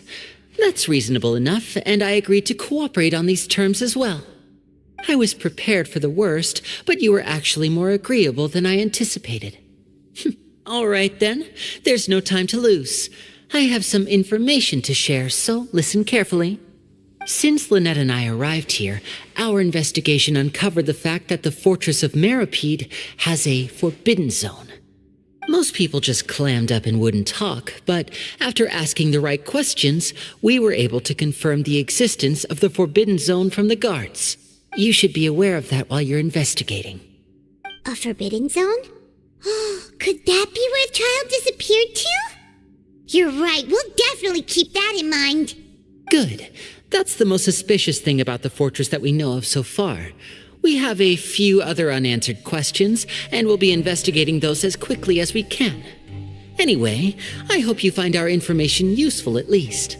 Oh, look at the time. You two must be hungry. You should go to the coupon cafeteria and get something to eat. I'll use my cards to get in touch with you again in the future. Oh, that's just what Paimon wanted to hear! Paimon's starving after all that work today. We can talk more about the investigation later. Let's go get some grub!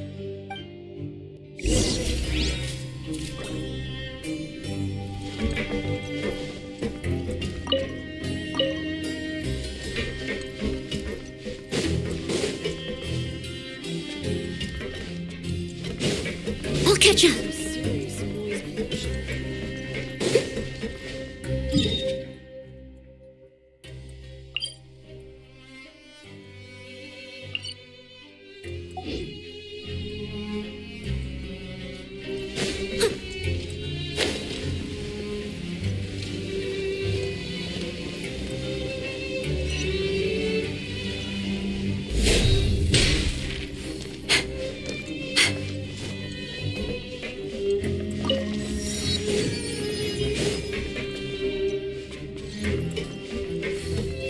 Someone needs assistance.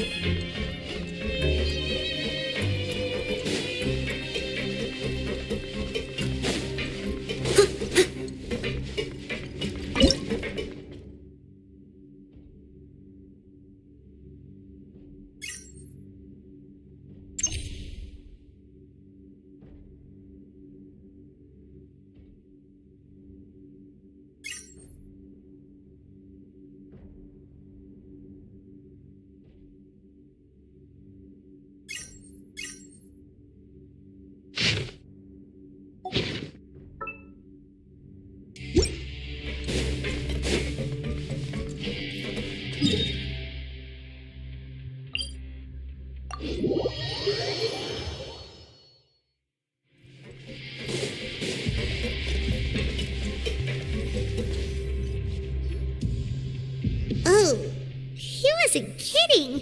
Today's meal is nowhere near as good as last time. Oh, who knows how long it'll be until we're lucky enough to get that super tasty meal again. Forget about it then. We'll just deal with the regular food for the time being. Let's just get out of here as soon as possible. But life here doesn't seem all that bad. Other than the foreman being kind of mean and the work being pretty tiring. You think so, mate? If I had a coupon for every fish who said that. Seems you fishies still haven't learned your lessons from your life up on the surface. If you take things at face value, then by the time you reach a dead end, you won't even know how you ended up on that road in the first place. I like your attitude. I can, let you in on a little something. Everyone's been telling you to just follow the rules and not cause any trouble for yourself. Am I right? But what they don't tell you is that the rules aren't exactly what they pretend to be. The rules for being a prisoner. The truth is, this place has a lot of hidden rules. Huh? Hidden rules? What do you mean? Not everyone knows about those rules, but whether you know them or not, once you break one, you might encounter something even worse than death. Really? Oh, now you're really scaring poor Paimon. Don't joke around like that! Of course. And I'd say that just disappearing would be one of the better outcomes. Oh, you mean that if there really are hidden rules, then Child's disappearance might have something to do with that? In that case, would you tell us some hidden rules? We definitely want to avoid breaking them. Come on, mate. This is valuable information. The difference between life and death. Do you really think you can just ask and I would tell you? Paimon understands, but we don't have many credit coupons yet. Yeah, I know. Not like I'm going anywhere. Just come talk to me after you've saved enough. Moreover, you're new fish, freshly caught, and completely out of your element. What'd be the point in even telling you anything before you've gotten a handle on your new lives? Come and find me once you've been here longer. I'm usually around the rag and bone shop. Just call me Vidoc. Bye-bye now. He left. Just like that. Huh. Do you think he's just trying to scare us into buying fake information from him? Yeah. It might be a good place to start in our investigation. Hidden rules, huh? But, like he said, we don't have any coupons and we're still not familiar with this place. There's nothing we can do about it now. We were so busy talking we almost forgot to eat. Even if it's not the best, it's probably better while it's warm. Come on, dig in before it gets cold.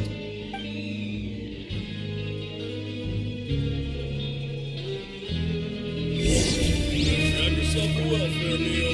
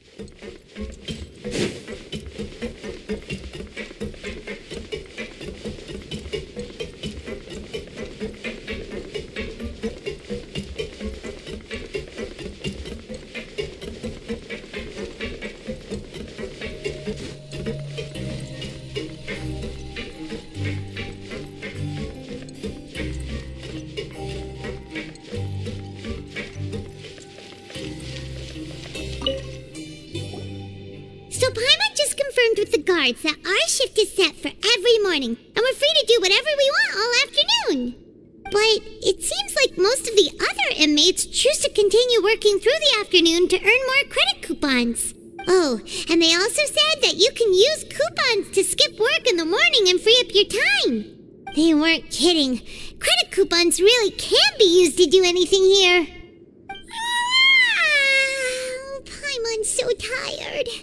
And we'll need to wake up and go to work in the morning.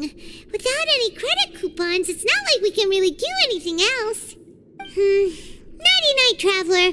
Paimon hopes we can keep making progress on our investigation tomorrow.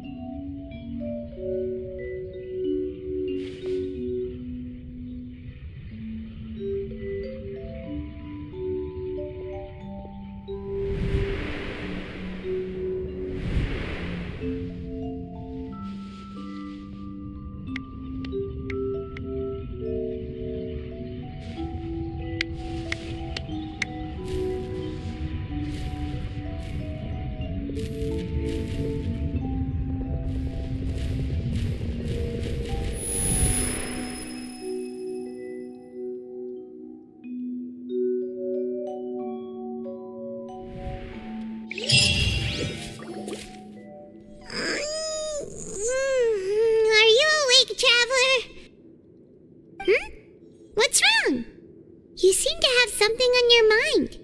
Did you dream about something last night? Is that even possible? Unless it wasn't an ordinary dream?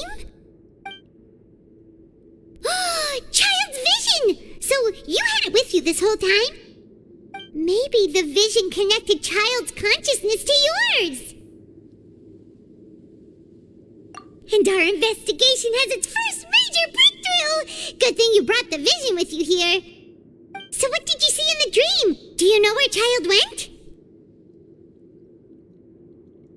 Huh. Okay. Well, hopefully it'll be a bit more helpful in the future. What's more important now is that it's the start of another new day as prisoners. Let's do our best to earn more credit coupons. What's the plan for today? Let's go! It's time to start working. If that guard Fielding catches us skulking about, he's sure to give us an earful.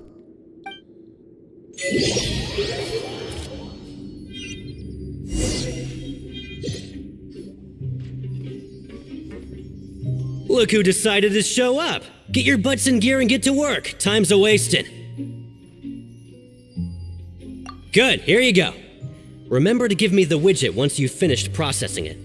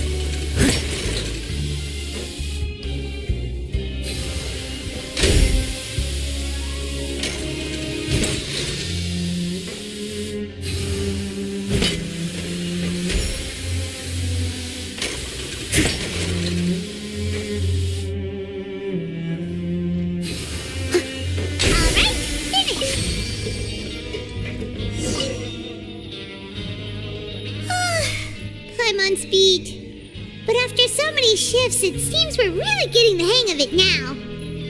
Hey there, fellow shift mates. I saw you finished your work, so I thought I'd come over and say hi. Oh, hey there! We've seen you before. Your assigned workspace is really close, isn't it? That's right. The name's Rowan. This past few days, I couldn't help but notice the new faces working nearby. I guess we were destined to meet. I've been working here for almost 15 years. Even the foreman, Grainville, always calls me Chief. Whoa, you've been working here a long time, Chief. Hey, not so loud. If there's anything you'd like to know, just ask me. I know the work here in the production zone better than the back of my hand. All right, Chief. We'll be sure to come to you first. Did you just ask about the rules? Pretty sharp for newcomers. You've already heard about the rules, huh? Who'd you hear it from? All right. Seeing as I'm the one who came over here, you're already calling me Chief. I guess I can tell you a little. Truth is, you two keep working like this, you might be putting yourselves in danger. Huh? Wait, there's even a rule about that? What would have happened if you never told us about this? Well, it's usually not that easy to break one on accident. The conditions of the hidden rules are usually pretty specific, but once you do break one, bad things happen. If you work continuously in the production zone for 3 days, and if all you do besides eating and sleeping is just work, then something bad will happen during lunch on the 3rd day. Huh? Like what? Oh, don't scare Paimon! If I knew that, then I wouldn't be standing here talking to you, now would I? You mean, even you have never tried working 3 days like that before? There's actually a legend about this rule. They say that there was a worker who worked way harder than me. He was both efficient and eager on the job, and most other workers couldn't hold a candle to him. One time, he tried to test his limits and worked as long as he could. Then during lunch on the 3rd day, he disappeared into thin air, as if he'd evaporated. Later, some people went and asked some of his past friends about him, but they said, never heard of the guy. What the? How could that happen? Unfortunately, we were assigned different production zones. I never saw for myself what he looked like. Wait, are you thinking that it was... Oh? You... Listen, kid. This ain't the kind of thing you should be curious about. Let me tell you, you're better off forgetting about it and looking after yourself. Now I kind of regret ever telling you. Yeah, I agree with Chief here. Do you really want to try? All right, if you insist.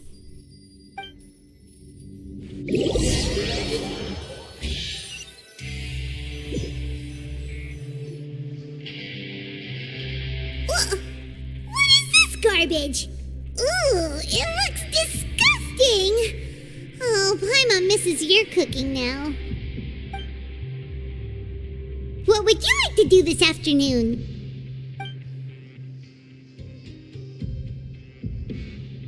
Sure! If we're not going to work, then let's kill some time at the Pancration Ring.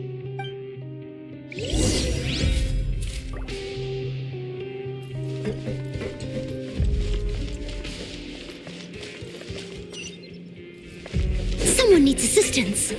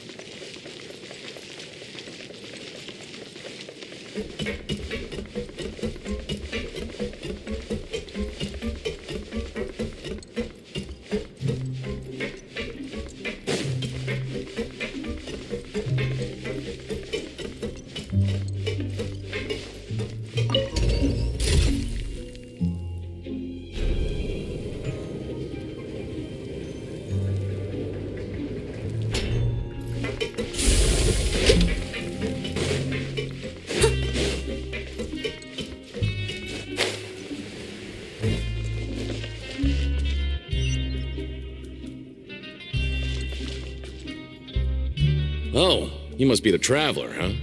Sorry, mate, but competitors as strong as you are prohibited from participating.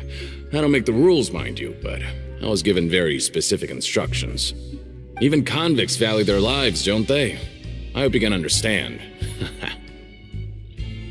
But we have a game here that'll let you show off your strength, and you'll even earn some credit coupons in the process. What do you think? Interested? And if we lose the game, will it cost us credit coupons? Of course. That's the cruel reality facing every competitor in a place like the Pancration Ring. Okay, great. Let me walk you through the rules. The targets in front of you will pop up one after another. You'll need to hit the targets in the same order that they popped up. If you can complete a few rounds in a row with no mistakes, then you'll win credit coupons. But the second you mess up the order, you'll lose. Game over. The game costs 300 credit coupons to have it go. So, you up for it? Thanks for your patronage, mate. Now, let the game begin.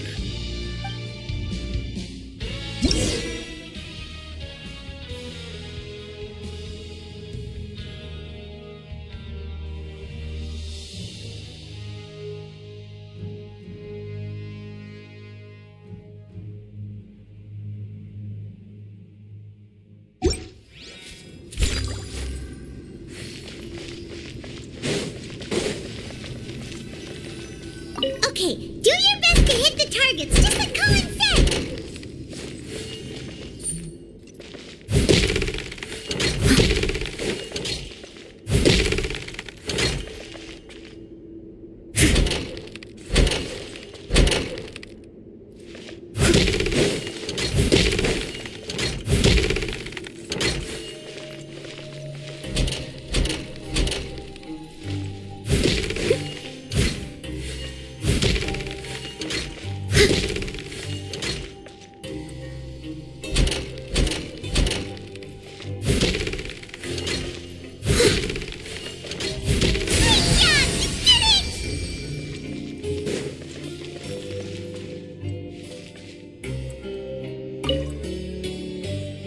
Not bad. Not bad at all. Here, the coupons you won. Be sure not to lose them.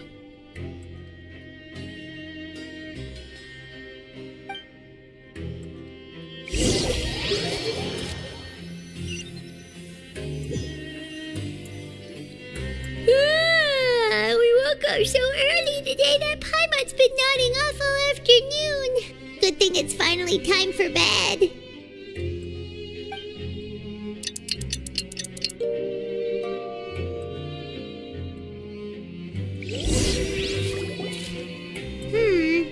Maybe we can make some progress in our investigation today. What do you have planned for us?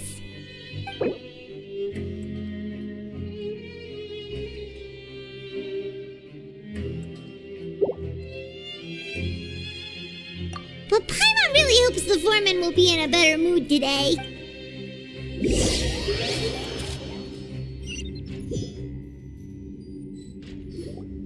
Look who decided to show up! Get your butts in gear and get to work. Time's a-wasting. Oh? What's with suddenly wanting to work so hard? You need coupons that badly? Sure. Let's just say we really want to test our limits.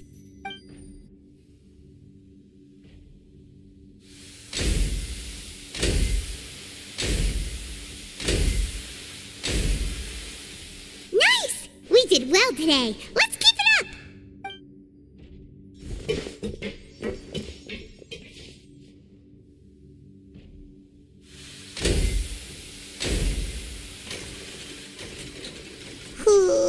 Paimon's had it. Who knew that processing these widgets would be so tiring?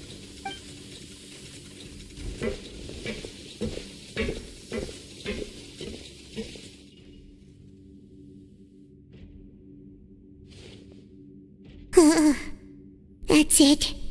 Paimon doesn't even have the energy to talk anymore. Is it time to eat yet?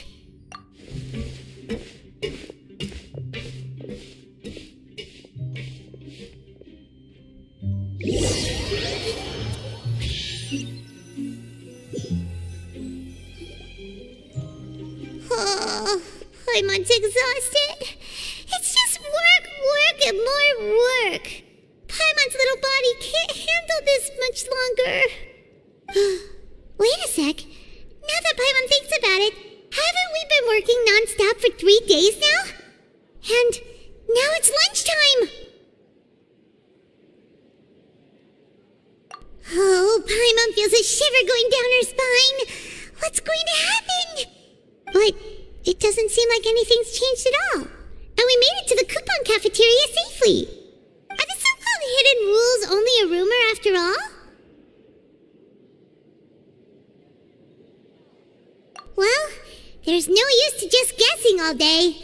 Paimon's stomach has been grumbling the whole time. Let's just eat already. Paimon wonders what we'll get today. Maybe we'll get the super lucky meal. Wait, what? What in the world is this? What's with Paimon's food? And yours is the same. Is this stuff meat? But it looks and feels so bizarre. What kind of chef would make food like this? What do you think is going on? Is this the bad thing that Rowan was talking about? No, stop right there. Paimon gets what you mean, just don't say it. Hey, isn't that Woolsey over there? He must have made the food, right? So let's just ask him about the food and be done with it. Hey, Wolsey, have a moment? What is it? I'm about to go report the numbers for today's free meal, so you'd better make it quick. It's about the meat in our meals. Look, does it seem normal to you? The meat? Oh, that. Looks perfectly fine to me. Totally normal. You better hurry up and chow down. How could this be fun? Hey, don't leave! You barely even looked at it! Hey! Ugh, what should we do now? Wolsey wouldn't even give us the time of day. Is he trying to hide something? Yeah, looks like we have no other choice. Paima was positively famished a minute ago, but now she's lost her appetite.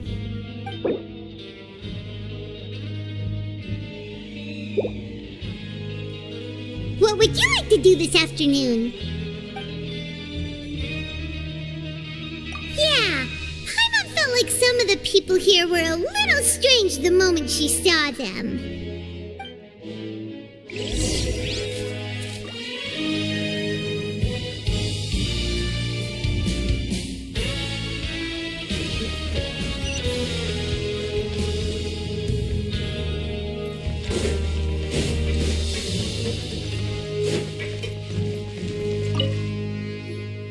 Oh, hello.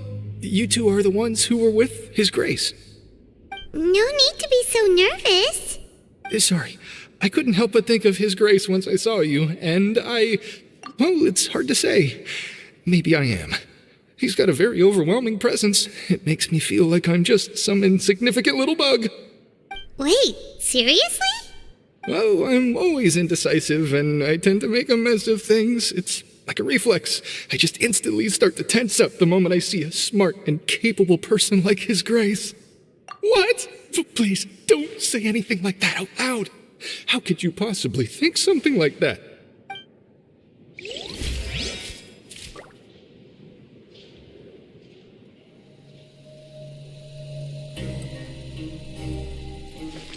Someone needs assistance.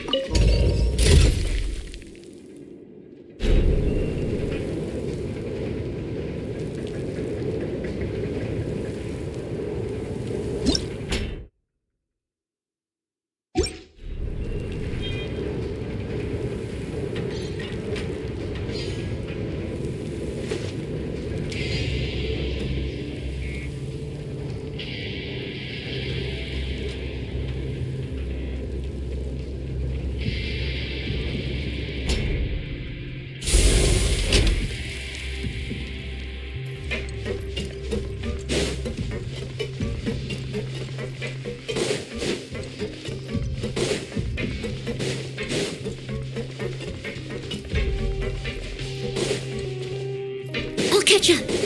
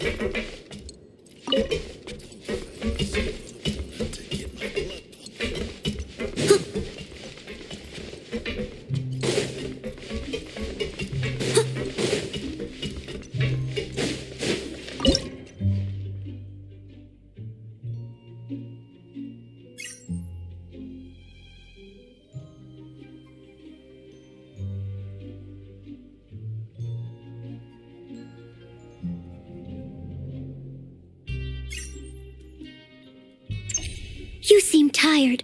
Would you like some tea? I'll brew you some. Do you take sugar? 1 cube or 2?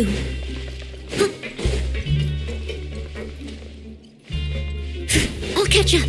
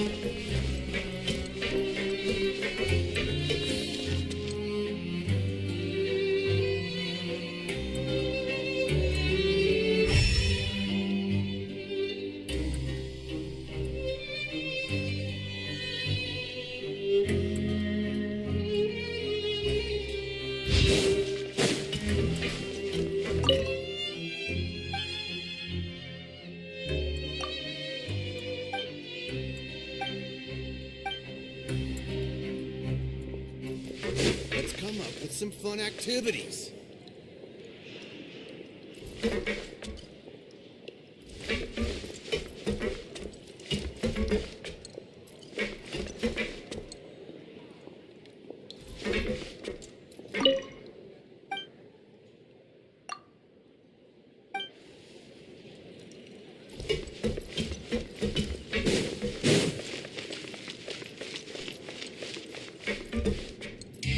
Someone needs assistance.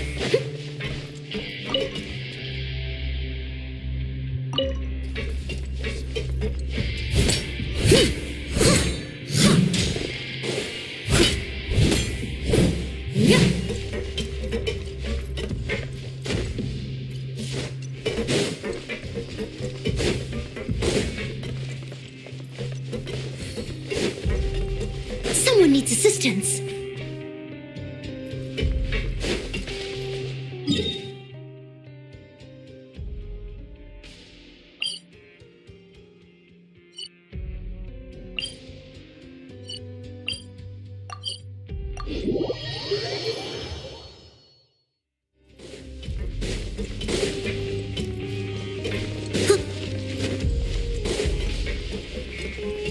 Someone needs assistance.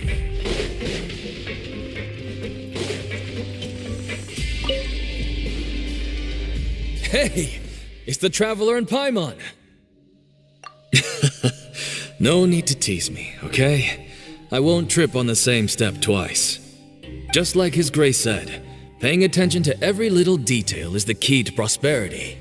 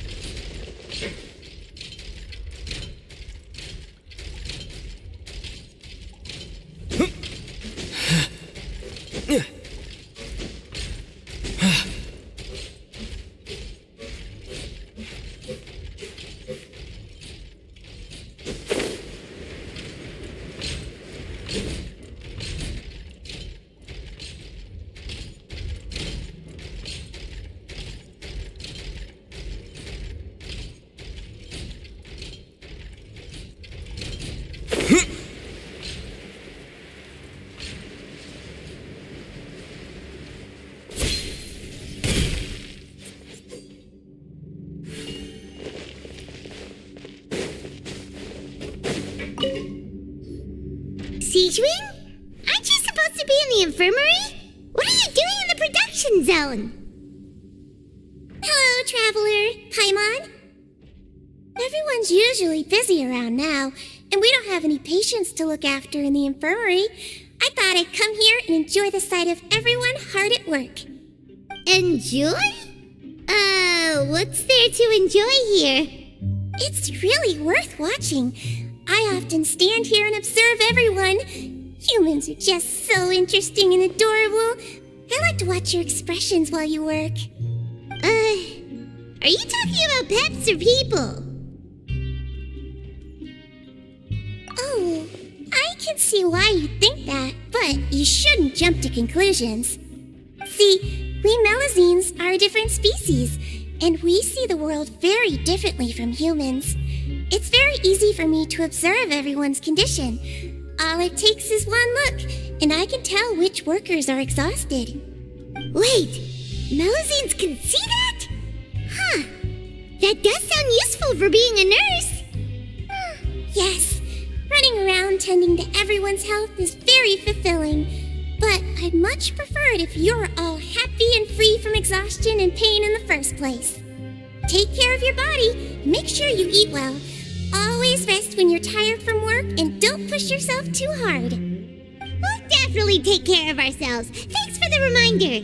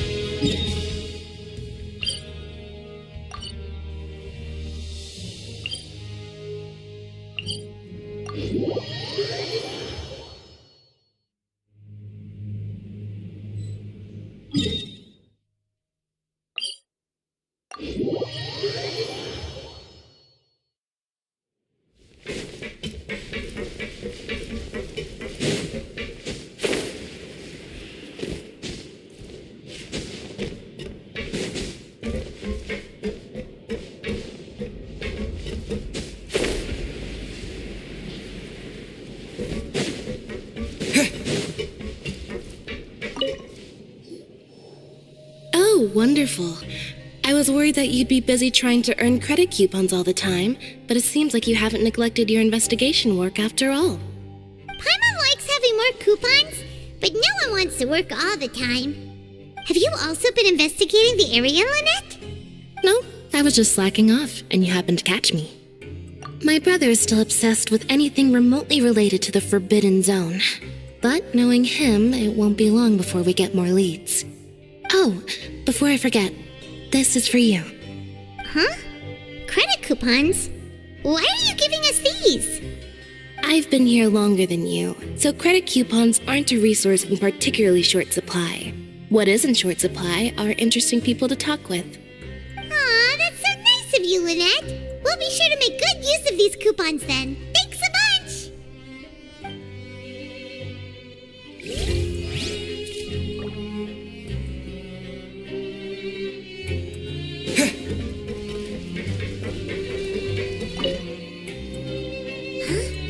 Rowan? What are you doing here, Chief? I was injured a bit just now. Nothing major, I think I just pulled something. Little mishaps like this are unavoidable at work, you know? Huh. Paimon wouldn't have thought someone as experienced as the Chief would still get hurt on the job. I just knew you would say that. This is pretty embarrassing.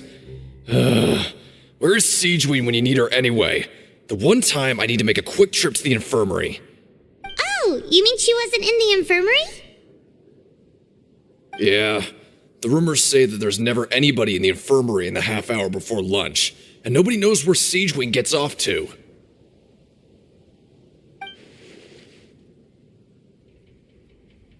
Huh. That's actually really strange. Siegeween's always super dedicated to her work. Where else would she possibly go? Forget it. I can take care of a small sprain like this on my own anyway. No need to trouble her.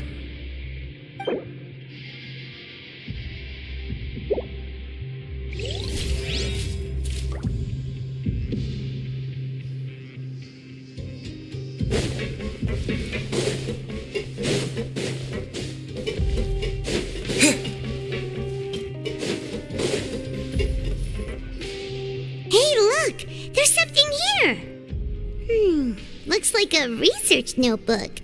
That suspicious guy peeking into the infirmary just now. Is he a fan of Seedream? He must have dropped this. Let Paimon read it real quick. The Melusine perceive the world very differently from humans. There are significant deviations. As a result, their sense of aesthetics and beauty is also very different from that of humans. This must be taken into consideration when giving gifts. Ooh, this all sounds pretty serious. He sure did his homework. And as for the notebook, let's take it.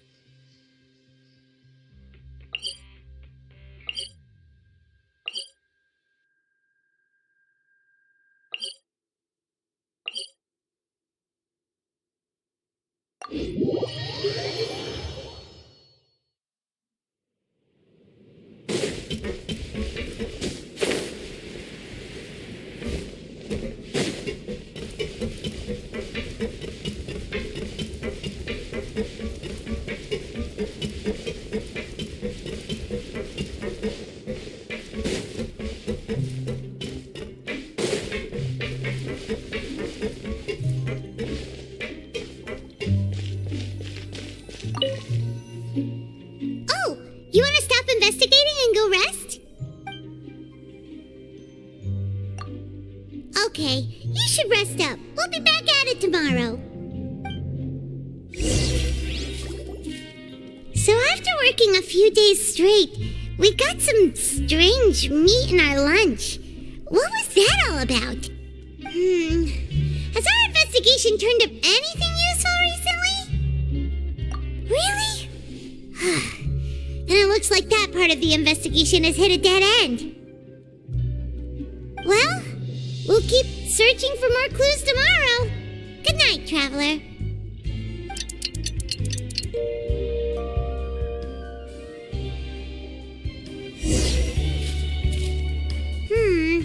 Maybe we can make some progress in our investigation today. What do you have planned for us?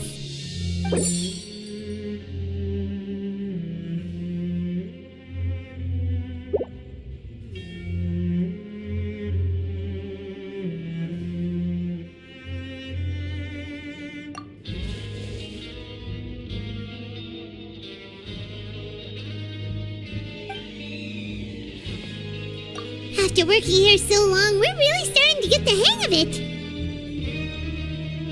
But doing the same thing all the time can get old pretty quickly. Yeah, it's good to kick back and relax once in a while.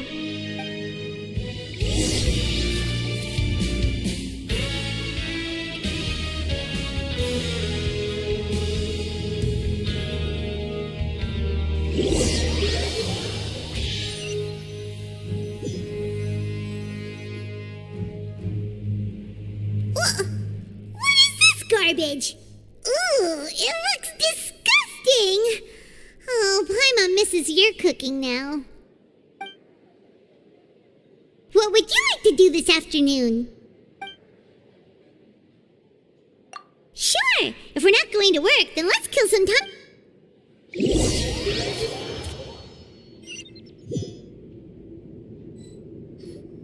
Oh, back for another try?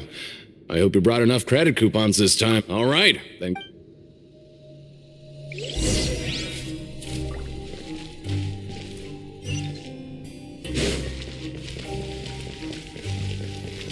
Okay, do your best to hit the targets, just like Colin said.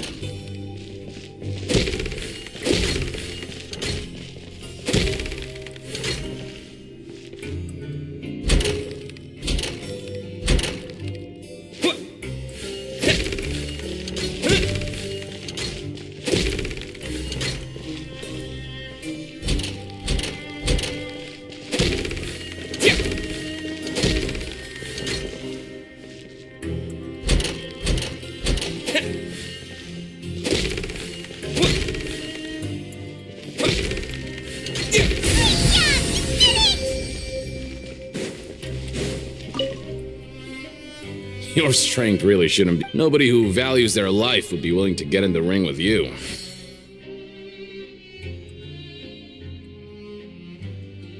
However, you two haven't tried betting on the outcome of the Pancration match yet, have you? Just go talk to Rusimov. Buy a ticket for whichever fighter you think will win. There's a big payout if the fighter you support comes out on top. But we don't know anything about the fighters. How can we possibly know who to support? That's normal. Just watch a few matches and get a feel for the fighters. It won't be long before you can pick winners in your sleep. He's got a point. Why don't we give it a try? If we have enough coupons, we could probably bet at random until we figure everything out. Bet at random, huh? Well, how should I put it? It's not like you can't do that, but I'd advise you to give it some more thought first. Huh? We shouldn't get too carried away. What's the problem? What? Never even picked a boxer before, and you already know about the rules?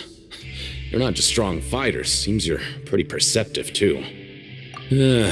Might as well tell you about it, since you already know that much. Plus, I think you've got the potential to be one of my greatest customers. I think I can let you in a bid. Besides, I don't want to risk ever losing a customer like you. Is it that serious? Okay. The hidden rule here is, if you buy both boxers' tickets and support them both, something bad will happen the next morning. So the rule is that we shouldn't pick both boxers in the same fight. But if anyone actually did that, wouldn't they be guaranteed to lose coupons? Who would do that anyway? And what do you mean by something bad will happen? How would I know? Not like I'm stupid enough to do that. But I've heard a story about the rule. According to the rumor, there was a masked boxer who possessed incredible skill and power. None of his opponents even stood a chance against him. However, in the final match, the organizers told him to take off his mask. He refused and never showed up to the fight. And after that, he was never seen again. Some say he died, or that he was taken care of by the event's organizers. But everyone remembers that he was someone who cherished honor above all else. In his eyes, supporting both boxers in a match would dishonor the competition itself. So you mean it's like a curse? He'll take vengeance on anyone who does that? No, he was always wearing a mask, like he was intentionally trying to hide his identity. I don't even know anything about his past. Traveler, do you think that boxer was... Huh? We will? You're not serious, are you? Look, here I was just trying to be nice and warn you, yet here you are trying to break it on purpose? Yeah, it sounds pretty scary to Paimon. Seems you've made up your mind. Just be sure to protect Paimon, okay? Betting on both fighters will set you back about 3,000 credit coupons. If you have enough, then go ahead and give it a try. Just don't come running back to me if something happens.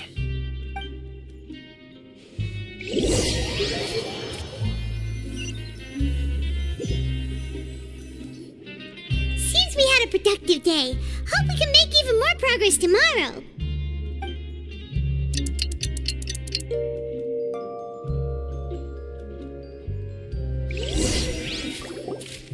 Oh, Paimon doesn't want to get up. Paimon still feels completely exhausted from yesterday. What do you have planned for us?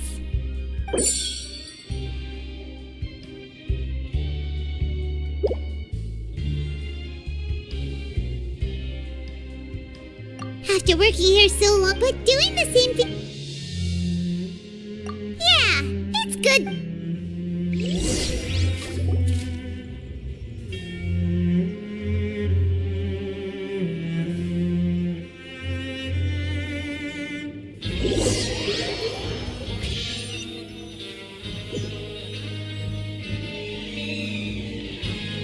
Oh, just a regular meal set. Guess Paimon shouldn't get her hopes up. What would you like to do this afternoon? Sure, if we're not going to...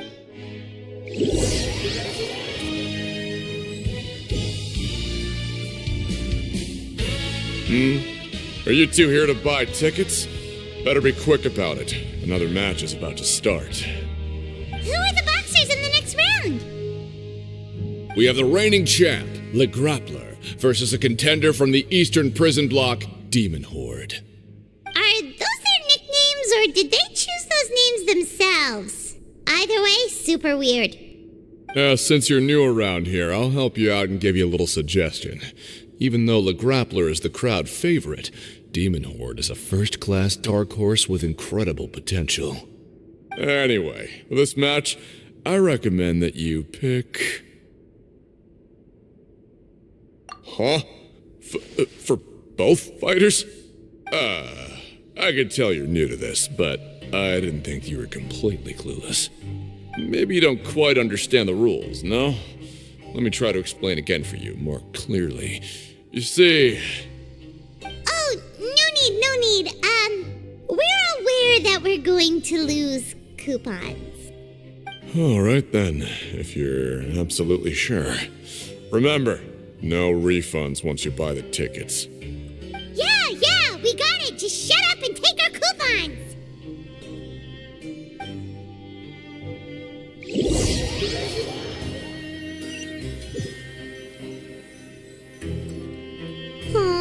Looks like we won't get a chance to sleep in as long as we're here. Let's get to bed early.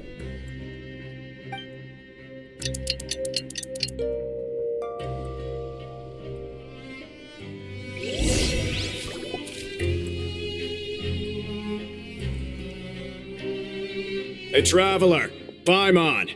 Package here for you. The next time you buy something, go pick it up yourself. I'm not a delivery man, you know. Huh? A package? For us?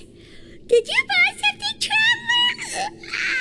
Paimon's not quite awake yet, so why don't you go take a look? Right!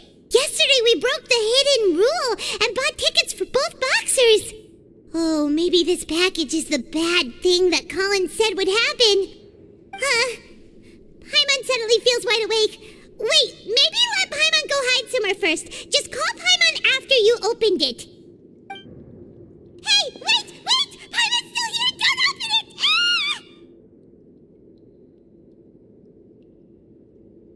Huh? What is it? Are you okay? Let Paimon take a peek too.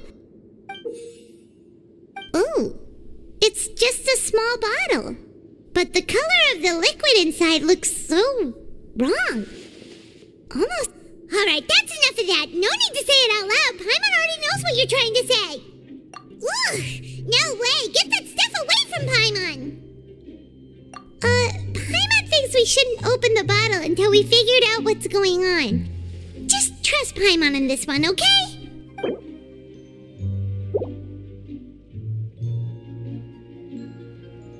What do you have planned for us? Though it feels nice to slack off a little, less work means less coupons.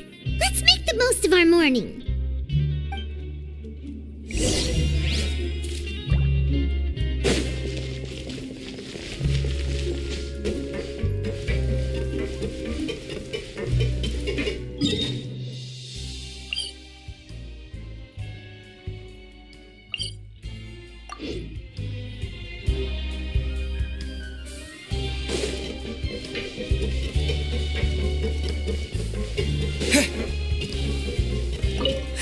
I'm not very good at remembering people's appearances.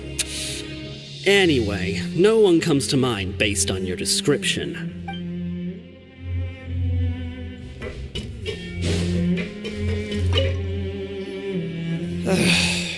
If there's no way to send it all out, maybe I'll never get a chance to leave. Who are you? We've never seen you before. and you don't look like a fellow convict. I'm not. Of course I'm not.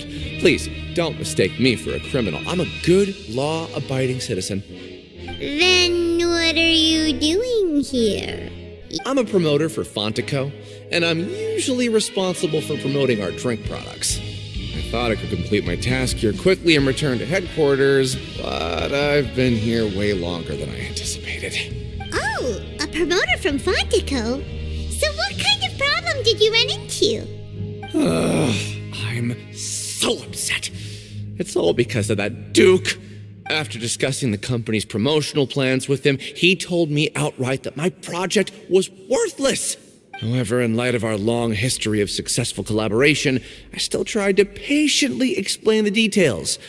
However, to my surprise, he just cut me off while I was speaking. Let me take a moment and recall his exact words. I'm just gonna stop you there and say no.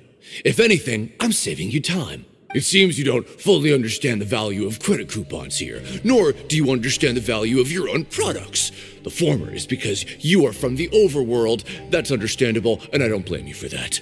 But as for the latter, only someone monumentally stupid, so breathtakingly stupid that they were completely ignorant of the value of credit coupons, despite living in the underworld, would ever possibly consider buying your drink. Let's just forget it. Anyway, that's how he rejected my proposal and asked me to come up with another solution with the condition that it doesn't cause any trouble for him. Can you believe that guy? Well, he is the head honcho here. Not much you can do about that. We met him too and could tell that he's the kind of guy that's hard to pin down. Fine. I know I should just let it go. I'm on his turf after all. His house, his rules.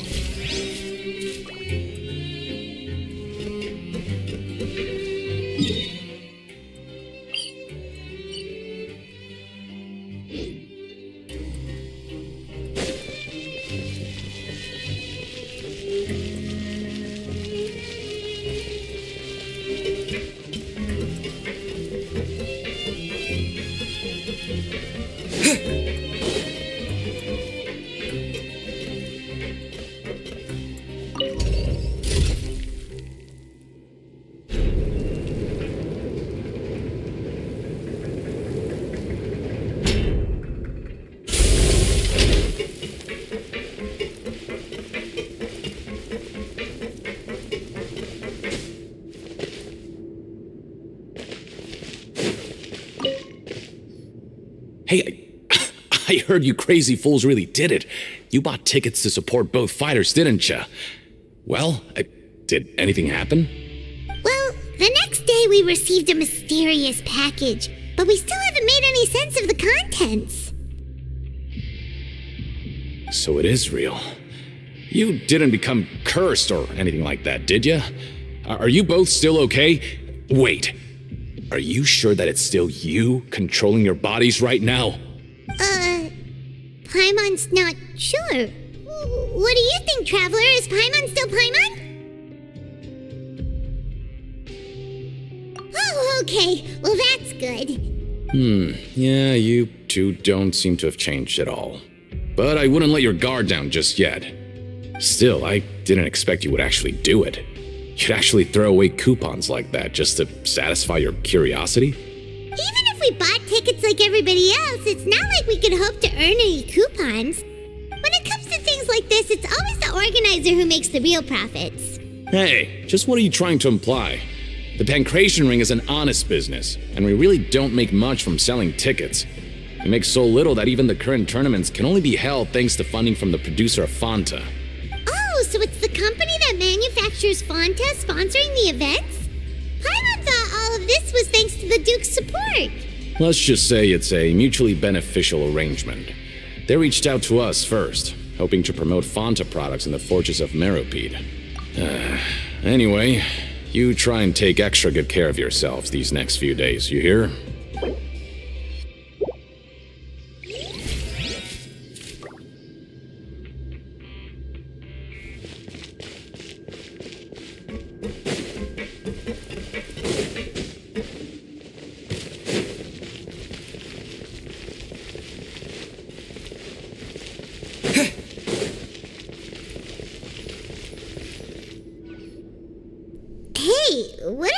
papers scattered all over the ground.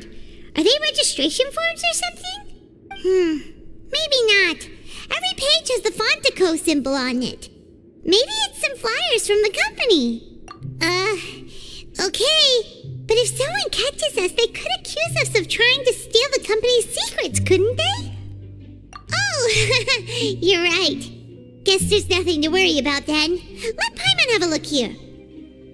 Without assistance from the Fontaine Research Institute, development of the new product has been slow, and some researchers on the project have voiced concerns. We have no choice but to let the new product undergo the first phase of promotional trials without a designated name or packaging. We will adjust the direction of future development according to feedback. We have decided to only conduct closed, small-scale trials for the time being. Sure doesn't seem like anything unusual. The company is just trying to develop some new products besides Fonta. But it sounds like things aren't going well at all. Let's put these papers back where we found them and make it look like nobody went through them. Okay, good.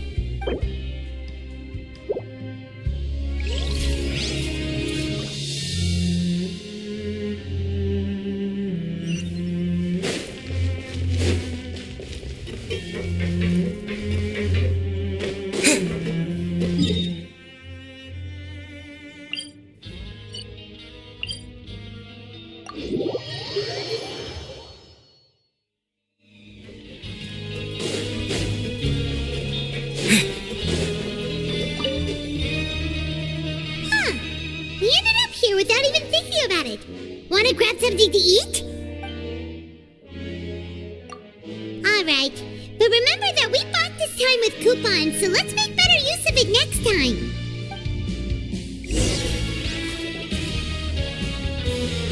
Whoa! Isn't this the super lucky meal? Looks like hard work really does get rewarded. Paimon's gonna take her time and savor every bite. What would you like to do this afternoon?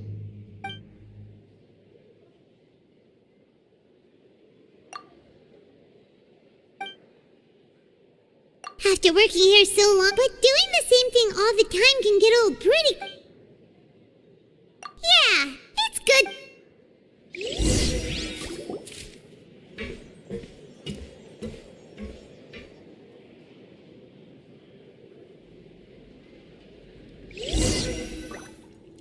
A mysterious box?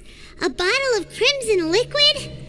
Paimon still doesn't know what to make of it. Do you have any ideas, Traveler? Really? Well, maybe we'll have better luck tomorrow. Good night, Traveler.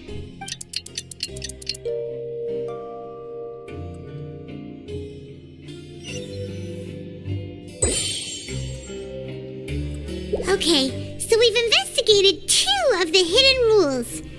Paimon didn't think this prison would have so many weird things going on. We'd better pick up the pace with our investigation, otherwise we'll never get anywhere. Yeah, let's skip work for now and put our time to good use.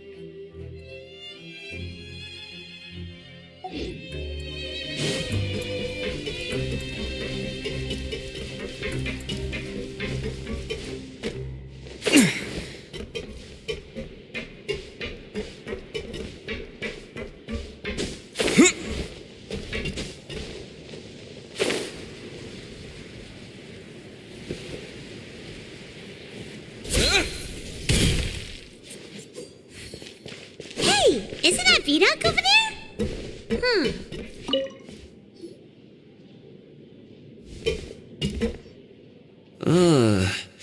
Seeing you at this time must mean you've already saved up a lot of credit coupons. Or at least enough to skip work.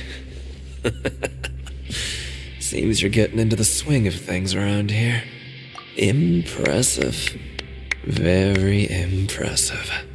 So, now can you tell us about the hidden rules you know? If that's what you want to know, I guess you couldn't have come at a better time. Huh? What do you mean it's a good time? Leonid and those other pesky broke urchins have all gone to work in the production zone. I wouldn't want them listening in without paying up. We get it! Just tell us already! So, you know those pipes that make strange sounds? Don't ever go near them at night. Even if you manage to avoid the guards, you might find something even more terrible there. Something even more terrible? Like what? A group of cannibals. Cannibals? In the Fortress of Meripede? Every month, they meet a few times in the dead of night. Rumor has it they might be connected to the people that have disappeared here. But what's even scarier is that they have a special proclivity. Since they have no way to dispose of the leftover remains, they have ways to transform them into other forms and keep them in the fortress forever. Paimon might already know what you mean by other forms. So that's what's going on here.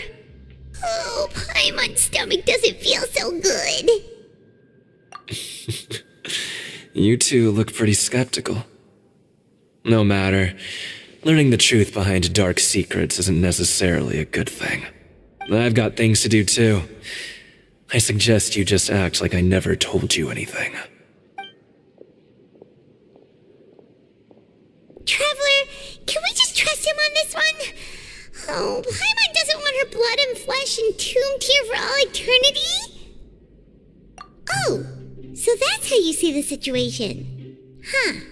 You know, Paimon does feel a little better about it now. When will all the secrets end?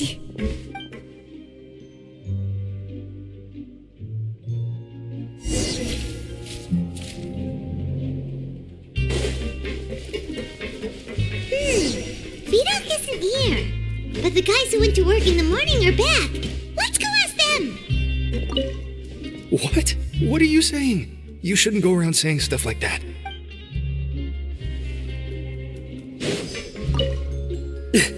Just stay away from me. Windblade! Always at your service.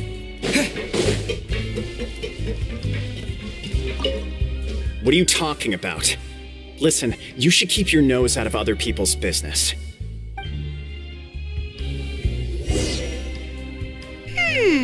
Their attitude sure is suspicious.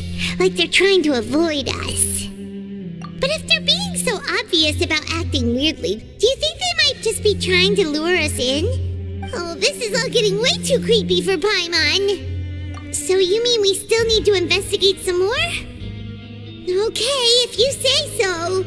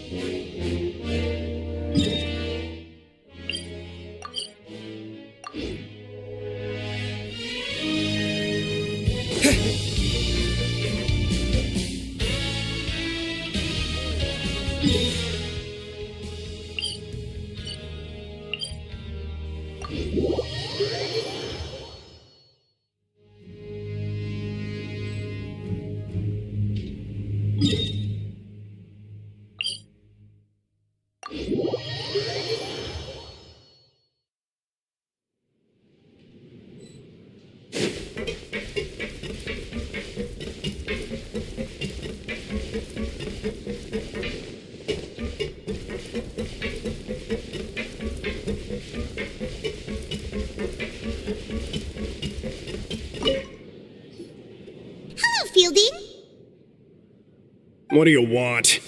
Criminals like you ought to be working right now. Catch my drift. We just want to ask you a simple question. Have you ever discovered anything odd during your nighttime patrols? Why are you asking about something like that? Whatever happens at night isn't your concern. All you need to worry about is getting enough sleep. Well... right! We've heard it happens a few times every month. Paimon has sensitive ears, so it makes it hard to sleep. Really? I see. But it's not like I'm on duty every night. And now that you mention it, I recall my colleagues talking about something like that before. They say that strange things tend to happen at night on pipe cleaning days. Lots of us don't willingly take those shifts. So, what happens at night on pipe cleaning days?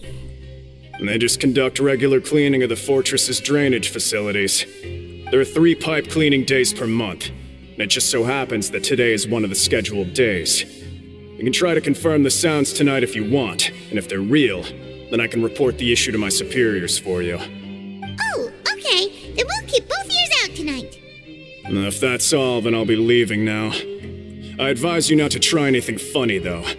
Even if I'm not on duty tonight, someone will still be watching you. Don't worry, we don't want any time added to our sentences. Oh, he left. So what do you think about the pipe cleaning days he mentioned? Right, both are a possibility. But Fielding did say that tonight is a cleaning night. Paimon knew you would say that. Alright, sounds like we'll be up all night tonight then. Paimon just hopes the guards don't catch us.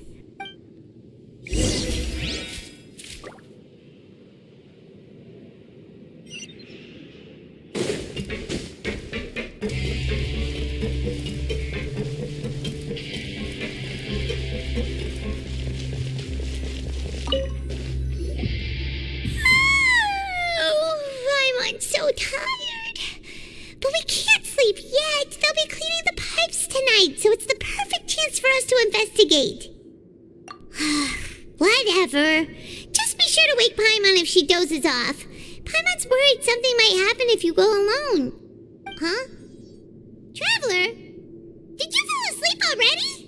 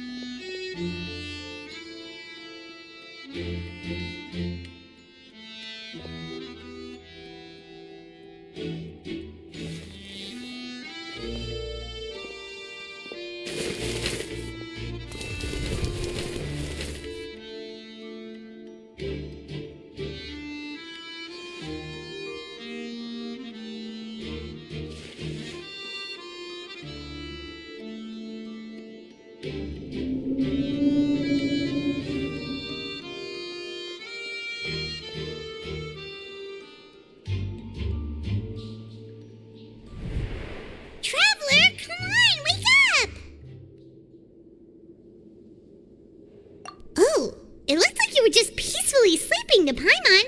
Well, what did you see this time? Really? So we're finally starting to figure out what actually happened. But what about the cannibals? How do you explain them? Okay, well, it's about time for us to get moving. Just be careful to avoid the patrolling guards.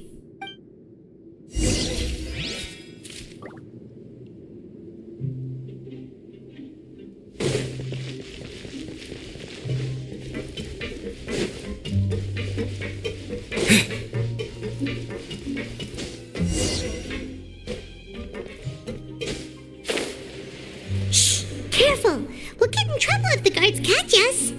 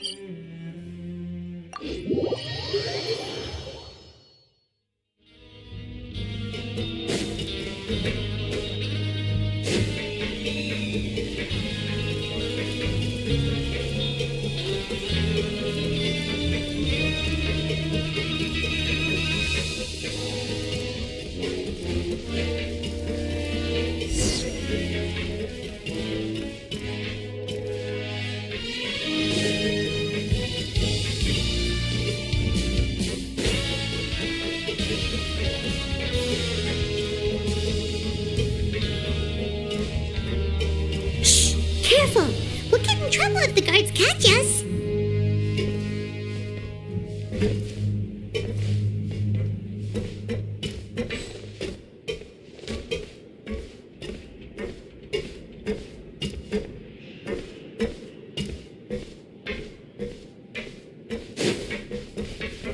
Uh-oh! They spotted us!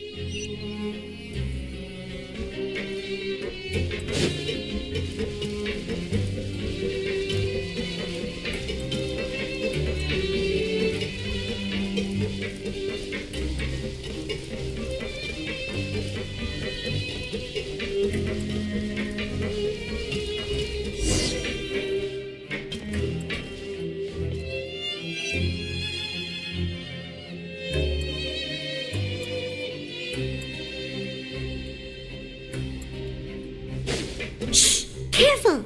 We'll get in trouble if the guards catch us.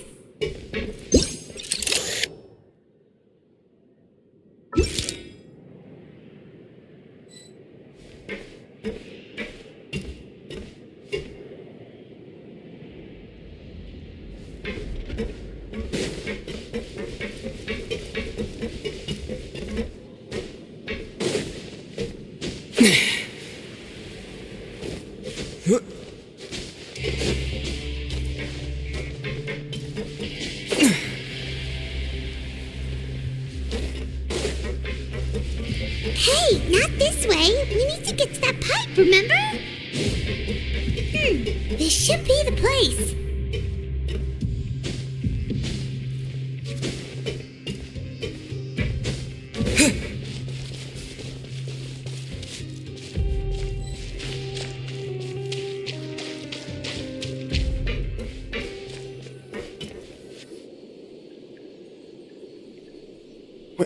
I know you.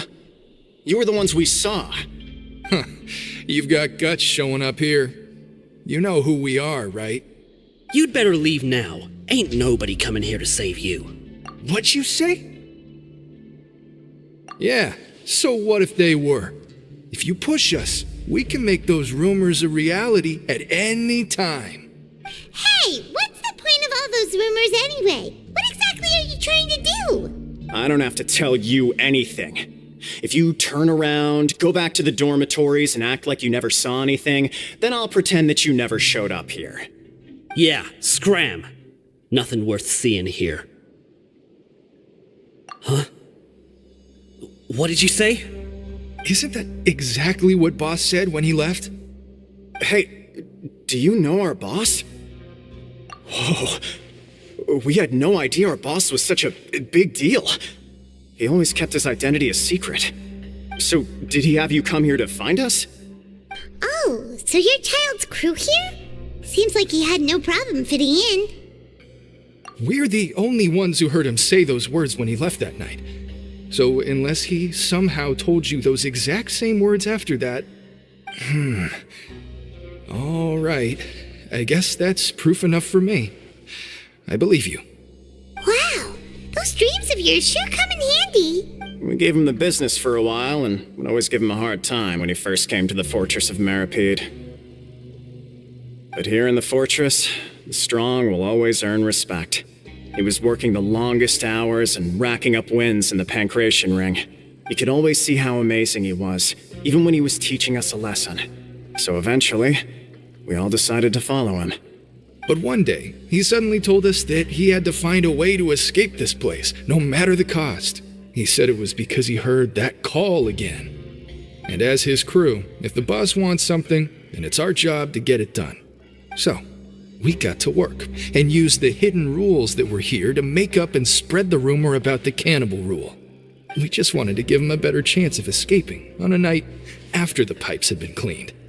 Oh, thanks to your rumor, nobody would want to come anywhere near here, prisoner or guard. Wow, it sure is easy to exploit people's fear of the unknown. But has a child already escaped? Why are you all still coming here after pipe cleaning day? Because as far as we know, the pipe he went into isn't actually an exit. It should be a dead end. It leads to an abandoned factory area, and even if there were a way to escape from there into the sea, we're still way too deep. No one could ever reach the surface alive. But Boss still insisted on going in. It's like he was obsessed about it. So we told him that we'd pretend as if he never existed while he was gone. And that if he wanted to come back, he should wait for nighttime on a pipe cleaning day. That way, we could meet him here and help cover the whole thing up. So you come and wait here through the night a few times a month just because of that promise? Yeah, but it's been so long now. We already know in our hearts that he must have managed to escape somehow. Is it also possible that something unfortunate happened to him? Nothing could ever defeat Boss or slow him down. It's one thing we know for sure. Okay. Paimon was just brainstorming possibilities. All right. Keep quiet and follow us.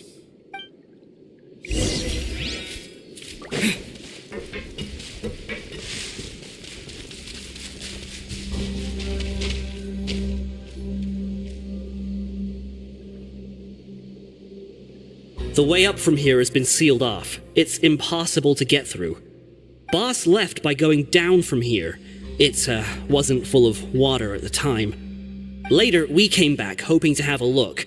That's when we found out it had been completely flooded. It's impossible to navigate unless you're an extremely skilled diver. Do you think Child got trapped by the water? Not likely. We all know that Boss was an incredible swimmer. Really? Then have him come investigate, pronto. Just be sure to tell us if you get any news about Boss. It's getting late. We should leave before the guards come this way. Yeah, we learned a lot about what happened to Child here. Let's get going!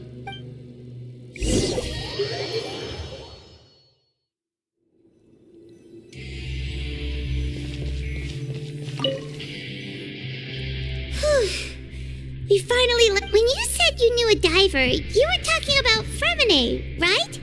If we ask Linny, he'll definitely have Fremine help us.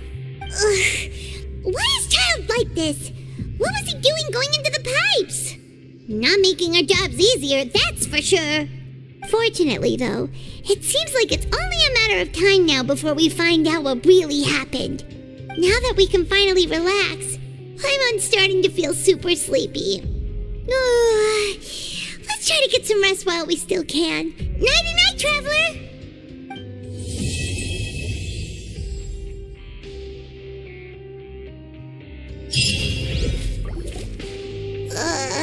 It's morning already? Oh, Paimon still needs more sleep. Huh? Wait, look over there! It's one of Linny's cards! Let Paimon see what's written on it. Maybe you haven't heard, but today is the monthly free day. Everyone has the day off today, which makes it the perfect time to do some investigating. It's been a while since we last talked. Have you been making any progress lately? Let's meet at our usual spot in the factory area before lunchtime. I have new information. Ooh, today's our lucky day. We have the day off. From the sound of it, Lenny's been making progress with his investigation. Wonder what he's discovered. We still have some time before we meet up. Let's talk with the people here for a bit more before...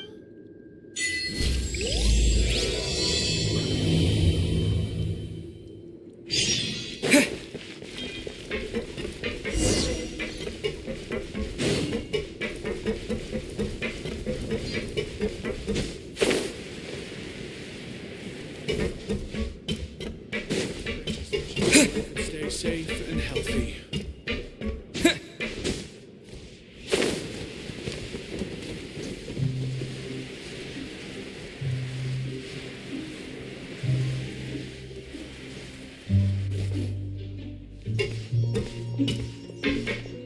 There's a group of people over there.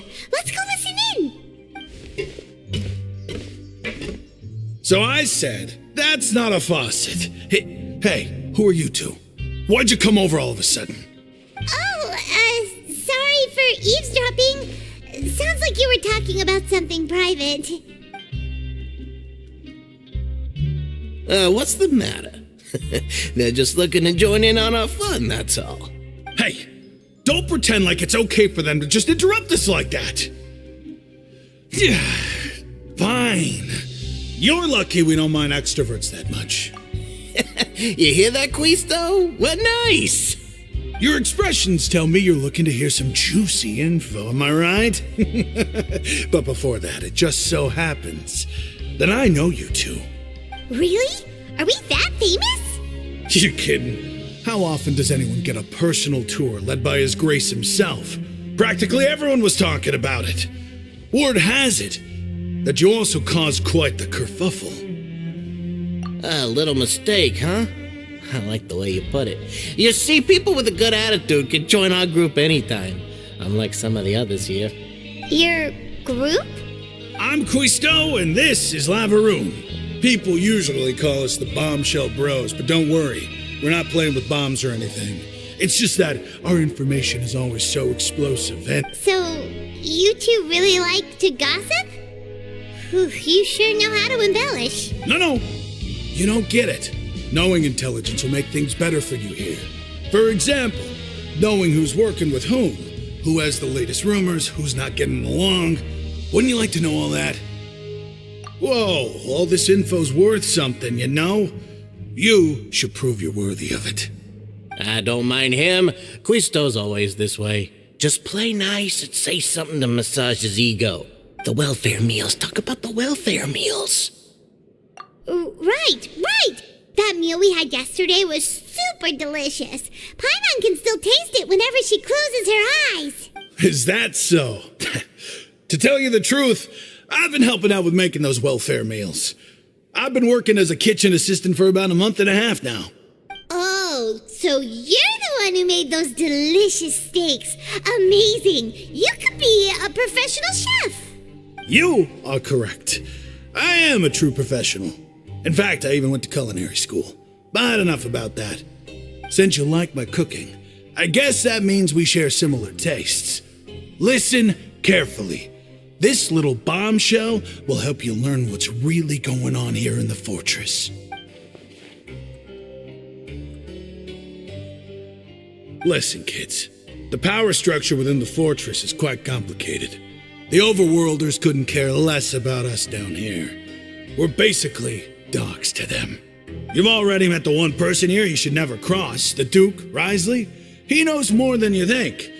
And if he doesn't care about something, then he often doesn't bother dealing with it.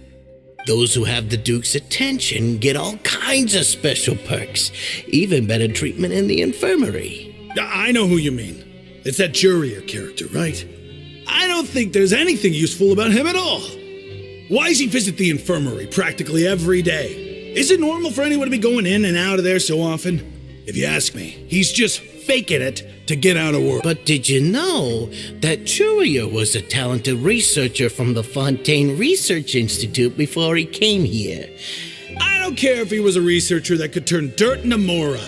Once you're in the fortress of Meripede, you're just another inmate like everybody else. Speaking of which, the last time I saw him, he was passing by in the corridor with Lorvine. I also heard they started arguing in the library and got into a fight, right? Guess that's just how terrible of a guy he is. You mean he hit a woman? Wow, I never imagined he was that bad. But that Lorvine's also quite the odd one, you know? She's always gabbing away, got into a fight with a man, and she also got sent to the infirmary. Come to think of it, I always see her going to the sick bay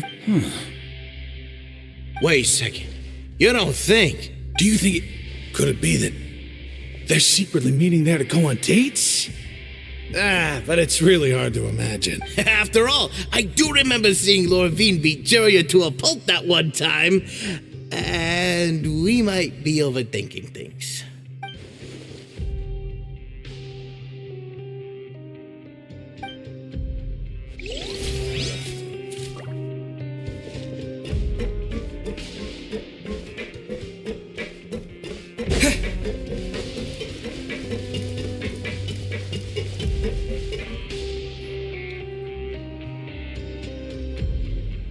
Look, there are some people talking over there. Let's listen in on the conversation.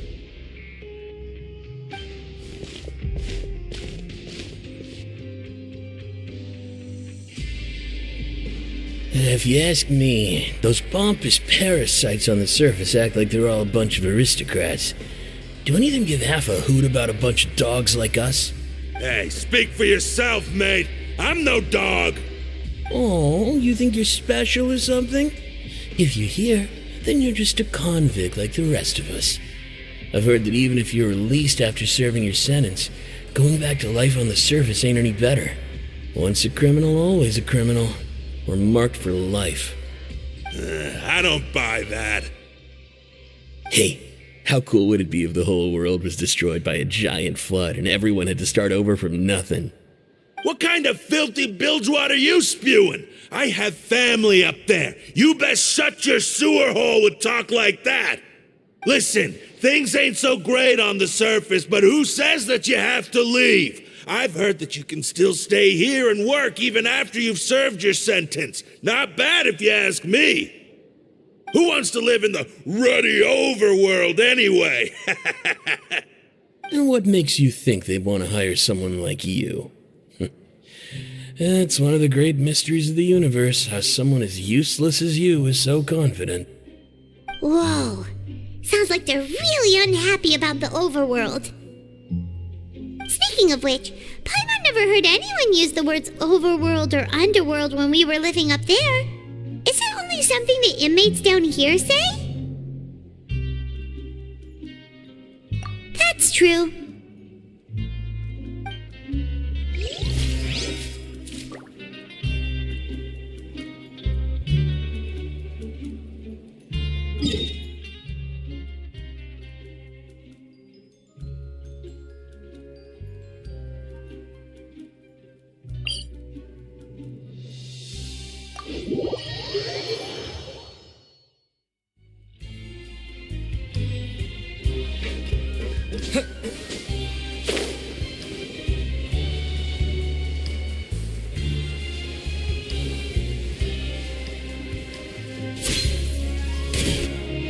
Hey, you over there? Yeah, you. Say, do you like playing card games? You know, like Genius Invocation TCG? You TCG players are like mint in the wild, literally sprouting up everywhere. Hey, come on now. What's wrong with finding fellow Invocation aficionados? Anyway, care to join me for a game? All right. No pressure. But why would you be looking for people to play Genius Invocation in a place like this? Don't people usually come here to fight? Whether you're throwing down cards or throwing punches, it's all a competition, isn't it? It's all the same in my eyes. There are lots of card players here in the fortress. When I saw you, I immediately thought, hey, even outsiders from other nations play cards. So I came over to say hi. Sure. Great! Since you've been here longer than us, you need to flex your seniority a little bit, right? Maybe you could start by telling us newcomers some stories about this place. I thought you would have already heard everything by now. All right, then. Did you have anything specific in mind? Or do you want me to just pick a topic? Why don't you pick? We'll let you know if we've heard it already. All right. Have you heard any strange rumors since you've arrived? Then, did you know that there are some people who are always gossiping over in the corner? Yeah, so you've already met those two. They're quite a pair. They always keep an eye out for the latest happenings and gossip about everything. I've never seen anyone with more time on their hands. I heard that they used to be a chef and a bartender before they were sent down here. You know how bartenders are, always chatting with customers. And chefs love to pass the time just hanging out when they're not cooking. Good to know. Do you have anything else to tell us? Let me think. Sounds like you want to hear something a little more tantalizing. Oh, did you know that the Duke was also a convict in the fortress of Meripede before? Huh? Wait, are you serious? That's right. The Duke was an inmate just like you and me. Seems he was exiled here for committing some crime. Who knows how he ended up rising up to become the warden, though. To go from an ordinary inmate to becoming the manager of the whole place? I'm not gonna lie, I kinda respect that. A forbidden zone? Sounds like something that someone just made up. I've never heard of that. Where did you hear about it? It's just a rumor we've been hearing, but no worries if you've never heard of it. Do you have anything else you can tell us? Anything else? Not that I can think of, but I'll be sure to tell you anything interesting I hear next time. You'll have to play a game of Genius Invocation with me first, though. Okay, we've talked to just about everyone, and it's about time for us to go meet Linny. According to the card he left us, we should go meet him in the production zone.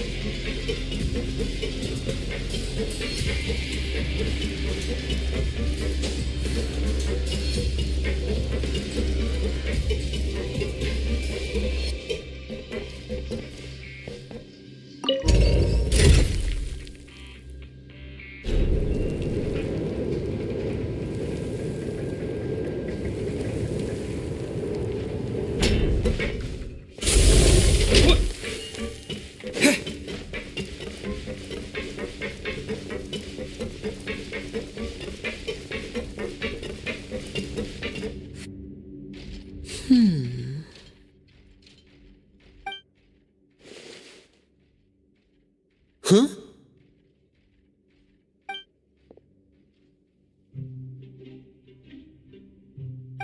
look in your eyes. You found something? Hey, this is no time to be modest. Just tell him we found a boatload of information. Oh, as expected of the legendary duo, you have my full and undivided attention. Huh. I'd have never guessed that myself. The rumors swirling about this place are unreliable after all, and Master Child probably went missing because he found a way out. He is a harbinger after all. I suppose he's much more resourceful than I initially gave him credit for. Unfortunately, this isn't enough for our final report to Father. We need to find out Master Child's exact whereabouts. Father told me that even though Master Child said he was just coming to Fontaine for a vacation, he actually had some personal reasons. His agenda might be linked to his disappearance. His escape route is already flooded, so we'll have to task someone with professional diving skills to chase after him. Well, when you put it that way, it's obvious that only Fremine would be up to the task.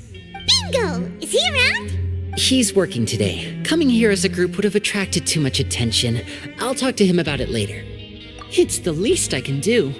We're all in this together, so it's only fair for us to fulfill our end of the bargain. Honestly, I'm far more impressed by you guys managing to collect all this information right under Risley's watchful eyes. Collecting information has always been our strong point. Now, let me think. To find out more information, Fremine will have to retrace Master Child's original route. And if he's to do that, he'll have to set out on the next pipe cleaning day at the earliest. That's 6 days from now. And after that, he'll probably take another 2 or 3 days to return. You can even estimate how long it'll take for him to get back? We've been working together for a long time. We know each other's capabilities like the backs of our hands. Traveler, what say you to meeting here 9 days from now? We'll be able to pick up Fremine while we're at it, too. Oh, and there's just one last thing we'd like your help with. Though we can just sit back and wait for Fremine's report on Master Child's whereabouts, we still need to make more progress on the investigation of the Forbidden Zone. Fremine's no master of disguise. Lynette's still working on getting intel from the other areas, and I'll need to spend some time helping Fremine prepare for his diving mission. So, you are the only ones we can count on. What do you want us to do? Will it be hard? Well, I won't call it easy per se, but I think you'll be able to pull it off. Listen carefully.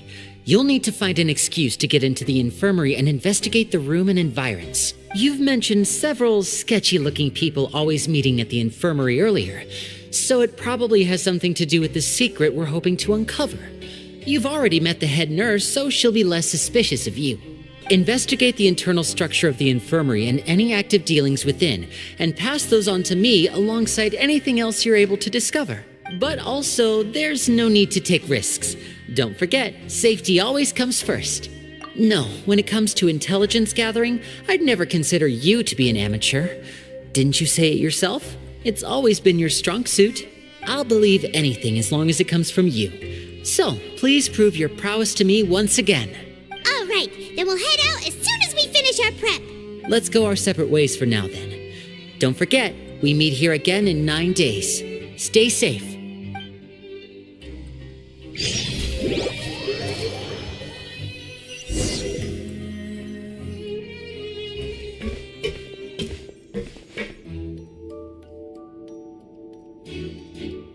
Hey, stay here for now. Paimon will take a peek.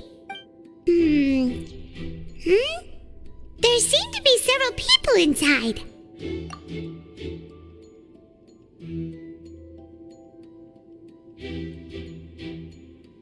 Right. I feel like it's not impossible.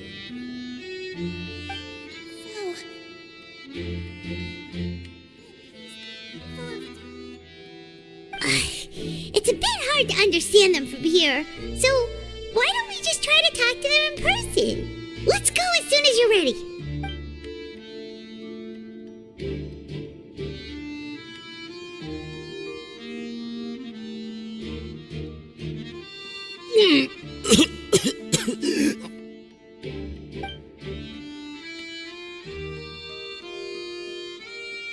Someone, please help!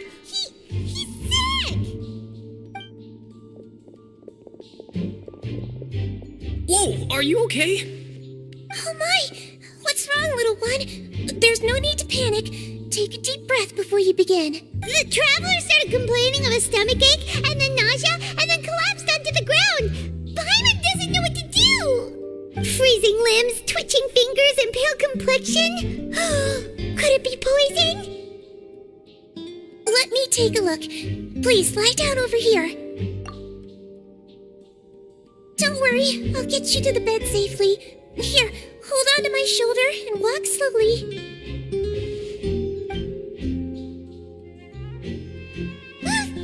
You can do it, traveler. Don't apologize. You're sick after all. Now, please relax. I'm just going to do a preliminary checkup on you.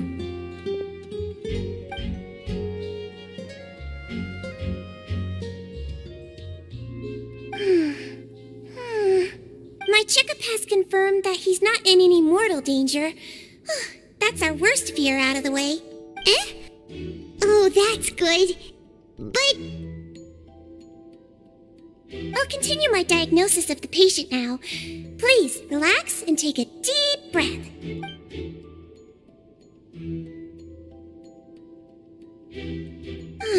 Don't sense serious damage to your organs either.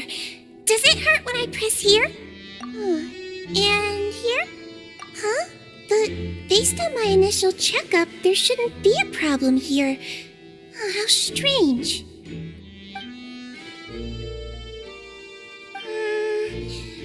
What about here?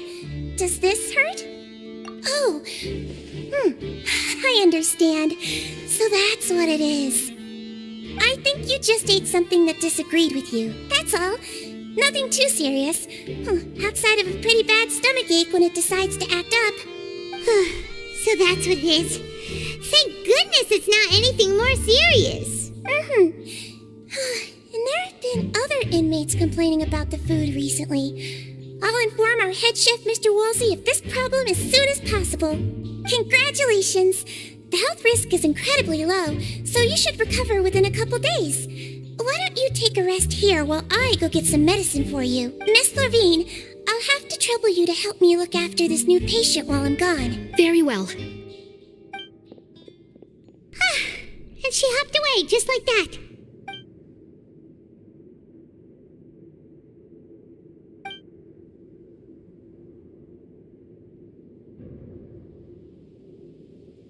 Hello. So how are you feeling now?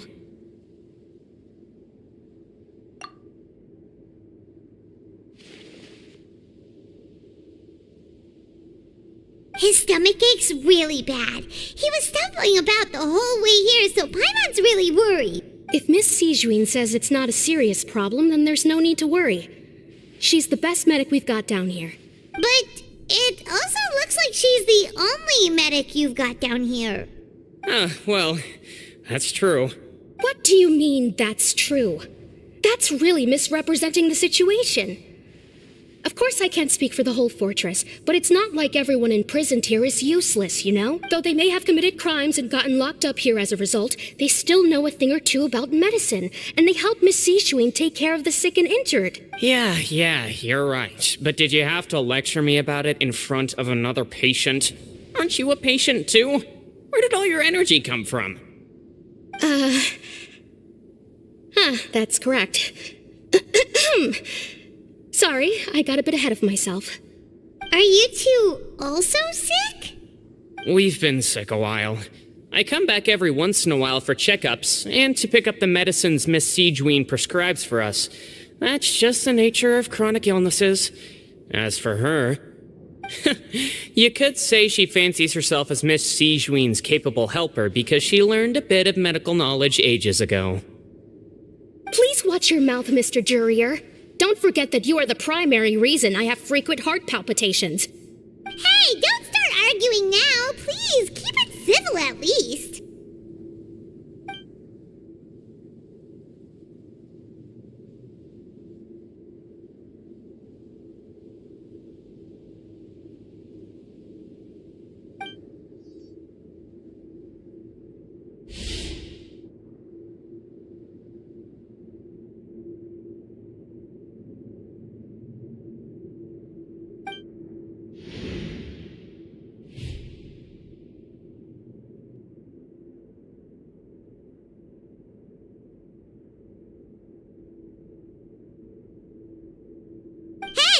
Hey! There's no need to fight!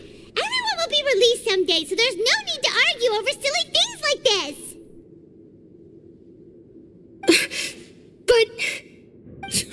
Release. It's way too early for us to even think about that.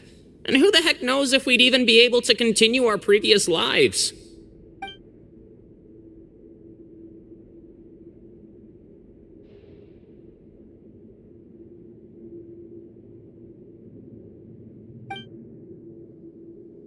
Please allow me to end this boring and useless conversation. Oh, and Mr. Jurier, I don't want to see your face here again anytime soon. And same to you, Miss Lorvine. Anyway, that was more than enough rest for me, so I'm going to get out of this excessively noisy place. See you later, everyone. He just slowly walked off like that? That's just what he's like. I'm sorry you had to see all of that. I'm Lorvine, and that's... Well, his name is Jurier, but I hope you'll never have cause to remember his name. You really can't stand him, huh? I mean, can you blame me? Who would like someone who is as arrogant and obsessed with weird research topics as he is? I'll accompany you two for a while. Miss Seashween should be back soon, and I'm sure you'll feel better as soon as you've had some of her medicine. No, it's nothing. I'm back! Did you rest like you promised? Thank you for getting our medicine, Miss Seashween. Did you all cooperate with your bed rest? I trust that nobody got up to walk around. Good. Here, this should be 2 days' worth of medicine for you. Take 1 pill now, and then continue your bed rest.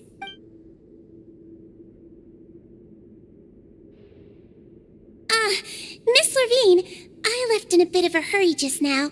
Do you still remember if we discussed the color of the pill that you should be taking today? I remember. You said it should be yellow.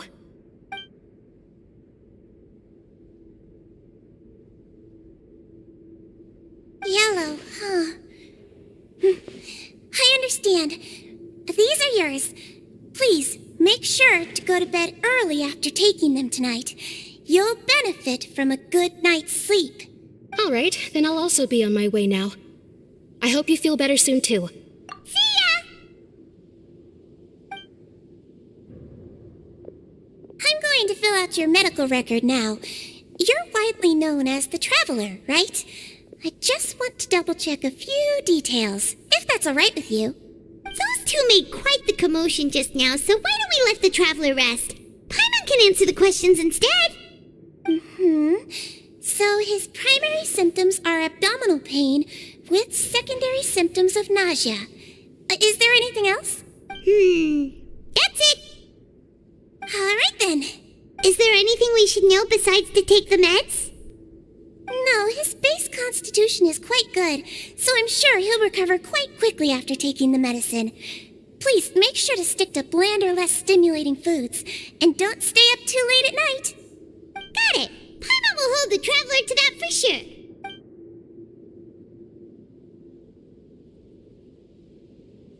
Oh, you're going to take a nap already? Okay then, you get some rest.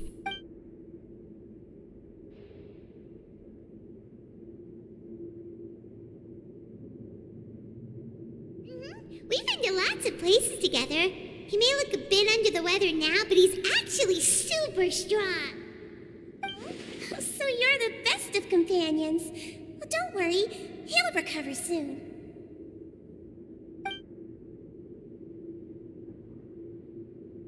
Ah, you're awake. How do you feel? You slept for a really long time, but we never left. Well, now you can go back without a worry in the world. Remember to take the meds regularly, and don't forget bland foods. Thank you, Miss Seashween.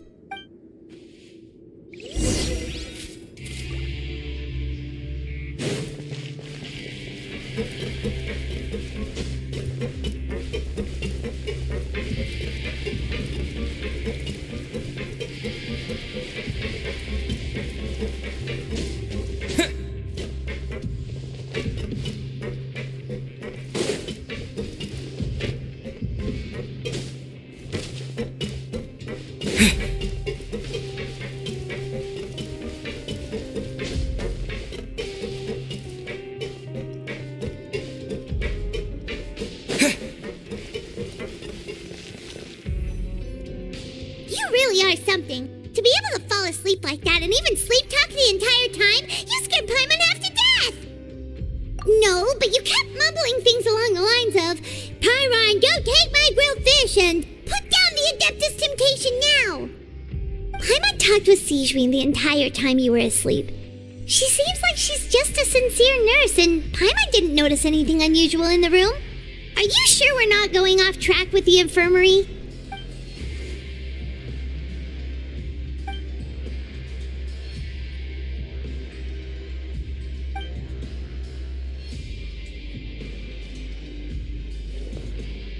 Whoa, you really are super thorough. All those tiny little suspicious things that Paimon didn't even pick up on. We've got to give the info to Linny.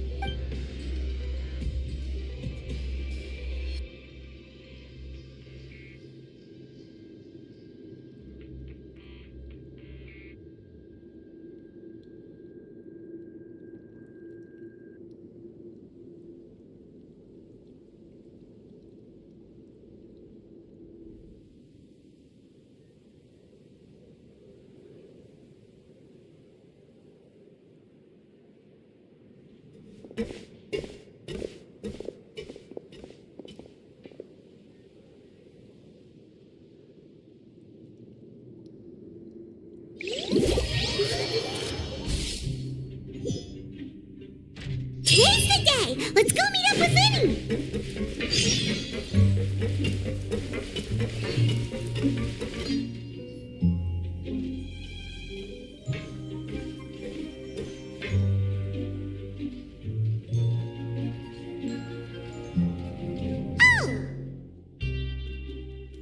Hmm?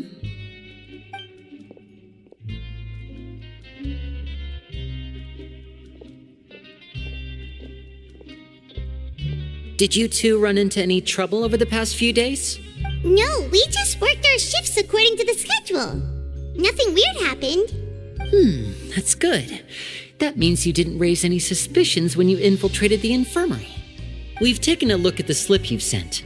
Fremine successfully left the grounds via the pipes 2 days ago, and as of last night, Lynette has also infiltrated the infirmary after faking an illness. Wait, why is she getting involved as well? You already went above and beyond when you scoped out the infirmary. To put it more bluntly, even if we were to view that as something you did in exchange for Fremine's help, you've already done more than enough. Infiltrating a guarded stronghold is a different kind of job from a one-off investigation. We want to avoid using the same faces over and over and reduce the amount of suspicion that will fall on any given person. Lynette also felt like you have already taken the first step for us, so she should be the one to finish the job. So that's what Lynette thinks.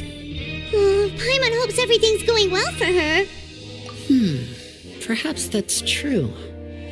You are both very good people, and we've come to appreciate that more than anyone else.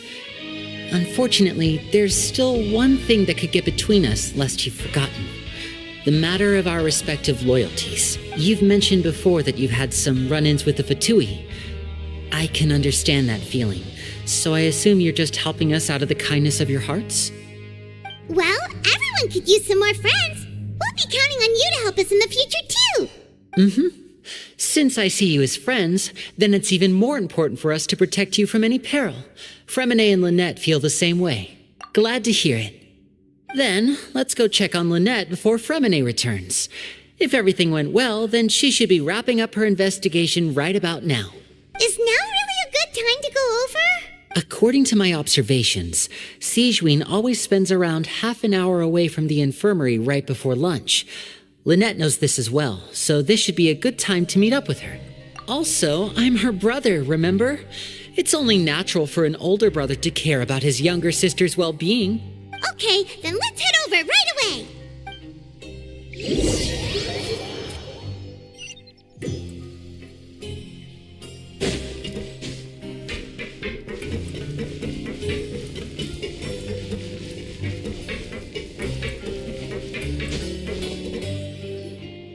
Lynette should be here right now.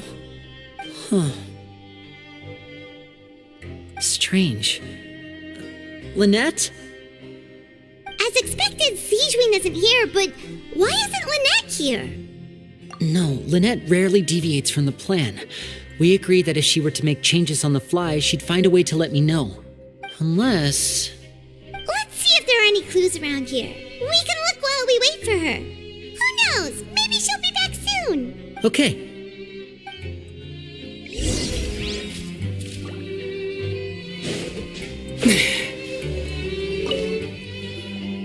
There are some books here and a few files.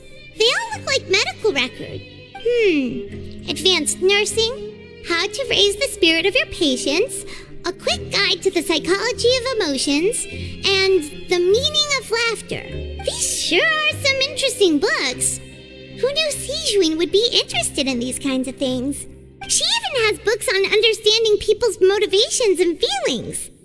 Is it because she's a Melusine? Or does she have a need to understand her patient's emotional state? Seems quite normal to me. These are skills that would come in handy for a nurse from time to time.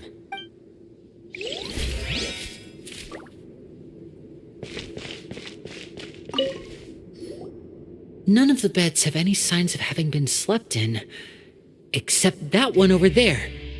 That's the one Lynette must have used, right? You said she was pretending to be sick. She would have said her migraine was having a particularly bad flare-up. Generally speaking, the head nurse would then ask her to lie down and rest while she left to retrieve the medication. Which means either the head nurse didn't return the entire time from when Lynette laid down up until she left the bed, or the nurse intentionally left it this way.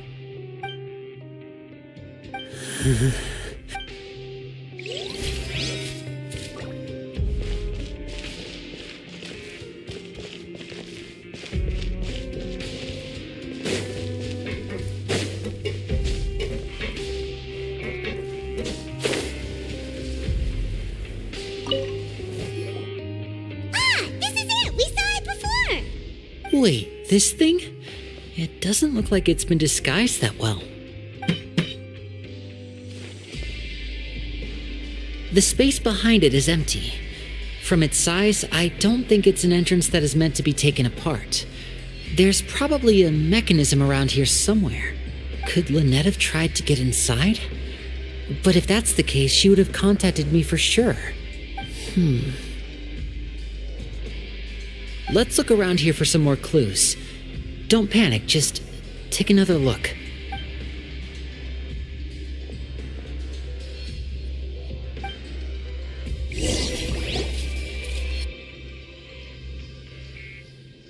Hey, you guys, there's a slip of paper over here. A slip of paper? It's right over here, and there's a bunch written on it too. It reads, "Out of respect for your usual practices, I'll use a piece of paper or card as the medium to pass on my message. You may consider this as me giving you my best regards." This is... Is that all? The back. This is... Show me!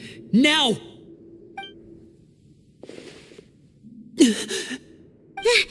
That look on your face. Paimon's reading it now. Would you care to guess where Miss Lynette of the Fatui could be right now? No. Could she have... Is she already... Wriothesley. Did he deliberately leave the infirmary unguarded to use it as bait? Wait, you mean he was aware of our goals from the very beginning? But why? We didn't run into any trouble last time, and he also never reached out to us since. Yes, that is a crucial question. Wriothesley, he doesn't do anything without a clear goal or reason. So this means he had no concerns about your activities from the very beginning. You're not from the same camp as us. You were sent down here by Nervulet, so you have no conflict of interest with Wriothesley. We're a completely different story, though. I'd like to know that, too. Why did he only go after her? Don't panic. Just think everything over. I have to stay calm. This is not like what happened last time. The situation's different now. Wait, you're right. Wait, but that means the fact that Fremine was able to leave the grounds. Could Wriothesley have let him go as well? But what does he gain by letting Fremine leave like that?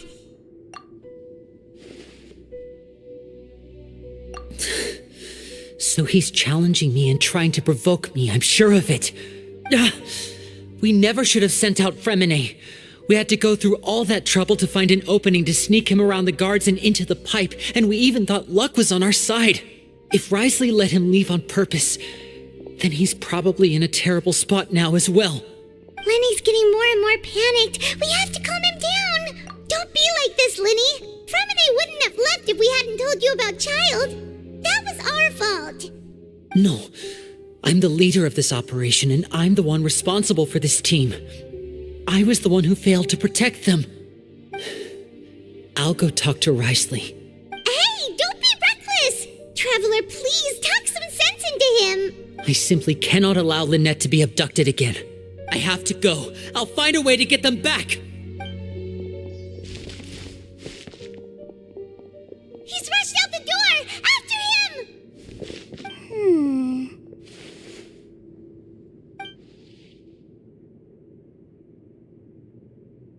Right. I feel like we still have some room to make changes on these details. It's not impossible, but it'll require extensive testing. Is that so? Very well. Then please be mindful of the time.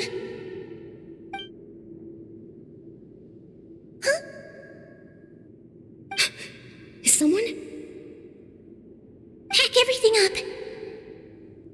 Whoever's outside is eavesdropping. They'll probably come in once we stop talking. Someone! Please help! He's sick! Whoa, are you okay? These two. As expected, they've already... What a delightful turn of events. I like smart people, but I also like playing dumb. I like the feeling of being trusted. Oh my! What's wrong, little one? There's no need to panic. Being able to read human expressions is quite the useful skill. Wait! It's no use. We have to catch up to him.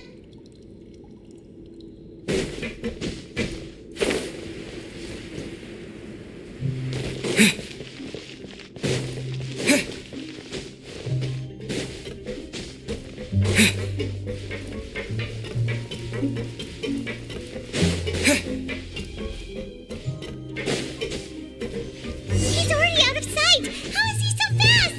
Let's go head him off at Risley's office!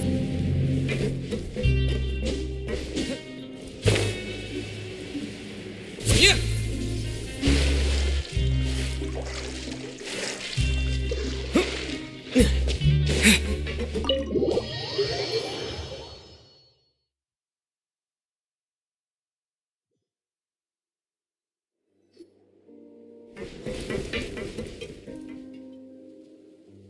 Come out and face me, Risley! Aren't we at an administrative office space? Why don't you at least try to follow even a couple rules from the fortress's indoor management regulations? What did you do to my sister? I ran into the young miss at the infirmary. I'd heard that she was suffering from quite the migraine, so I decided to invite her over for a cup of tea. I do have some teas in my collection that can work wonders against such an illness. Stop joking around! Where did you take my siblings? I have also heard that your performances are quite the spectacle. Miss Lynette would sometimes enter a box filled with water, only to emerge the next second from another place altogether. Maybe she'll appear behind you right now if you were to turn your head. Is he trying to trick me into turning my head? No, he's probably not looking to attack me right now. All of the hostages are in his hands, and he's even in the mood for small talk. That means Lynette is probably still alive. You knew we were investigating the infirmary from the start, so you deliberately aroused the traveler's suspicions and baited us into continuing our investigation just so that you'd be able to kidnap Lynette. As for Fremine, no, you probably didn't even interfere with Child's escape. You let him go so you could purge the Fatui members that we had planted into your ranks. There was no need to do so. The fortress of Meripede is a pretty pleasant place. Most people enjoy their lives here. The only ones who act differently are those with personal agendas. It was quite easy to identify your colleagues. You removed our original members and spread the news of Child's escape so Father would assign our team to come down and investigate. Fremine has also fallen into your hands, right? If you're oh so omnipotent and so in control, why would you need hostages? One correction. Lynette is in my hands right now, but Fremine is not. He's not. What do you really want? Lenny! Oh, wonderful.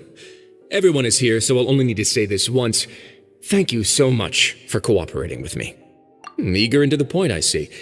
Alas, only Miss Lynette is currently having a cup of the fortress's finest tea. Although, as per your original plan, Mr. Fremine should also have returned to the fortress by now. But he has neither shown up within my gates, nor has he been taken into any kind of custody. So where do you think he may be right now? Wait, you can't mean you locked him outside in the sea? I closed the fortress's gate to the outside world. That's all. Fremine's a star diver, so he should be fine, right? No, we're still here, so he definitely tried to find a way to come back for us. So we can't assume he might have made a break for the surface. But why would I do this, you may be asking? To have an audience with you, of course. My intel tells me that Mr. Linney is a great magician, so it's only natural for me to want to have some cards of my own when it comes to negotiating. Besides, I do recall you mentioning to Miss Lynette that you've always wanted to have a face-to-face meeting with the Lord of the Fortress of Meripede, regardless of whether it was in a personal or a professional capacity. Well, you got your wish. So, you've been keeping tabs on us before we even set foot in the fortress. Some of my folks just happened to hear a thing or two, that's all.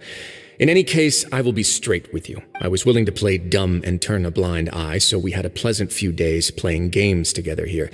But once you started focusing on the Forbidden Zone, all of that changed. Mr. Linney, the cards are stacked against you right now. Miss Lynette is in my hands, and Mr. Fremine is still slowly being pickled out there in the brine. You know just as well as I that he cannot last out there forever. You need do but one thing to guarantee their safety. I would like you to contact your superior, and ideally invite her over for a cup of tea with me. You want to see Father? But why should she bother giving you an audience? Well, if she cares for the well-being of her dearest children, she should have plenty of motivation to join me for a parents' evening. I've heard that the bonds between the members of the House of the Hearth are like the bonds of family. I don't see why she would refuse. Why did you think Father sent us to handle the Fortress of Meripede? This place is basically a no-man's land. It wouldn't be fitting for anyone as important as a harbinger like Father to come here in person. Oh, I see. So it's because she doesn't care for my place here. That's such a shame. After all, I've amassed quite the tea collection. I was looking forward to sharing it with her. Both Monsieur Neuvillette and Lady Farina have already received many samples as gifts. Was this the extent of your master plan to get to Father? No matter how much pressure you may put on me, I won't allow you to use us to blackmail her. You people really are difficult to get along with. All I'm asking for is a face-to-face conversation. Does she truly have no interest in the fortress's secret? Mr. Linney, you have one last chance to invite your father here. If you refuse... Lenny! Instead of asking why I'm doing this, why don't you try to see things from my perspective for a second? From the very beginning, the Fatui has been actively infiltrating my fortress.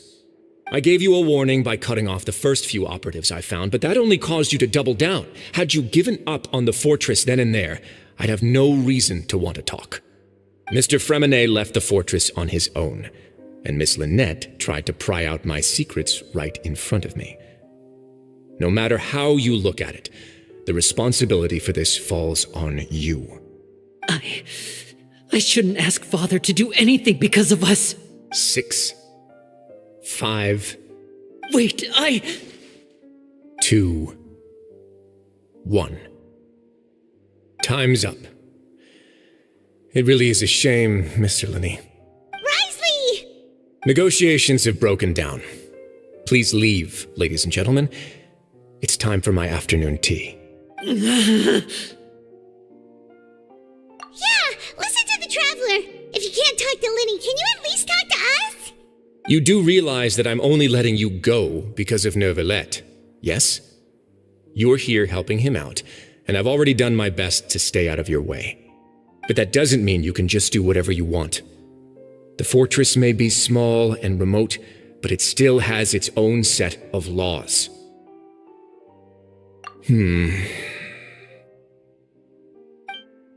Then how about this?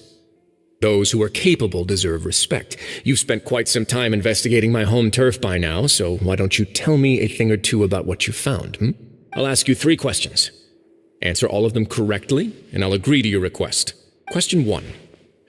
Regarding the hidden rules of the production zone, what is the truth behind the one about not being allowed to work for 3 days in a row?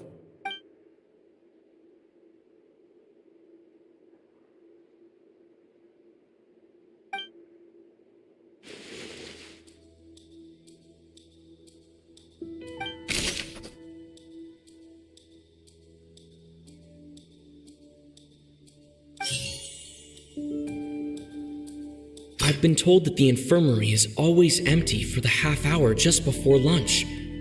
But what could Sijuin be doing during that time?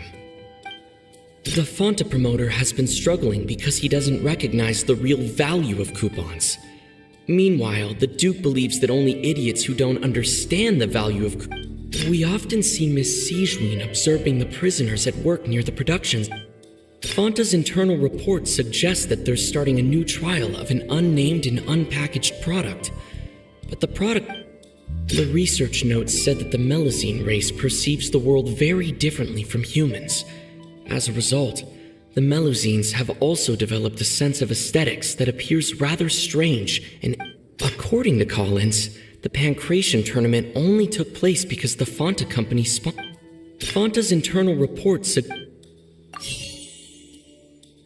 The research notes said that the Melusine race. We often see Miss Sijuin. The Fonta promoter has been. According to Collins.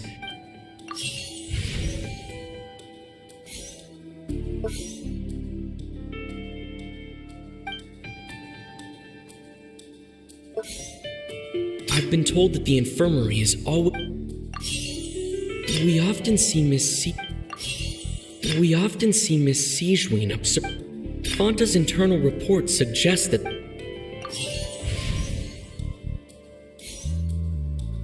According to Collins, Fonta's internal reports We often see Miss Sijuin observing.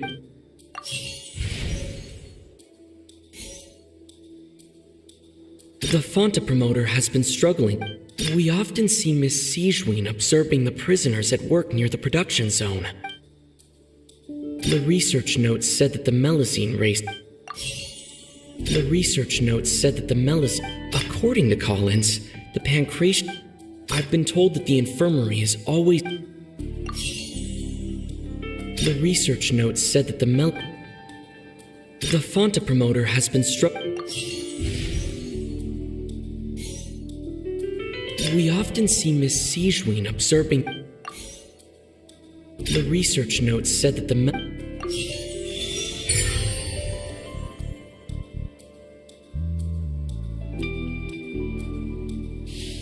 So that's what's going on. Paimon understands it now. Who would have guessed?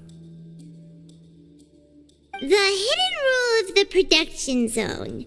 People are not supposed to work 3 days in a row, and if they do, they'll get strange meat in their welfare meal. At first we thought this strange meat must have something to do with the people who disappeared, but in reality, they were all prepared by Sijuin, the head nurse.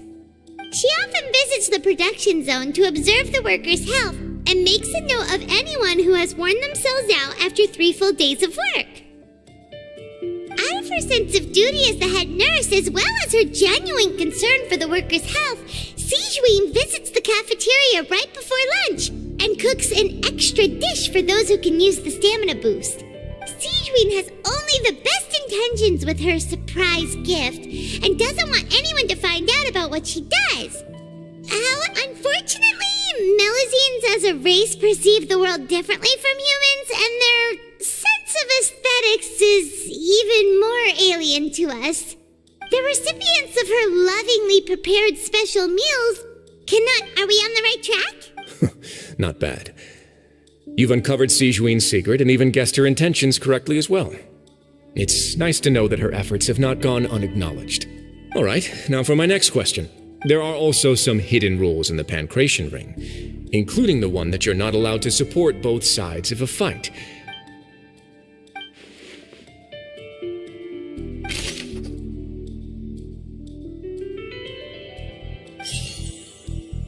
I've been told that the infirmary is always empty. Fonta's internal reports suggest... We often see Miss Sijuin. The Fonta promoter has been struggling. The research notes said that the Melazine... According to Collins, According to Collins, We often see Miss C... The research notes said that the Fonta's internal reports suggest... I've been told that the infirmary is always empty. Fonta's internal reports suggest that... We often see Miss C... Fonta's internal reports suggest... The Fonta promoter has been...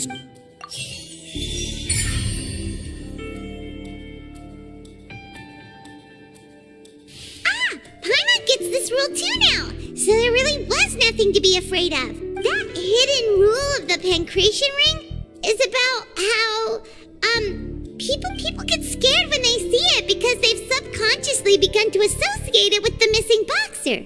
But really, it's just a bottle of the latest yet-to-be-named and packaged new Fonta trial product. A blood-red drink. It's no wonder even Fonta's own staff were questioning the company's decision-making.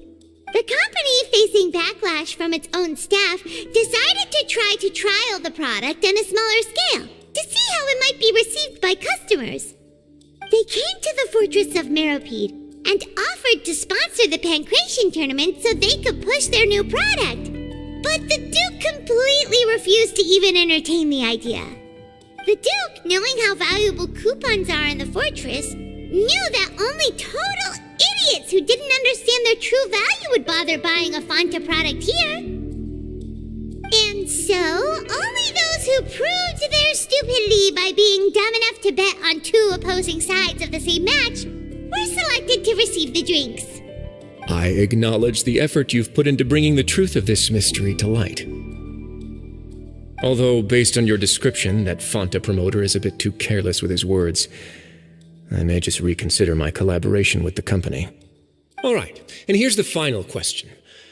What's the secret behind our head nurse and all of her patients in the infirmary? Stop your cruel and pointless games, Risley! You know that we haven't finished our investigation, so there's no way we can answer the last question. The thought of sparing Lynette and Fremine never even crossed your mind! You'll pay for this! Ah! Lenny, are you alright? Oh, close one. I owe you, Sijuin. That was a fantastic shot. It was nothing, Your Grace. Sijuin? Though this gun may look like a toy, it's actually... Sijuin... Not at all. I am merely a resident of the fortress, and thus protecting it is my duty. When Monsieur Nervulette asked me to come here, he told me that my job would be to take care of the well-being of everyone here. I am merely discharging my duties. But if you mean what you just said, then isn't Linny someone you should be looking after as well? Isn't he a resident here just like the rest of us? But I really am just doing what Monsieur Nervulette told me to do. Everything I did, I've done to protect them. Had I not, they would be in far more dire straits right now. His Grace knows it too, right? Your Grace? Mind proving my innocence to them? My dear Sijuin, whatever shall I do with you? Would it have killed you to just wait another minute or two? Well, it's nearly time after all. The way you do things can be truly frustrating sometimes, Your Grace. I figured I should try to talk some sense into you. What are you talking about? What time? Take me if you want, but let them go. How touching. Can you just give me one more minute? Don't be like that, Your Grace. All right, everyone, calm down. 2 more visitors will be arriving any time now. I'll go get a cup of tea. Miss Sigewinne, I leave Miss Lynette in your care. What are you doing? I believe I hear footsteps.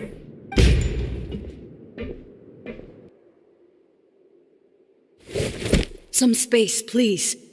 Ah, Miss Clarande. My door.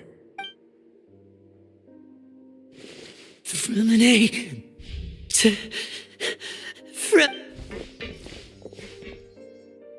What's going on? What is Clarande doing here? Work. I'm sorry about shooting you, Mr. Linney. The tranquilizing effect will begin to wear off soon. Please take it easy in the meantime, though. What happened to Freminet? Wasn't he diving just outside of the fortress? Why is he looking like...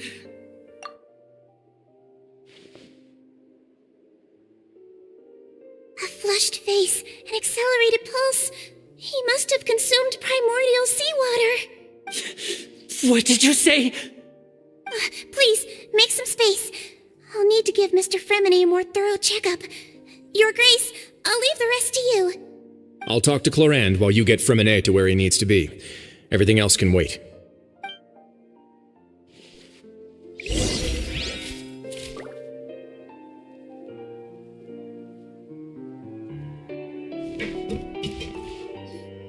What's that look on your face? I thought I made good time on the way back.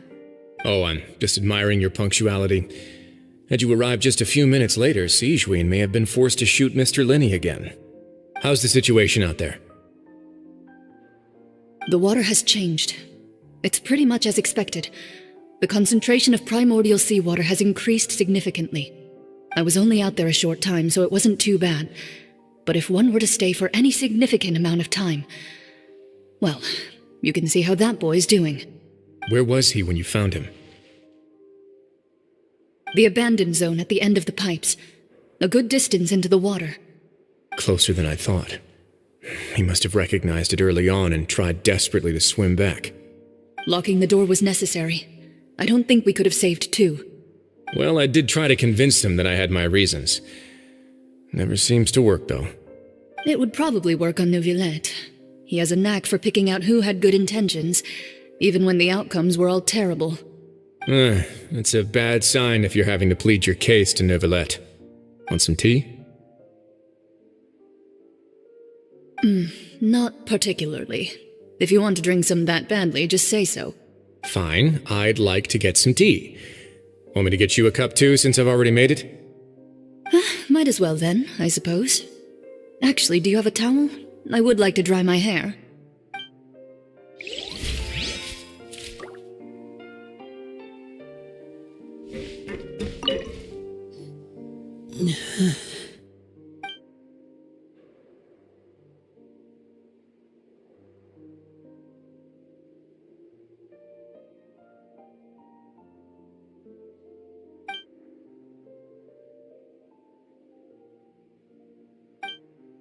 How is he?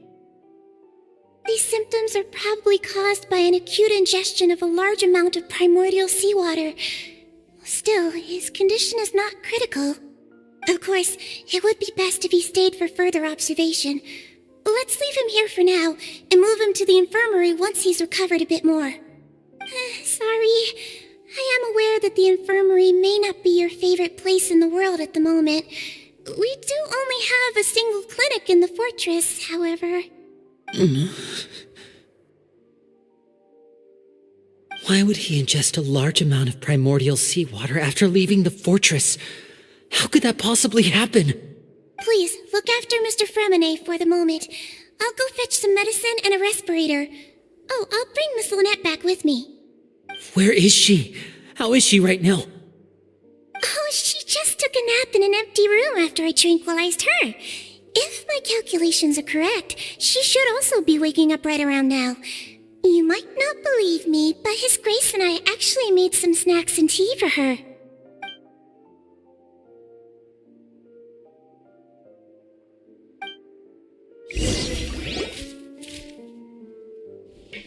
Linny, are you okay? I'll be fine. They're all here now. Don't worry about me. Are you sure? You don't look all right. My hands and feet are still a bit weak, but that's probably just the residual effects of the tranquilizer shot. I'm back, everyone. Lenny! Oh, Traveler, Paimon, you're here too. Fremine? Is he... He'll be fine. But for now, please help me lift him up.